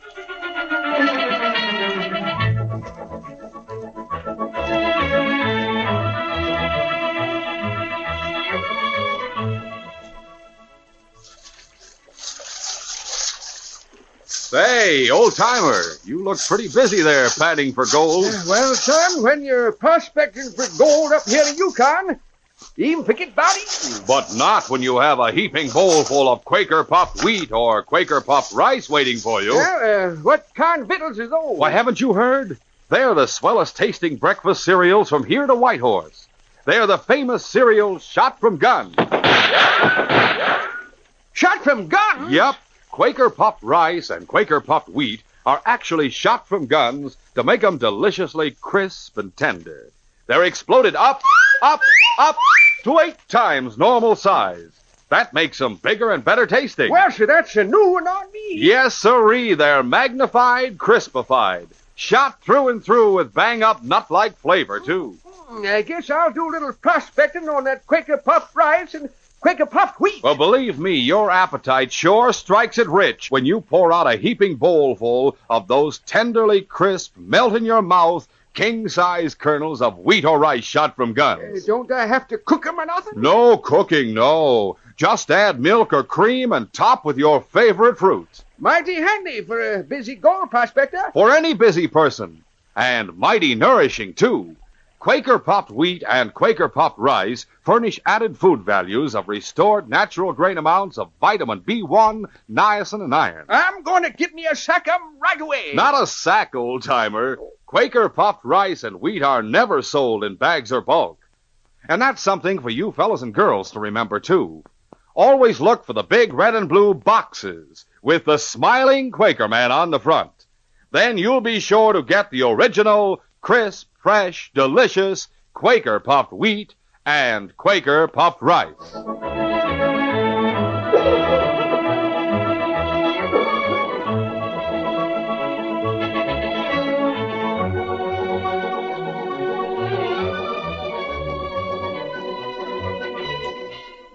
Now to continue. When Sgt Preston and Yukon King arrived in Elk Station, they went directly to see Steve Oliver, the postmaster who ran the trading post. The Mountie told about the robbery of the mail sled to Dawson, and then asked, Was there any gold or other valuables in the mail sack, Steve? Well, not that I know of, Sergeant. Mostly letters from miners to their folks back home. Could any of the letters have been important to Crooks? Oh, I don't think so. I recollect there was a letter to you. To me?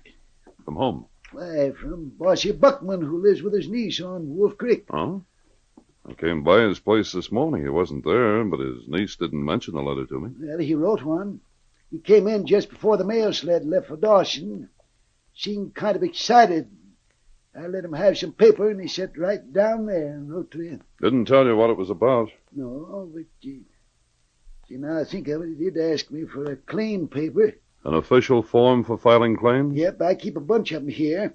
Anyone can fill them out and mail them to Dawson for filing. Then Bossy might have filled out a form and sent it to me. Yeah, he could have, but I don't know if he did or not. Well, I'm to spend the night with him and his niece. I'll ask Bossy about it. Well, you do that, Sergeant. I believe you'll find Sergeant Preston attached no special significance to the fact that Bossy had sent him a letter, or that it might be all important to the solution of the robbery and murder. Short time after he left Elk Station, Trigg Maxwell and Jess Nixon, the two claim jumpers, entered Steve Oliver's trading post and asked for an official form for filing a claim. When they had filled it out, Trigg said, Now, mister, if you sell me an envelope and a stamp, I'll mail this claim paper to Dawson for filing. No sense in mailing it. I can save you a lot of time and getting the receipt for you. Oh, how do you mean? Well, I notice your claim's located on Wolf Creek. Yes, what about it? Well, Sergeant Preston of the Mounted Police was in here. He left about an hour ago for Bossy Buckman's cabin on Wolf Creek. He can take your claim paper and write a receipt for you. Save you a couple of weeks. Oh.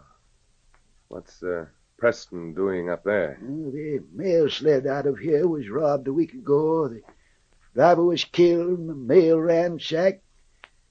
Preston was investigating the case. Oh, I see.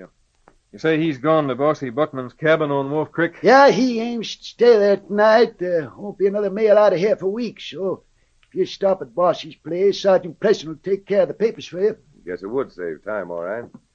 Well, Jess, suppose we go see the mountie. Sure, come on. Let's get going. Thanks for the information, mister. Oh, glad to help you out. Come in again when you get your mind off it. All right. Well, Trigg, what do you make of that? Just one thing. The mountie knows something. How much, I don't know, but he's going to start looking for Bossy when he gets there. If he finds the mine, we're sunk. No doubt of that, but how can he find the mine? I don't know. We've got to stop him before he does. First, we'll go back to the mine and hide the gear. It was snowing again, and by the time Sergeant Preston reached Bossy Buckman's cabin, the ground was covered with a new blanket of white. When he entered the cabin, he found Edna terribly upset. I've seen neither of them since they left early this morning, Sergeant. Something must have happened to them. One of them might be late getting here, Edna, but it is odd that neither your uncle nor Ted have arrived. What can we do? Well, how about Bossy's claim? Wouldn't he be there? Claim? He has no claim. The postmaster at Elk Station says he filled out a form. Oh, he did go to Elk Station a week ago. He wouldn't tell me why he went, but I suspected it had something to do with his search for the lost Russian mine. Well, then if he found the mine, you don't know where it is. No, I don't. And there's just one way to find him. How? The fact that both men have failed to return would seem to indicate that they're together. But Ted went to trail a wolf. Well, that's how we can find them. The snow's covered Ted's tracks by now. But I know where he picked up the wolf's trail. It's a blood trail, and King can follow it. Oh, of course. I didn't think of that. We may be able to find Ted and perhaps your uncle as well. I'll get my parka and we'll start at once. Accompanied by Edna, Sergeant Preston returned to the spot where early that morning he had shot and wounded the wolf. King bristled when he caught the scent. Find him, fella. Find Wolf. There he goes. He's following the trail. Come on, Edna. We'll have to move fast to keep up with King. In the mind of Yukon King, this was a wolf hunt that would end only when he had run down the sounded beast. He was soon far ahead in the Arctic twilight, with Sergeant Preston and Edna following his tracks in the snow. Meanwhile, inside the lost Russian mine, Ted Bowen and Bossy Buckman had escaped serious injury. They sat beside a small fire they had built of timber fragments. And to think this really is the lost Russian mine. That's right, Ted. But it'll do me no good now, or you either. How do you mean? Well, I had big plans for you and Edna. Yes, sir, great plans. I don't understand. Well, I knew you and Edna wanted to get married. Well, last week when I located the entrance to the mine, I went to Elk Station. Made out a claim for you and Edna. You mean you wanted us to have the mine? Yeah, I'm getting old. Be no good to me. So I wrote a letter to Sergeant Preston, explained things. Told him to file the claim and bring you and Edna the receipt when he came up this way. Why, Sergeant Preston came this morning. But he didn't say anything about it. He didn't? Then why did he come up here? He was investigating a robbery. Hey, what's that? Look, it's a wolf. And we've got no weapons. Not even a knife. Watch him, Bossy. Get a club, quick. He's a killer. Stay close to fire, Bossy. He's afraid of fire. That critter's not afraid of anything. Hey, get away. Get away. Both men looked frantically for something that could be used as a weapon against the infuriated beast, but they found nothing. Their rough boots, they knew, were their only means of defense. Sticking close to the fire, they lashed out with their feet. And then, out of the darkness, suddenly appeared another huge beast. Here's another one, Ted. We're in for it now. That's not a wolf, it's a husky. He jumped the wolf. I know that dog. You do? It's King, it's Preston's dog. Get him, King. Glory be, he's got that critter by the throat. Kill him, King. Kill him. He's got King down. No, he hasn't. King's up again. Come on, King. Meanwhile, Sergeant Preston and Edna had no difficulty following King's newly broken trail in the snow. They followed it along Wolf Creek, and then suddenly the Mountie stopped in his tracks. Edna, look up there to the left. See that light? Oh, yes. I can just make it out. Must be a miner's lantern. Did your uncle have one with him? Oh, yes, he did. Call out. If he's there, he'll answer. All right. Bossy! Oh, no answer. You'd better investigate. What about King? Oh, he'll find us. Come on. Mountie and Edna pushed through the snow-covered underbrush to the demolished entrance of the lost Russian mine. The lantern cast a flickering glow over the rubble and the mining gear that Bossy Buckman had brought there. This is lantern and gear? Oh, yes. And something's happened here. Looks like a mine entrance. See the timbers? But it caved in. Uncle Bossy may have been caught in it. Someone's nearby. These fresh footprints in the snow prove that. Well, maybe Ted was... you're covered. Sergeant Preston wheeled to see Trigg Maxwell and Jess Nixon appear from the darkness. In Trigg's hand was a rifle, and it was leveled at the Mountie's heart. Trigg Maxwell and Jess Nixon. I hardly expected to find you two here. We figured this lighter draw flies. Now get your hands up. I'll take his gun, Trigg. Keep him covered. You'll never get my gun. Oh, please, Sergeant. They'll kill you if you try to stop them. They'll kill us both if I let them get the gun. Hey!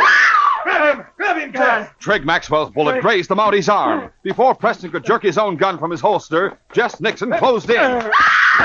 Don't shoot, Trigg. You'll hit me. Hang on to him, Jess. I'll help you. Trigg Maxwell swung his rifle as a club and caught the Mountie on the head with a glancing blow. Preston went down but kept fighting. He's down. Hold him, Jess. I'll finish him off. Stop! You're killing him! I can't hold him, Trigg. Slug him with the gun. Hey, Jess, look. It's a dog. King! It's Preston's dog. No, get back! Let go of me. I'll try to get a shot at him, No, Trigg. don't shoot. You'll hit me. Grab him. Get him, King! As King's sharp fangs gripped Trigg's gun arm, piercing the heavy parka sleeve, Sergeant Preston scrambled to his feet, his gun in his hand. Drop that rifle. Call off this dog. Get him away from me. Get your hands You'll up. never get me if I can get free of this dog. So fast, you. Let me Hang on. Hang on to it, Ted. Hold on. Good work, Ted. Down, King. Down, boy. All right, you two. In a matter of seconds, Trigg Maxwell and Jess Nixon were prisoners. While Sergeant Preston searched them, Ted and Bossy told how King had killed the wolf and then led them through a crevice out of the mine. Never find our way out if it hadn't been for King. He trailed the wolf in there. Until he showed up, Bossy and I thought we were in there for life. Bossy, look here. That's it. That's the letter I wrote you. I never got it. I found it in Maxwell's pocket. In Maxwell? Maxwell, I arrest you and Jess Nixon in the name of the Queen for the murder of the mail sled driver. Murder? You mean these two are killers? This letter was on the sled that was robbed and the driver killed. They learned you'd discovered the lost Russian mine. They came here. You know what happened this morning? Oh, we sure do. They thought they'd buried us for keeps. Then they went to Elk Station and made out a claim paper naming themselves as the discoverers of the mine. Here's the form they filled in. Why, the dirty... Oh, but thanks to King and a wounded wolf, they didn't get away with it. Ted, you promised me a wolf hide for a souvenir. And I've got it, Sergeant. It's right back there in the mine. Then, King, old boy, this case is closed.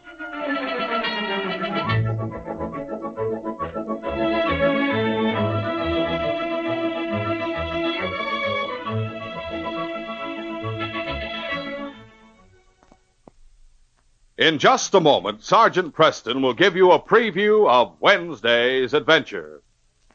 Quaker puffed wheat and Quaker puffed rice are never sold in bags or bulk. As Mother knows, quality comes first in a food. That's why the famous breakfast cereals, Quaker puffed wheat and Quaker puffed rice, are made from only the premium grains of wheat or rice. And they rate high in nourishment, too. Every delicious spoonful gives you added food values of restored natural grain amounts of vitamin B1, niacin, and iron. To get the original, the crisp, fresh, nourishing wheat or rice shot from guns, always buy the big red and blue Quaker packages. The packages with the smiling Quaker man on the front. Get the one and only delicious Quaker puffed wheat and Quaker puffed rice, never sold in bags or bulk. Listen Wednesday when Sergeant Preston and Yukon King meet the challenge of the Yukon in the case of restitution. Jim Bledsoe was president of the Seattle Bank. When it was closed by an unexpected run, he disappeared.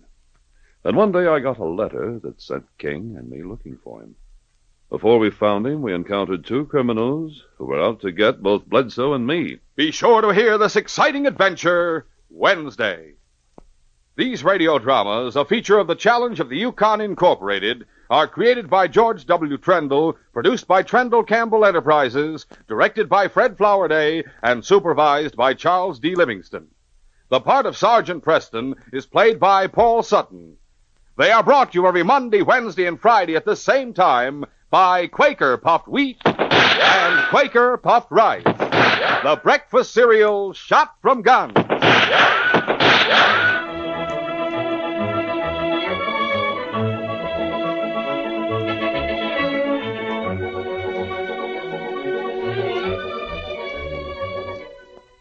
your best bet for hot breakfast is Quaker Oats. The giant of the cereals is Quaker Oats. Delicious, nutritious, makes you feel ambitious. The giant of the cereals is Quaker Oats. Yes, if you want to be a star in sports and school activities, make your hot cereal Quaker Oats, 'cause Quaker Oats helps grow the stars of the future. The challenge of the Yukon.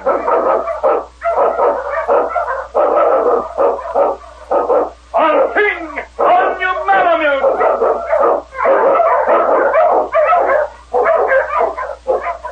The Wonder Dog King, swiftest and strongest of Eskimo lead dogs, blazes a trail through storm and snow for Sgt Preston as he meets the challenge of the Yukon.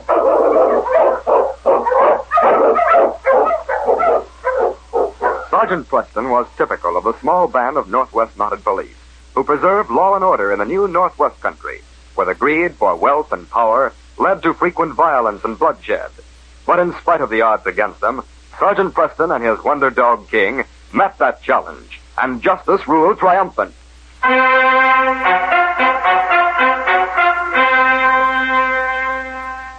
Sgt Preston stood in the bank in Seahorse, talking to a young clerk.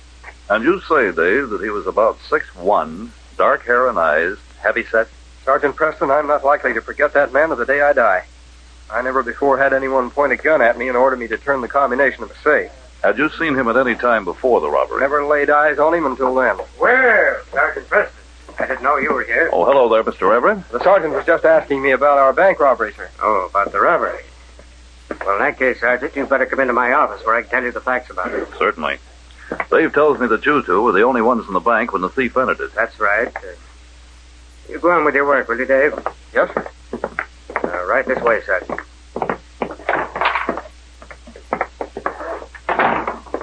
Sit down, won't you, Sergeant? Thank you.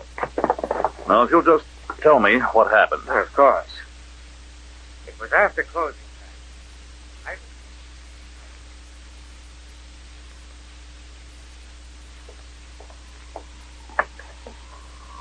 Good night, Dave. Good night, Mr. Everett. Get back in there, mister. What? Look here, we're closed for the day. If you want to come in the morning... Get back in there. Something wrong, Mr. Everett? You over there, keep your hands in sight. Yeah. This is an outrage. You can't get away with walking in here carrying a gun. Shut up. You go back to the safe and start turning the combination. Very well. Mr. Everett, I better do as he says, Dave. Yeah. And that's being smart about it. I'll start to work on that combination. Come on, hurry it up. There. Good. Now, kid, you'll put the cash in there. Put it in the sack. Quit fumbling. Yes, sir. Here, Dave. Is there something we can do, Mr. Everett? Not unless you're willing to take a chance on being shot. He means business. Come on, hurry up and get the last of it in there. All right. Every bit of cash in the safe is in that sack. Good. The first man that tries to follow me gets his head blown off. You understand? So long. Thanks for the help. That was the way it happened, Sergeant. I see. From the description Dave gave me, I think the thief is a man I've been after for quite some time. Who's that? A man named Joe Farrell.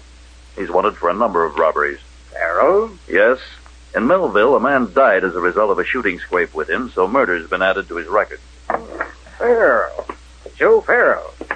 That name's familiar somehow. I can't seem to place it. Why, Joe, Sergeant, I remember now. Why, of course. Several years ago, that man bought a strip of land from the bank. I didn't recognize him the other night. He's changed. He bought land in Seahorse? No, it was about 6 miles north of town. Paid cash for it.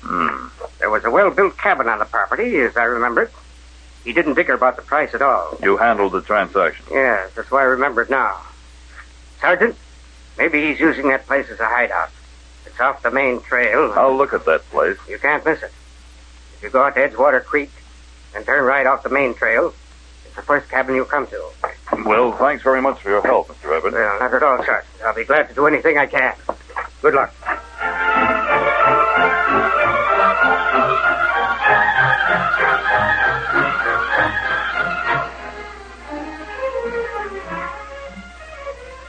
A short time later, King and Sergeant Preston were on the trail heading toward the cabin Clinton Everett had mentioned. The Mountie and his dog covered ground rapidly. That must be the place ahead of us, King. No smoke coming from the chimney, but these tracks look fresh. Now, let's see, boy. Anybody in here? That fire's been killed within the last hour. Embers are still warm. What is it, fella, huh? All right, Marty, you're covered. Eh? I'm up there in the loft. Your dog can't reach me. So that's it, eh? I can put daylight through you if I have to, but I got other plans. Put the gun on that table before I decide to shoot. There. Got a revolver all you can? Yes? Now walk to the middle of the room. Keep your hands up. I'm coming down. And just so you don't get any ideas, Marty, these sights will be on you every minute. All right, you're calling the cards now, but there's one thing you forgot. King, the window, boy! Run for it! He went right through that window. You were too late. He's gone. I should have dropped that dog when he walked in here with you. But he ain't going to do you any good, Preston. Not where you're going. No. No. You just walked into a trap, Molly, and with your eyes wide open. If it was up to me, I'd shoot you where you're standing. There's nothing to stop you. You're holding the gun. Oh, no? The boss and me got something else figured out for you, Preston. As soon as he gets here, we'll get started on it. Then you're expecting someone else, I take it. Yeah. A little surprise for you, Molly. You can start counting the minutes. But believe me, you ain't got many of them left.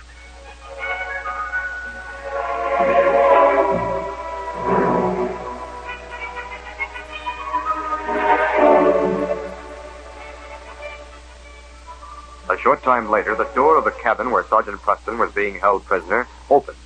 The banker himself, Clinton Everett, walked in. Well, I see you got it. Good work, Joe. He walked right in, just like you said he would, Mr. Evans. Mm-hmm. Well, we'll need some light in here. Well, Sergeant, are you surprised? Not at all. When I realized this was a trap, it wasn't difficult to connect you with it. And maybe you can guess what's in store for you. I know that neither one of you can afford to let me live. Yeah, that's too bad. But I'll get the rope, Joe. There's one thing you overlooked. What? That window. It was broken when my dog jumped through it. Jumped through it? Joe, did you let that dog get away? I couldn't stop him, boss. He was out of here before I warned you about that dog. King went for help, Everett, and he'll be back here with it very soon. You bungling idiot, I told you. I told you that dog was poisoned to drop him before he could start any trouble. I couldn't do it until Preston was disarmed. He'd have got me, well, I got the dog. Well, never mind. Well, we've got to work fast. I'll hit him over the head. You tie his hands and feet. Preston, we're going to set fire to this cabin and leave you in it. You'll never get away with it, Everett. You won't be here to know whether we do or not.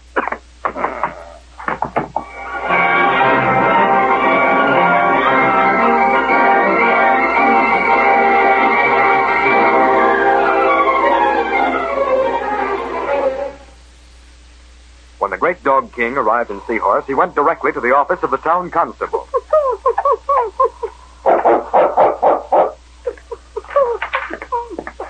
What's it? Oh, well, it's King. Come on in, boy. How come you're here by yourself, huh? Well, I gotta get on with my bookwork here. Guess your sergeant will be around directly. You two are never very far apart. Well, come on, Santa, what's wrong with you, fella? I guess that's in from the outside. Now you're scratching the door as if you wanted to get right back out again. Hey, now cut it out. Let my leg alone. What's the idea, huh? I thought the sergeant taught you better manners, fella. Trying to sink your teeth into me like I was a hunk. Hey, wait a minute. Something funny about this. Preston was coming. He'd have been here by now. Hey, you want me to go with you, King? Is that it? Well, I should have known something was wrong. Wait till I get my back and all on, boy. All right, King. You lead the way and I'll be right with you.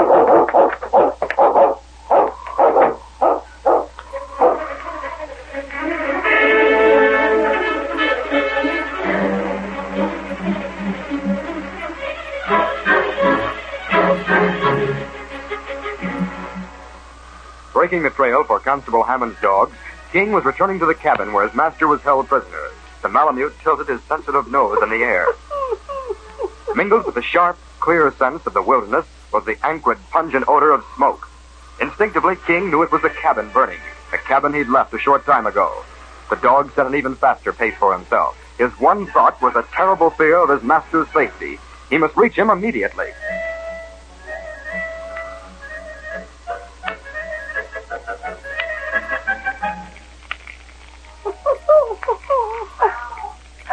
King never hesitated. The door to the cabin was closed, and already flames were edging it, leaping hungrily with every second. But the window.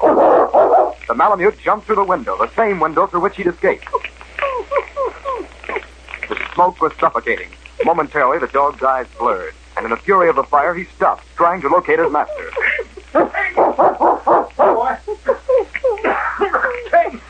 King, old boy. The ropes, fella, you'll have to cut them with your teeth. That's it, boy. A little more, and I'll be able to... There, my hands are free. Now the rope's on my feet, fella. Good work, fella. Now I can... There. Come on, boy. You'll have to lead me to the door. There's some smoke. All right, fella. Sergeant Preston! Sergeant, are you all right? Yes, I'm all right, Constable. Thanks to King. When the dog came in alone, I knew that there was something wrong. What happened? Clint Everett is working with Farrell, the bank robber I was trailing. I came out here and walked into a trap. They tied me up and set fire to the cabin. Oh, the murdering skunks. They ought to hang for this. We're going to see that they're brought to jail for it. Send us up to a miner's jury. Get the dogs ready to travel, King. Jumping Jupiter! You didn't get out of that cabin a mite too soon, Sergeant. Look at that. The whole thing's caved in. If it hadn't been for King, I'd have been... Come on, Constable. We got a trail to follow. Sure, all right, Sergeant. fella. On King! On your Malamute!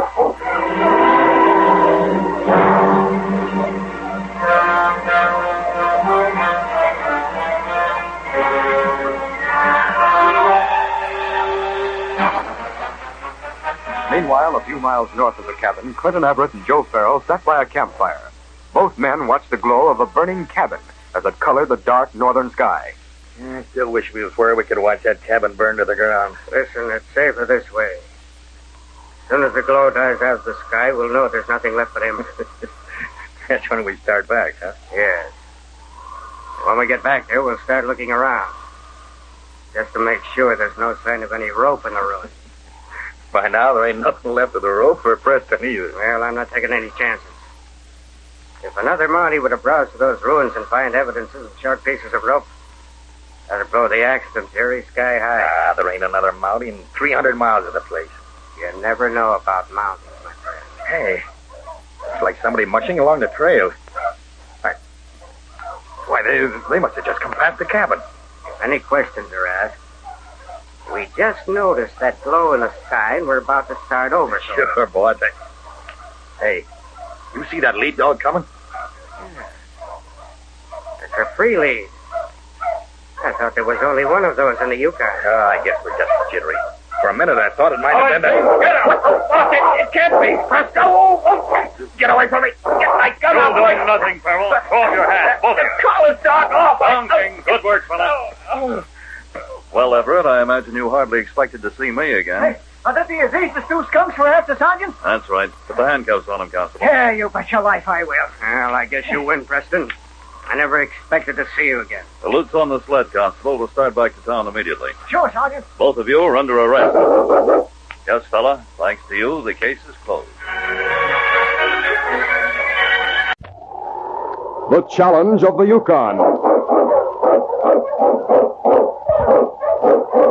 On King! On your Malamute! The Wonder Dog King, swiftest and strongest of Eskimo lead dogs, blazes the trail through storm and snow for Sgt Preston as he meets the challenge of the Yukon.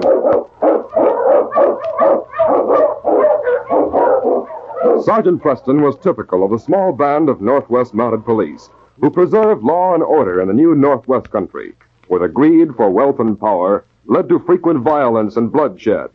But in spite of the odds against them, Sgt Preston and his Wonder Dog King met that challenge, and justice ruled triumphant.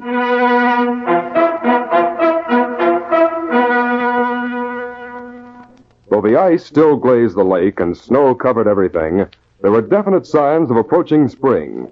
The Yukon days were longer and brighter, and the sun at times felt warm on the prospector's face. It was early morning when Sgt Preston sat in Pat Gallagher's cabin having breakfast. You had to come around the shore of the lake, didn't you? Yeah. That's the only reason I hate to see spring come. I could shorten my trip by 20 miles if I could come straight across. But it's too dangerous now. Bad holes, frozen over with thin ice and covered with snow. The ice has been dangerous for over a week. Drink some more tea and warm yourself while I put some salt pork in the griddle. Thanks, Pat. This tastes good. Listen to King. Don't tell me it's more visitors I'm having. You're the first one who's been here in 3 weeks. I wonder what he's barking at. What's the matter, King? He's looking out at the lake. Pat, look. There's a man crossing the lake, the fool. Doesn't he know he'll break through? Hey, you! Hello! He can't hear you. He's too far away and his ears are covered. We gotta stop him before he reaches that thin ice. Come on, Pat. My dog team's ready. We'll catch him. I'm afraid we won't be in time. I'd better bring a pole in case he breaks through. King, old fella, see that man out there? Well, after him, boy. Catch him. Go on, boy. That's it. Hurry, Pat. I'm coming. I've sent King on ahead. We may catch him in time. Here's the pole. I'll throw it on the sled. On you Malamutes!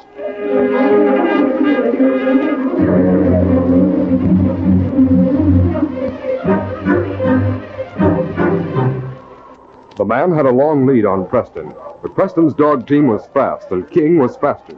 The great dog sped across the ice in huge leaps as he pursued the foolhardy stranger.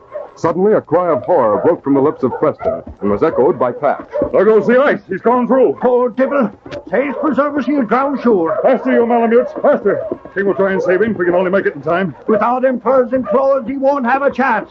Unless King can hold him up some way. Faster, you Malamutes. Look, there goes King into the water after him. Pat, we've got to get there in time.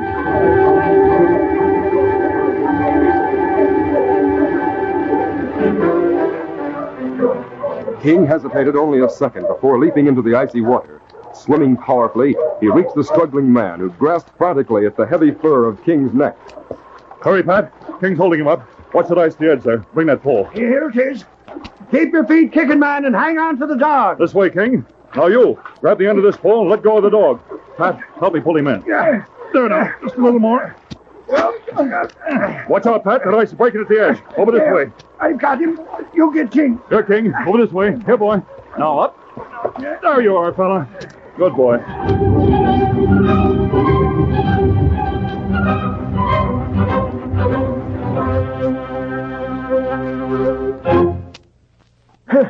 I sure owe my life to that Malamute. Gosh, what an animal. I ain't never seen such a big fella. He held me up like nothing. My wet clothes would have pulled me down in a minute if it hadn't been for him. Well, why in thunder did you try to cross that lake this time of the year? Everybody knows how dangerous it is. I guess I ought to be grateful for being alive. Sergeant, what would you take for that dog? I guess maybe I should retire him for the rest of his life as a reward. You couldn't buy him for any kind of money. Anyway, being retired would be pure punishment to King. Gosh, I ought to do something for him. Say, hand me that dripping money belt, will you, partner? I know just the present I'm going to give him. Back in my claim, I found a nugget that looked just like a dog's head. You're going to fasten it on his collar, and it will take care of him in his old age. This money belt alone must almost sunk you. You sure struck it rich somewhere. You're right, partner. I was heading back to the States with more gold than you ever clapped your eyes on. Well, look here. Here. Wait. Hey, somebody's robbed me. What's the matter? Lead slugs and bullets. There ain't any gold in there at all. All my dust and all my nuggets gone. Maybe you'd better tell me just what happened to you last night. Where did you stay? Well, when I hit town, the first person I seen was an old partner of mine, Jake Pierce. I hadn't seen him since I first come to the Yukon, almost 10 years ago. You weren't in very good company, Pete. That you weren't. Jake Pierce is the worst spalpeen that was ever born a woman. Well, I hadn't seen him for years, and anyway, I stayed at his cabin 2 days, and we celebrated my luck. Well, last night we had a final wind-up, and towards the end of the evening, a man come in. He looked like a hat. The man we want to see, Muskie. It's my old partner, Pete Luscombe. Hi. Yeah, Muskie's been trapping around here for years, Pete. He can tell you just the trail to take out of here tomorrow. Have a drink, Muskie. I'd like a little information. I ain't familiar around these parts. Me, I trap all over country. Where do you go tomorrow? Well, I want to go to Land's End and catch a boat from there. You take trail south, cross Lake Tohatchi. That save you 20, 30 miles. Is the ice all right, Muskie? We come cross with team this morning. All solid for a week more. Well, that's good news. That'll save me a day, maybe. Sure. Now you won't have to start so early. Now, come on, we'll fill 'em up again, and we'll drink to your rosy future. Well, Guess I should have gone to bed, but I had a couple of drinks more with them, and I couldn't do anything else, seeing as they was drinking to my future. Do you remember what happened after that? All of a sudden, I got so sleepy, I couldn't hold up my head. The murdering rats. They put something in your glass, they did.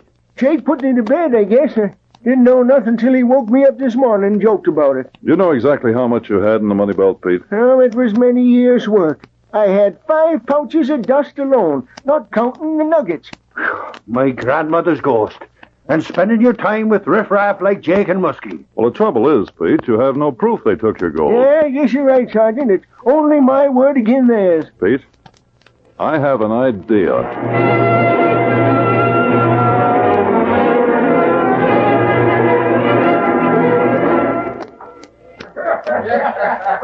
That evening in the Golden Pheasant Cafe, Jake Pierce was talking earnestly to Jim Kane, a prospector. Yeah, but, Jim, you just got back from your claim. You ain't going to need your dog team.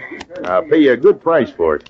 I ain't hankering to sell my team to you, Jake. I've seen you handle dogs before, and I ain't aiming to put my animals in your hand for any kind of money. Maybe you'd be interested if I threw in this nugget. It's the shape of a dog's head, and... How's the trip? Hi, Sergeant. Hello, boys. How are you? Yeah, there's Sergeant Preston, and right... Why, that's Pete. Hi there, Sergeant. Hello, Kane. How are you, Jake? Fine. Well, Pete, you're back. Hello, Jake. Yeah, I'm back again. I just happened to meet up with the sergeant here this morning, and he said that half-breed didn't know what he was talking about last night. The lake ain't safe to cross, so I'll come back to town to try and pick up a dog team. I'll need it if I've got to trek all them extra miles around the lake. Know anybody with a dog team for sale? Pete says he has plenty of money. Jake's just been trying to buy my team. We'll talk about that later, Kane. Let's all have a drink. Well, maybe we better go to your cabin first, Jake. I want to get some dust out of my money belt. I'm running a little short of cash. Oh, you don't have to do that. I got plenty. I'll let you have all you need. Come on. What'll you have? Better count me out. I have to get back to my cabin and feed the dogs. I'll see you later. Hey, so good long, night. Sergeant. Good night, boys. Well, sir, I'm Pete Lascom. I don't believe I met you. I'm Jim Kane. Pete's an old partner of mine, Kane. Did I hear you say that you had some dogs for sale? Oh, you just heard that Jake wanted to buy them. They ain't for sale. Well, maybe you'd consider renting them to me. I'm going to Land's End, and I'm taking a boat from there. I'd see that you get them back. Well, now, I might be interested in the kind of proposition. Pete, I just remember I got to see somebody. Stay here. I'll be right back. Remember, you're bunking with me tonight. Well, sure, Jake. I'll wait right here for you.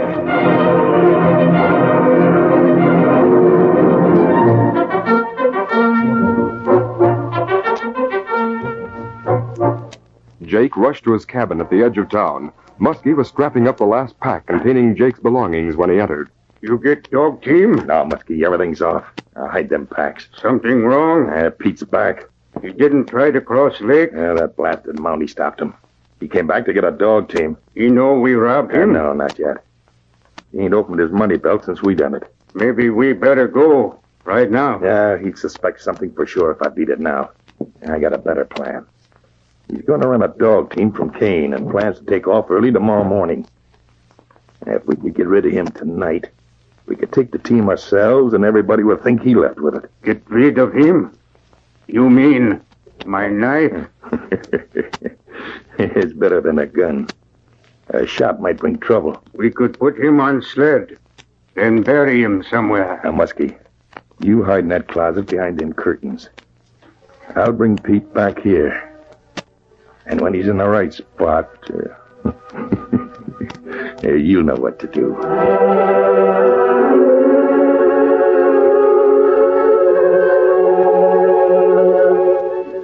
It wasn't long before Jake brought Pete back to the cabin with Kane's dog team. Pete was nervous. He knew something was about to happen.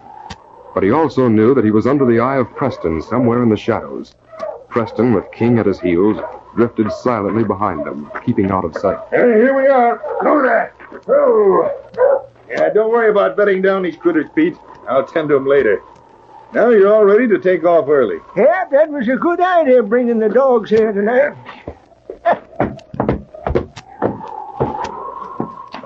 Yeah. I'll fix the nightcap for us first, and then you can hit the hay. It's stuffy in this place. Mind if I open the window for a few minutes? Oh, go ahead. I'll get some glasses. Come on, fill up a chair, Pete. Here's your drink.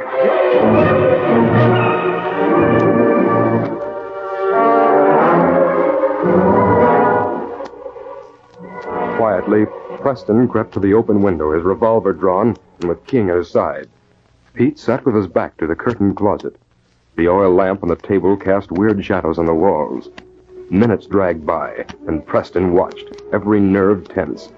Suddenly his eyes were drawn to the curtains behind Pete. They were parting slowly, revealing Muskie with his knife drawn, creeping silently toward Pete. Jake was talking loudly to cover any sound Muskie might make. I'm glad you was able to talk Kane into wreck you that team. It'll make the job a lot easier. Holy Jupiter. What was that? Get those hands up, Jake. I've got you covered. Preston, that half-breed almost knifed me. Oh, my shoulder. You can't blame me for this, Preston. I didn't know Muskie was there. You could see him as plainly as I could. Keep those hands up. Take that gun away from him, Pete. The lamp! Get him, Preston. He's going out the front door. Let's get going, you hound. Come on, King. Missed him. King, after him, boy. Go get him.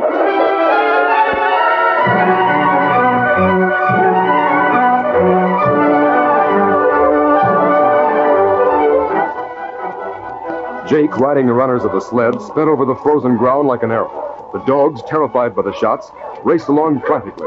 But King, Preston's huge Malamute, pursued them swiftly, covering the ground as silently as a shadow. Mush, faster.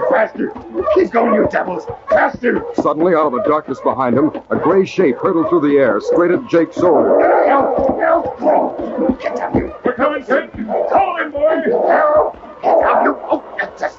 Get down, I tell you. Down, King, down. Good work, King. All right, boy, I'll take over. Here, you, give me that gun. I'll get up and start walking. One funny move, and I'll let King finish the job.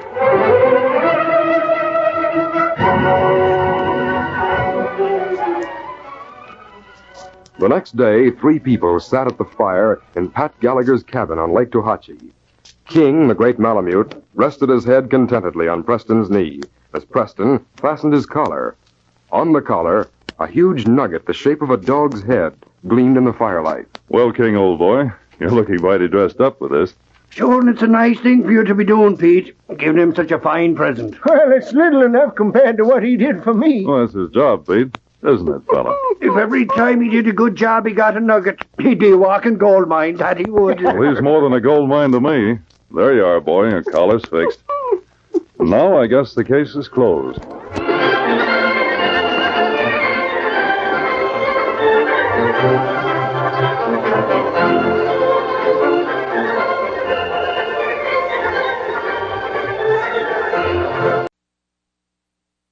Challenge of the Yukon. It's Yukon King, swiftest and strongest lead dog of the Northwest, blazing the trail for Sgt Preston of the Northwest Mounted Police in his relentless pursuit of lawbreakers. On King! On, you husky! Gold discovered in the Yukon. A stampede to the Klondike in the wild race for riches. Back to the days of the gold rush. With Sgt Preston and his wonder dog, Yukon King, as they meet the challenge of the Yukon.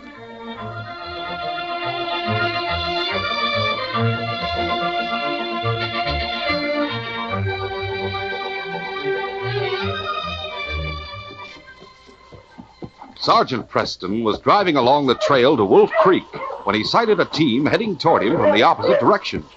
As the team drew closer, the sergeant recognized the driver as a sourdough named Bernie Mitchell. Looking, how you huskies? Bernie's face was excited as he halted his dogs and jumped from the sled runners. Well, Feather Sergeant, I'm sure glad to see you.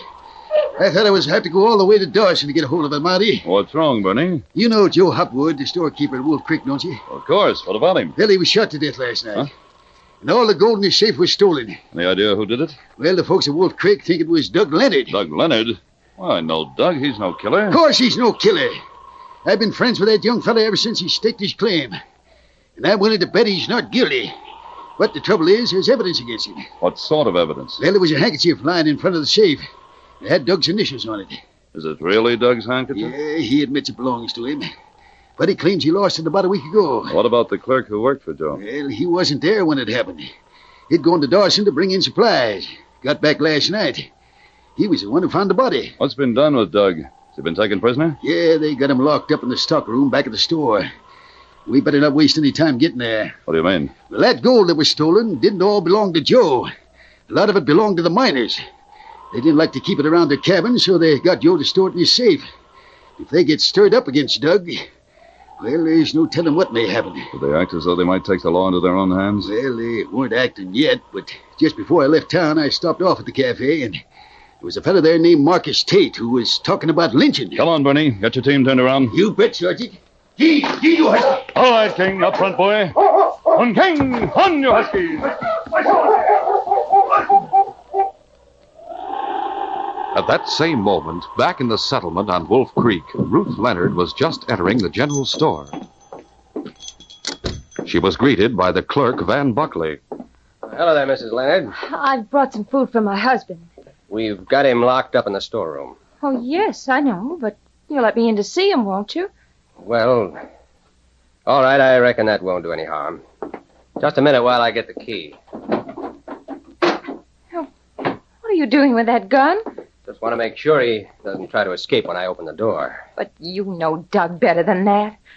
Surely you don't believe he's guilty. I'm sorry, Mrs. Leonard. All I know is that Doug's handkerchief was lying in front of the safe. Doug lost that handkerchief a week ago. I know that's what he says. Well, it's true, I tell you. Doug didn't leave the cabin last night, and what's more, his sled has a broken runner. So how could he have hauled away all that gold that was stolen? Well, I don't know what to think, Mrs. Buckley. I sure hope your husband is innocent. But just the same, I'm not taking any chances. All right, I suppose there's no use arguing. Come on, I'll take you back to the storeroom. Ruth, honey. Hello, darling. If you don't mind, I think I'd better lock the door. Well, go ahead. When you're ready to go, you knock on the door and I'll let you out. Gosh, I'm glad to see you, honey. Oh, you're not worried, are you, Doug? Of course I'm not worried. But I'd sure like to know how my handkerchief happened to be found at the scene of the crime. Well, whoever murdered Joe Hopwood must have planted it there. Yeah, if only I could prove that. Oh, Doug, listen. Bernie Mitchell has gone to Dawson to notify the Mounties. Yeah? He's going to try to get hold of Sergeant Preston. Oh, that's good news. If anyone can solve this case, Sergeant Preston is the man to do it. Hey, but say, what have you got in the basket? Oh, I brought you some food. Beef stew. By golly, I thought I smelled something good. Hope you haven't lost your appetite. Oh, you just watch and see. Sometime later that afternoon, after Ruth Leonard had left, a miner named Marcus Tate entered the store. There was an odd look of expectancy on Van Buckley's face as Tate approached the counter. Well, how about it, Tate? Can Doug Leonard hear us? Not if we don't talk too loud. What took you so long? I thought we'd be seeing some action by this time. Yeah, so did I. But it looks like we're out of luck. Oh, what's the matter? I hung around the cafe for 2-3 hours trying to get things stirred up. Then I moseyed up and down the creek talking to every miner I ran into. But it didn't do a doggone bit of good. They believe Leonard's guilty, don't they? Yeah, most of them do, but not all of them. Trouble is, Leonard's got a lot of friends. All the miners have a heap of respect for his wife. Even the ones who think he's guilty don't take to the idea of lynching him without a fair trial. Especially after they found out about his sled runner being broke. That's not so good. I'll tell the world it's not so good. We figured that handkerchief would be enough to get him strung up in short order. But it hasn't worked out that way. And now Bernie Mitchell has gone to Dawson to get the Mounties. Yeah, so I heard. Once those redcoats start poking around, there's no telling how many clues they'll turn up. They may even wind up pinning the murder on us. Do you realize that? Maybe there's a way we can settle this whole business before the Mounties ever get here. You got some kind of a scheme? Yeah. And I think this one ought to work out for sure. Well, for Pete's sake, let's hear it. All right, here's what I got in mind. Suppose you come around tonight sometime after I close up the store. We'll tell Leonard that the miners are all stirred up. They're forming a lynch mob. They're apt to come here and get him any minute. Go on. In order to save his neck, we'll tell him he'd better clear out. You say you'll take him to a cave you know of out in the woods and guard him till Bernie Mitchell gets back from Dawson with the Mounties. Which won't be till sometime late tomorrow. And then what happens? After you leave, I'll give myself a bump on the head. Enough to make a bruise so it'll look as though Leonard knocked me out. And I'll wait for a half hour or so and spread the alarm. I'll say Leonard got hold of a gun, made a getaway. And what am I supposed to be doing in the meantime? As soon as you get Leonard out in the woods, put a bullet through his head and bring his body back to town. You can say you met up with him while he was making his getaway. He pulled a gun on you. So you shot him in self-defense. There's just one thing wrong with your plan. Now, what's that? Leonard has no gun, and there's no way to explain how he got hold of one. That's where you're wrong. There is a way to explain. Well, then explain it to me. A little while ago, Leonard's wife came here with a basket of food for him. There must have been half a dozen guys hanging around out in front of the store who can testify to that. Who's to know but what she had a gun hidden in that basket? Yeah. By thunder, Buckley, I gotta hand it to you. That's a plenty smart plan. When people hear how Leonard slugged his way out of here, they're bound to think he's guilty. And not only that, you'll plant a gun in his possession to back up our story. Sure. Just leave it to me, Buckley. The plan's a cinch to work out. Meanwhile, Sergeant Preston and Bernie Mitchell were urging their teams forward at top speed over the hard-packed trail. As the sun dropped below the horizon and the short Arctic day began closing in, they were still a considerable distance from Wolf Creek. Finally, the sergeant called a halt. Okay. Hi, Husky. Hold What's wrong, Sergeant? If we leave the trail here and cut through the hills and across the lake, we can save several miles. Yeah, I reckon so. But we may find it rough going. Besides, the ice on the lake's getting mushy. It could be dangerous. We'll have to chance it. Dad rat it, do you suppose we'll get there in time? I don't know. It's getting dark, which means the miners will soon be quitting work and heading for the cafe. Yeah. There's going to be trouble. That's when it's likely to come. Well, by thunder, if they lynch Doug, that poor cat Tate ought to be strung up himself. No use getting worked up now, Bernie. We'll just have to travel fast and hope for the best. Come on, let's mush. Right, Sergeant. Hawking, hi, you Huskies. On King, on, you Huskies. That night, Doug Leonard was just dozing off in the storeroom when he heard the door being unlocked. A second later, Van Buckley and Marcus Tate came into the room. They looked tense and excited. What's that? Plenty. The miners are all stirred up about you killing Joe Hopwood and stealing their gold. I tell you I'm innocent. It don't matter whether you're innocent or not. They think you're guilty, and that's all that counts. A bunch of the boys down at the cafe are forming a lynch mob right now. A lynch mob? That's what I said. They're getting ready to string you up higher than Haman. Holy mackerel. You're going to have to clear out of here, Doug. It's the only way you can save your neck. Yeah, but where'll I go? Tate's got his sled and dog team waiting out back of the store. He'll take you out in the woods. Yeah. I know a cave where you can hide out till the Mounties get here. By thunder, that's mighty white of you, Tate. Well, never mind thanking me. Just get your parka on and let's get going. Right. Meanwhile, Sergeant Preston and Bernie Mitchell were rapidly approaching Wolf Creek. About half an hour after Doug had left with Marcus Tate, they arrived in the settlement and halted their teams in front of the general store. Okay, hold on. Come on, Bernie. Yeah, looks like Buckley is closed up for the night, eh? Yes, there's a light through the shutters. Yeah, wonder what's keeping him. Oh, wait a minute. I think I hear someone coming. Yeah, he's coming all right. As Van Buckley opened the door, they saw him sway dizzily and clutch at the door frame for support. There was a livid bruise on his forehead. Sergeant Preston. Holy smoke, Buckley. What happened to you? Here, you'd better let me help you to a chair. Thanks. Thank heavens you got here. What happened? Doug Leonard has escaped. Escaped? How'd it happen? He was locked up in the storeroom. A while ago, I heard him rap on the door to attract my attention. When I asked him what he wanted, he told me he was feeling awful sick, so I opened up. Then he shoved a gun in my ribs. Didn't anyone search him before he was locked up? Oh, sure, he was searched all right. He had no gun at that time. I know that for a fact. And where'd he get the gun? There's only one possible answer, Sergeant. His wife came here today, brought him a basket of food. She must have had the gun hidden in that basket. All right, go on with your story. Well, there's not much more to tell. He made me get my hands up, and he swung the gun at me all of a sudden, knocked me out. Any idea how long you were unconscious? Oh, I don't think it was very long. I remember it was close to 9 o'clock when he rapped on the door. Well, let's see. It's 26 after 9 right now. In other words, he escaped about a half an hour ago. Where's the storeroom? It's back here. I'll show you. Here it is. What are you going to do? See if King can pick up his scent. Did he use this blanket at all? Yeah, he was lying on it part of the time. Here, King. Fine, boy, fine. You think King will be able to trail him? Yes, I'm sure of it. He has the scent. Well, by thunder, Sergeant, if you're going after Doug, I'm going with you. All right, Bernie, let's go. After leaving the general store, Doug and Marcus Tate had headed northward along a narrow trail which penetrated deep into the forest that bordered Wolf Creek. Doug was riding the sled while Tate handled the team. For some time, neither man had spoken when Tate suddenly shouted to the Huskies, Oh, there, you Huskies. Oh. What are we stopping here for? There's no cave around here, is there? I wouldn't know about that, Leonard. Get up off the sled. What's it? Hey, what's the idea of the gun? I said get up off the sled. What are you going to do? I'll tell you what I'm going to do. I'm going to put a bullet right through your heart. I don't get this. It doesn't make sense. I thought you were taking me out here to save me from a lynch mob. Sure, that's what we told you. But it was just a trick. A trick? That's right. There was no lynch mob. We just told you that story so you'd come along peaceable like. Fact of the matter is, Buckley's going to say you got hold of a gun and escaped. When the miners hear that, they'll all be convinced you're guilty. Wait a minute. Now I'm beginning to understand. It must have been you and Buckley who framed me in the first place. And it was you two who killed Joe Hopwood. Hey, you catch on fast, Leonard. Sure, it was me and Buckley who killed Hopwood. Then after I cleared out with the gold, Buckley spread that cock and bull story about coming back to the store and finding his boss dead. Yeah, but what about my handkerchief? How did you get hold of that? It so happens you lost that handkerchief at the store. Dropped out of your pocket one day when you went to pay the bill. Buckley found it, and that's what gave him the idea of framing you. As Doug kept Tate talking, his mind was working at a feverish pace. Suddenly a plan occurred to him, a plan that offered a slim ray of hope. You and Buckley are mighty smart, Tate.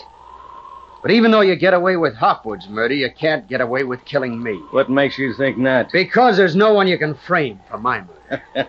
We won't have to frame anybody. See, I'm going to claim I met up with you accidentally while you were making your getaway. I say you pulled a gun on me, so I had to plug you in self-defense. Hey, you keep looking over my shoulder for all the time. Oh, I wasn't looking over your shoulder. Oh, yes, you were. Suppose you're trying to make me think someone's sneaking out in back of me, Don't be a fool. How could anyone sneak up in back of you without you hearing him? Christ, thunder, you're up to something, Leonard. Reckon I better plug you Grab him, Bernie! Hey, what the... In spite of himself, Tate was thrown off guard by Doug's sudden shout. Instantly, Doug sprang at him, grabbing his gun arm. For several moments, the two men struggled desperately. And then, suddenly, the gun went off. With a groan, Tate collapsed in the snow. Doug stared at him, wide-eyed and horror-stricken. I've killed him. A terrible realization swept over Doug's mind. Who would believe his version of what had happened? Especially after Buckley had spread word that he escaped from the store at gunpoint. Instead of being accused of one murder, he would now be accused of two. I've got to get away from here. Almost instinctively, Doug picked up the gun which had fallen from Tate's hand. He stuffed it in the pocket of his parka, and then he ran toward the sled and grabbed hold of the handlebars. Mush! Mush, you huskies! Mush! Urging the team forward at top speed, Doug continued along the same trail for about half a mile. And then he turned off on a branch trail which would take him to his own cabin. When he arrived there a short time later, a light in the window told him that Ruth was still awake. Ho, ho, ho down, boys. Ho.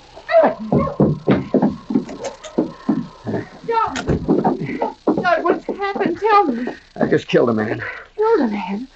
Oh, no, I don't believe it. It's true, I tell you, honey. Oh, not Van Buckley. No, Marcus Tate. Oh, for heaven's sake, darling. Sit down and tell me the whole story. Yeah. Tate came to the store tonight. He and Buckley told me that a mob was forming the cafe. A lynch mob. They told me I'd have to clear out in order to save my neck. You mean Buckley let you go free? Yeah, but it was just a trick. A trick? That's right, honey. He and Tate cooked it up between them. And what's more, they killed Joe Hopwood. Oh, Doug, are you sure? Sure, I'm sure, the dirty skunks. Wait till I tell you what happened. Tate said he'd take me out to a cave he knew of. A place where I could hide out till things quieted down. But after we got up in the woods a ways, he pulled a gun on me. But why? To kill me, that's why. Don't you see, honey, Buckley's going to say I escaped from the store. That'll convince everyone that I'm guilty. Then Tate was going to claim that he met up with me in the woods. That I pulled a gun and he had to shoot in self-defense. Oh, you still haven't told me what happened. Well, after Tate pulled the gun, I grappled with him. And the gun went off accidentally. And killed Tate? That's right. I left him lying back in the woods.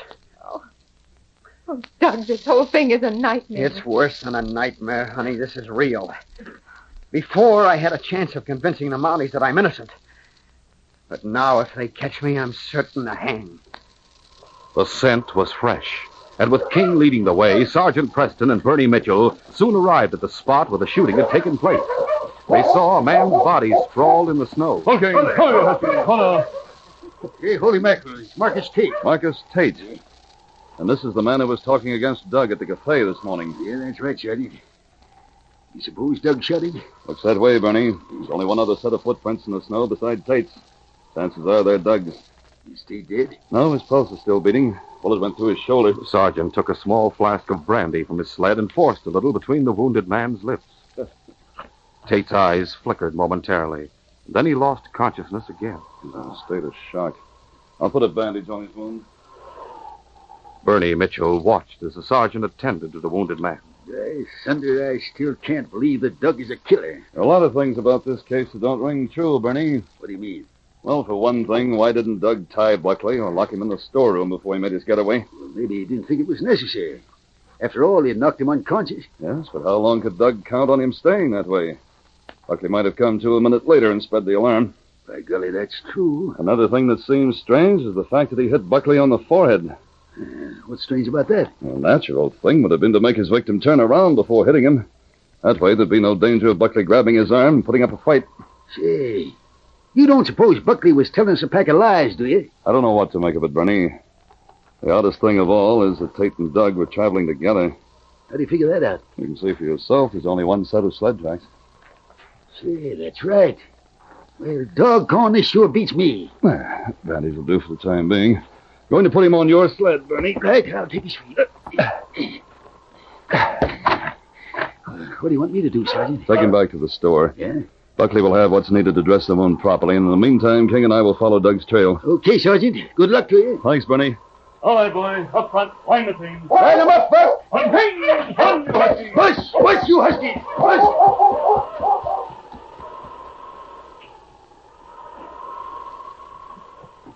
Ho there, ho there. When Bernie arrived back at the store, he lifted Tate from the sled and carried him inside.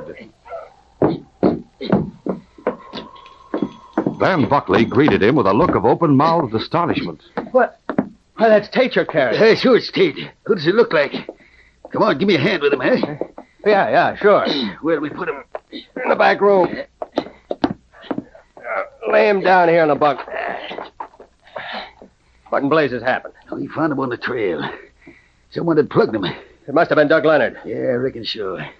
What about Sergeant Preston? Well, he's still following up Doug's trail. He told me to bring Tate back here to the store. Is he badly wounded? It could have been worse. He was drilled through the shoulder. Sergeant Preston put on a temporary bandage, but the wound still has to be dressed. The sergeant figured you ought to have what was needed here at the store. Sure, I have antiseptic and bandages. All right, get him out. Start heating some water. We'll see if we can't get this fella patched up properly.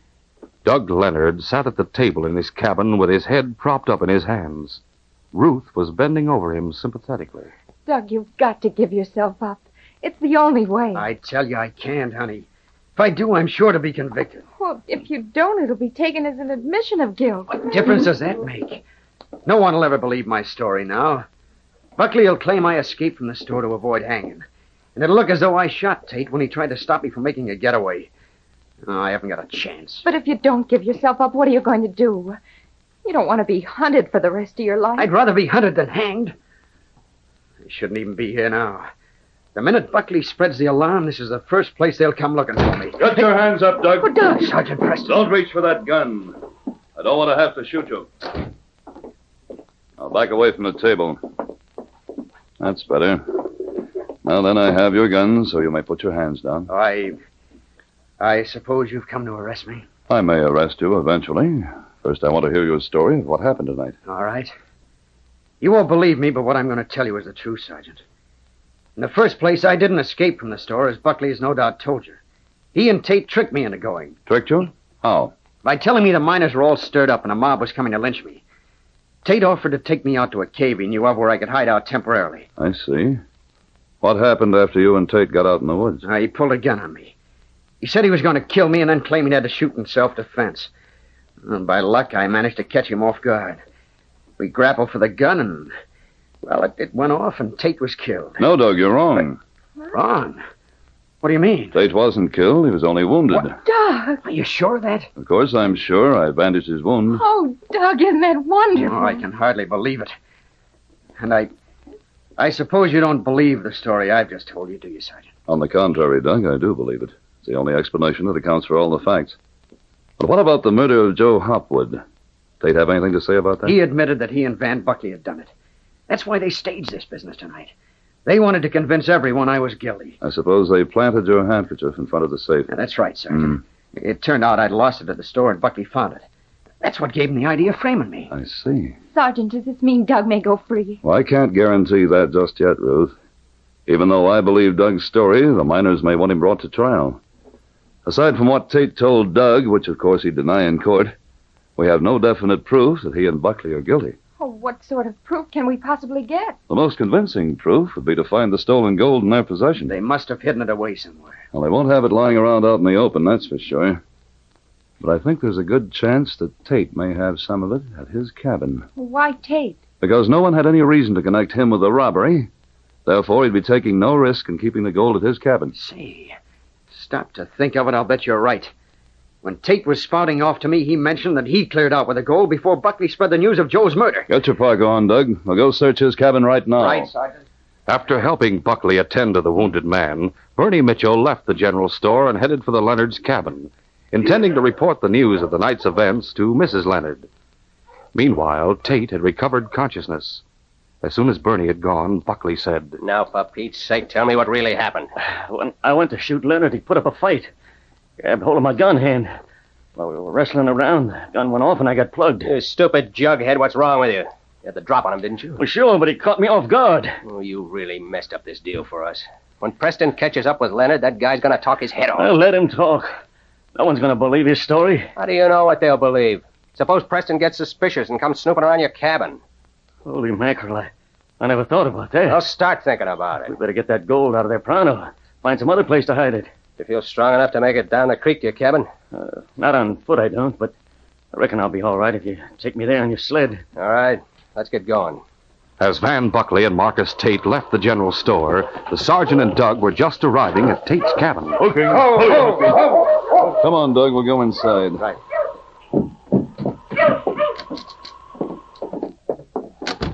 Must have a lamp around here somewhere. Oh, there's a lamp on the table. Wait a second. The sergeant struck a match and lit the lamp. As the soft glow of the oil flame dispelled the darkness, the two men looked around at the interior of the cabin. Where do you suppose he'd hide the gold? No telling, Doug. Only ways to go over the cabin foot by foot. How we go at it?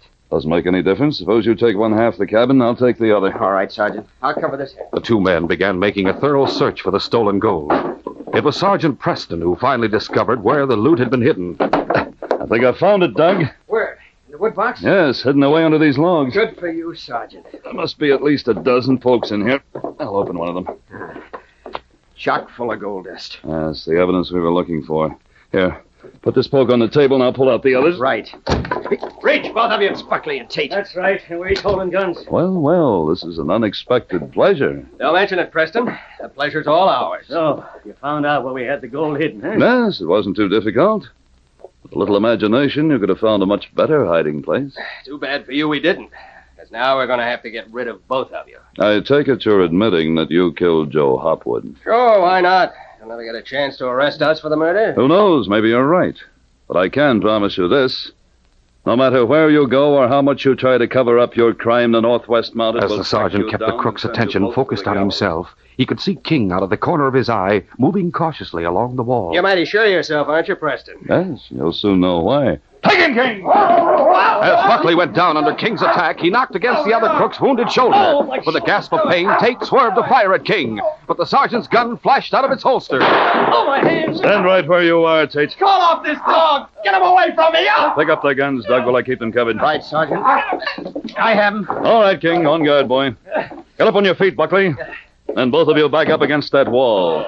I'm arresting you in the name of the Crown for the murder of Joe Hopwood. Sergeant, there was some shooting the way you blasted that gun out of Tate's hand. I wouldn't have had a chance to shoot if it hadn't been for King. Believe me, I'm mighty grateful to both of you.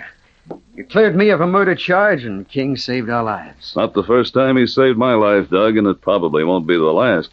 However, we've captured the real killers of Joe Hopwood, and we have the evidence we need to convict them, which means that this case is closed.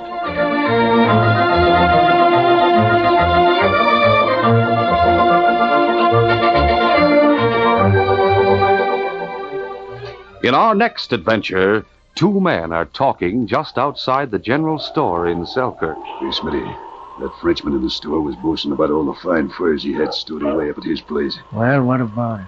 We're gonna trail him to his place. We'll grab those furs while he's sleeping, then head for Whitehorse, where we'll be able to sell them. Now let's get back out of sight so he won't see us when he leaves. Robbing the simple Frenchman of his furs seems like an easy job to the two crooks.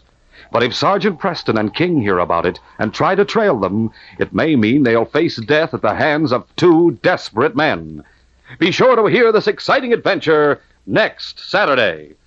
These radio dramas, a feature of the Challenge of the Yukon Incorporated, are created by George W. Trendle, produced by Trendle Campbell Enterprises, directed by Fred Flowerday, and supervised by Charles D. Livingston. The part of Sergeant Preston is played by Paul Sutton. They are brought to you every Saturday and Sunday.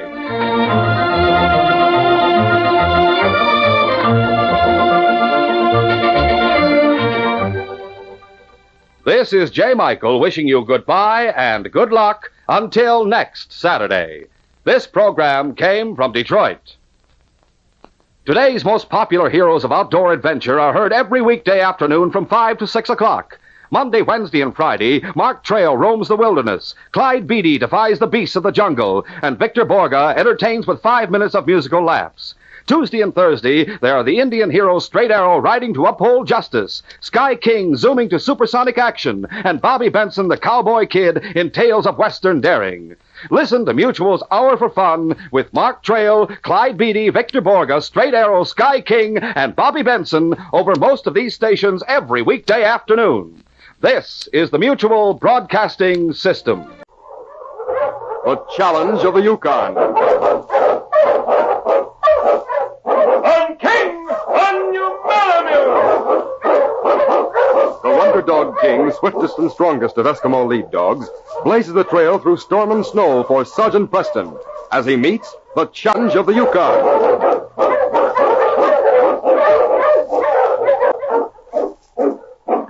Sergeant Preston was typical of a small band of Northwest Mounted Police who preserved law and order in the new Northwest country, where the greed for wealth and power led to frequent violence and bloodshed. But in spite of the odds against them, Sergeant Preston and his Wonder Dog King met that challenge, and justice ruled triumphant.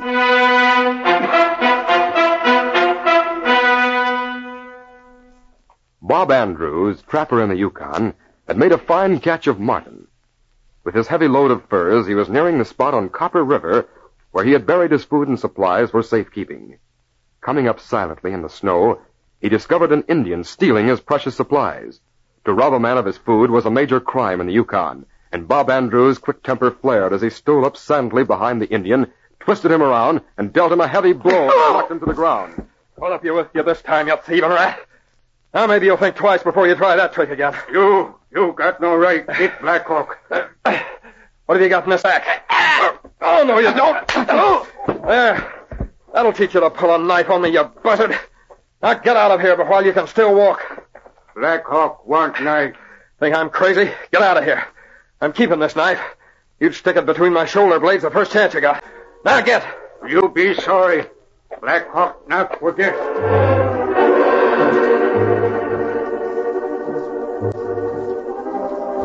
It was late afternoon a week later when Sergeant Preston was heading toward town with his dog team, led by the great Malamute lead dog King. They were about 10 miles from town when suddenly the great dog stopped and sniffed the air. Come on, King. What's the matter with you? What are you stopping for? Smell smoke, don't you? So do I. Not campfire smoke either. There it is. Looks as though there's a cabin on fire. Come on, you Malamutes. Let's go. West!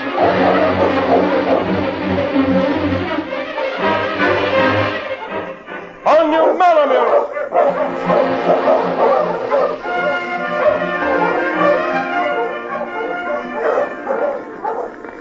Oh, hi, Malamute! Boy, what a blaze. Hello, anybody here? Come on, King. Maybe we better have a quick look in there before that cabin collapses.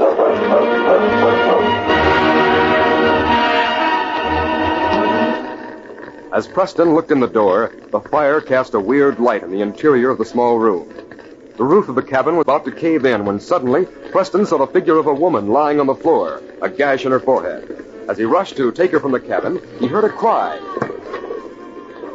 If I can just... Great heavens, a baby. King, get it, boy. They're on the floor. Get it quick, fella. Come on, King.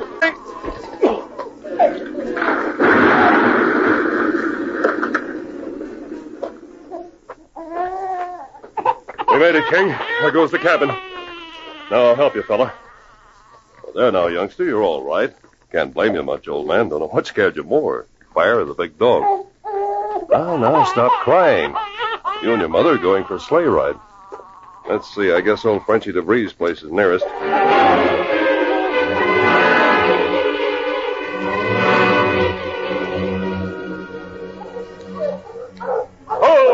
Malamutes. Frenchie, you home? Who is it? Oh, Sergeant Preston. Come in. Guess you better come out and help me, Frenchie. I got a baby and a woman on my sled. Baby and a woman? Where do you get them? Found the cabin on fire. Help me carry him in. She's unconscious. That is Mrs. Andrews. I carry her. You bring kid. Take it easy, Frenchie. Come on, young fella. We're going in where it's warm. Yes, you can come too, King. Come along.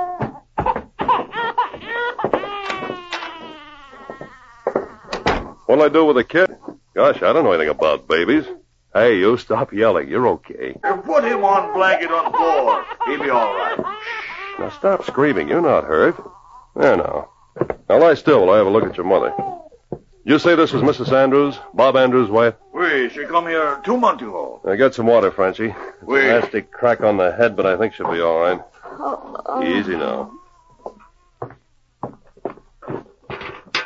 Here is water. She'll be conscious soon. All we can do is let her rest and be quiet. Where is Bob Andrews? He passed this morning on his way to town. He say he'll be back sometime tomorrow. I suppose he went in for supplies. Guess I better go after him. Mrs. Andrews will be all right. Just keep cool claws on her head and keep her quiet. Look, King is licking the kid's face. King, quit it. You'll scare him to death. Guess you're just as bad a nursemaid as I am. Come on, boy, we're going to town. See you later, Frenchie. Oui. I'll find Bob Andrews and bring him back.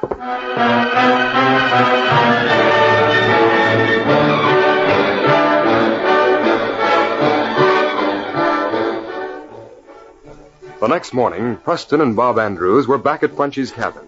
They found Mrs. Andrews pale and weak from shock, but able to talk. Will it bother you to tell us what happened, Mary? No, I'm all right now. I can tell you. Is your head better? It hurts a little. I can't thank you enough, Sergeant, for saving the baby. No, don't bother about that. We want to hear what happened. It was the thieving Indian, wasn't it? Yes, it was an Indian. He came in while I was feeding the baby. He wanted money first. The dirty rat. I told him I had no money, and he threatened to kill me. I guess I lost my head a little. I put the baby down and rushed for the gun. He took it from me, and that's all I remember. Why, that rotten murdering weasel. That dirty coward. I shouldn't have tried to get the gun. I'll be able to pick up his trail from the cabin. Preston, I'm going with you. You'd better stay here, Bob. He tried to burn my wife and baby alive. I won't rest till he's caught. Oui, I see how he must feel. But your wife and baby? Frenchie will keep him here for me, won't you, Frenchie? I got 3 weeks' supplies on my sled out here. You take them, Frenchie. Sure, I watch out for them. I like baby around cabin. He is company for old man like me.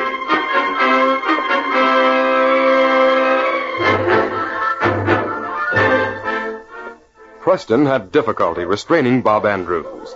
Young and hot-tempered, he wanted neither to eat nor sleep until he got his hands on Black Hawk. Over the frozen ground they raced. By sunset, they had reached the foot of the mountains, where Preston suddenly turned off the trail. On King! This way, fellas! Preston, we're leading the trail. It leads this way. We're spending the night at Tom Kramer's cabin, Bob. About a half mile from here. Well, it ain't dark yet. We could go a few miles farther. We won't find another place like this to camp. That Indian's not far ahead. We'll start out at dawn tomorrow. But Preston! Come on, Bob. Stop arguing. On you Malamute!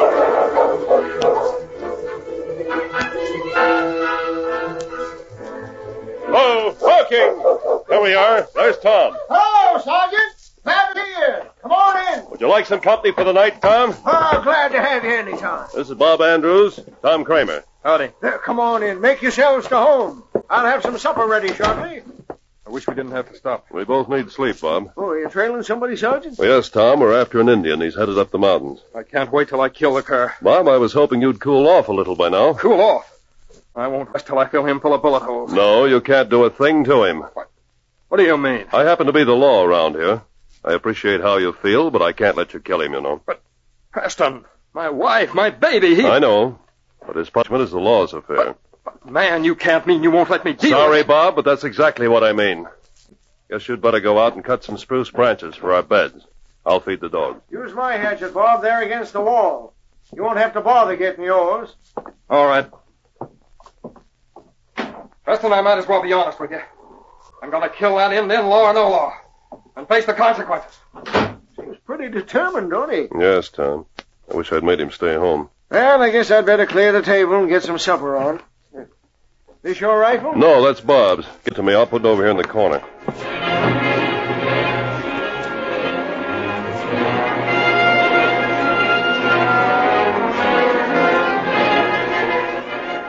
It was after midnight, and Bob Andrews lay wide-eyed on his bed in the cabin.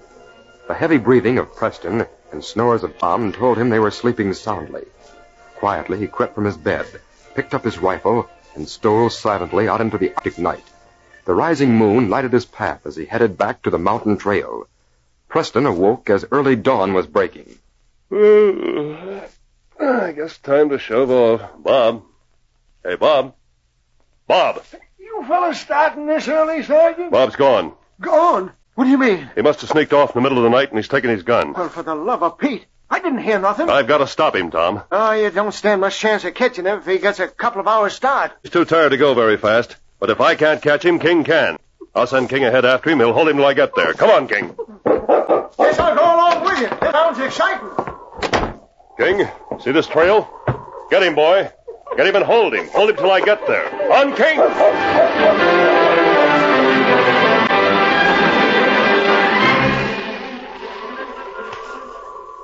Later that morning, Bob Andrews was plodding up the mountain slope. He didn't know that ahead of him, higher up in the mountain, he was being watched by the sharp black eyes of Black Hawk, who crouched behind a boulder, his rifle ready. Suddenly, Bob heard something behind him and saw the form of a huge dog rushing upon him. Why, it's King! King, what are you... Hey, get off of me, you fool! I ain't the one you're after! Get away, you cur! No! No, you fool! If I can get a hold of my rifle, I'll kill him! No! Let go of my arm! I can kill you, you devil of a dog!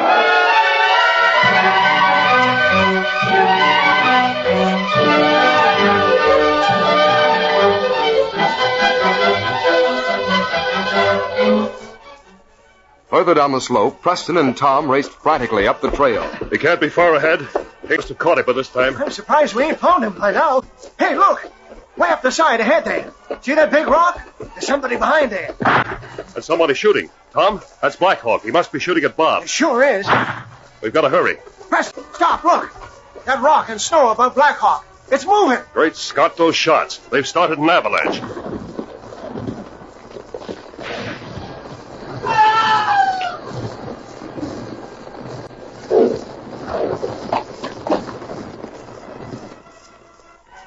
Well, that's the last of Black Hawk. Gosh, what a sight. Poor devil. Come on, Tom. Let's hope King and Bob weren't in the path of it, too.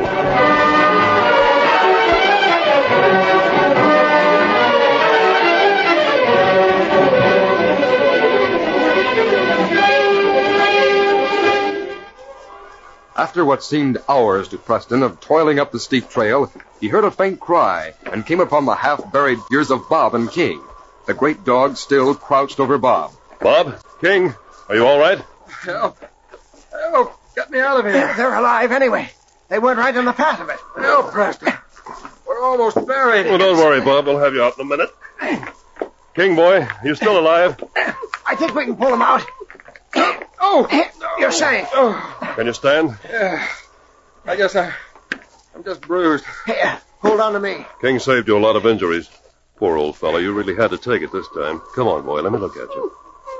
Oh, no bones broken. Some bad cuts on his back. What's that blood on his neck from? Looks as if a bullet creased him. Gosh, you're sure lucky, Bob. He saved your life. Saved my life. I was almost killed on account of him. Oh, I got a shot that dirty Indian, but this fool dog held me here. Wouldn't let me get my rifle. He thought I was the one he was supposed to catch. King was following orders, Bob. Orders? You mean you told him to hold me? Yes, he was told to hold you until I got here. You mean you were trying to save the life of that dirty redskin at the risk of mine? I was trying to save your life, Bob. It didn't occur to me that you'd sneak off last night the way you did. I knew you were planning to kill Black Hawk, so while you were out of the cabin last night, I took all the bullets out of your gun. Gun was empty? You'd have been quite helpless if you'd caught up with Black Hawk. As it was, thank heaven, nature took a hand in it. Nature did a pretty good job, too. He'll never harm anyone again. Come on, King boy. We'll take it easy going down. Won't take long for those bruises to heal. Yes, we can rest now, boy. The looks of that heap of rubble at the bottom of the mountain. The case is closed.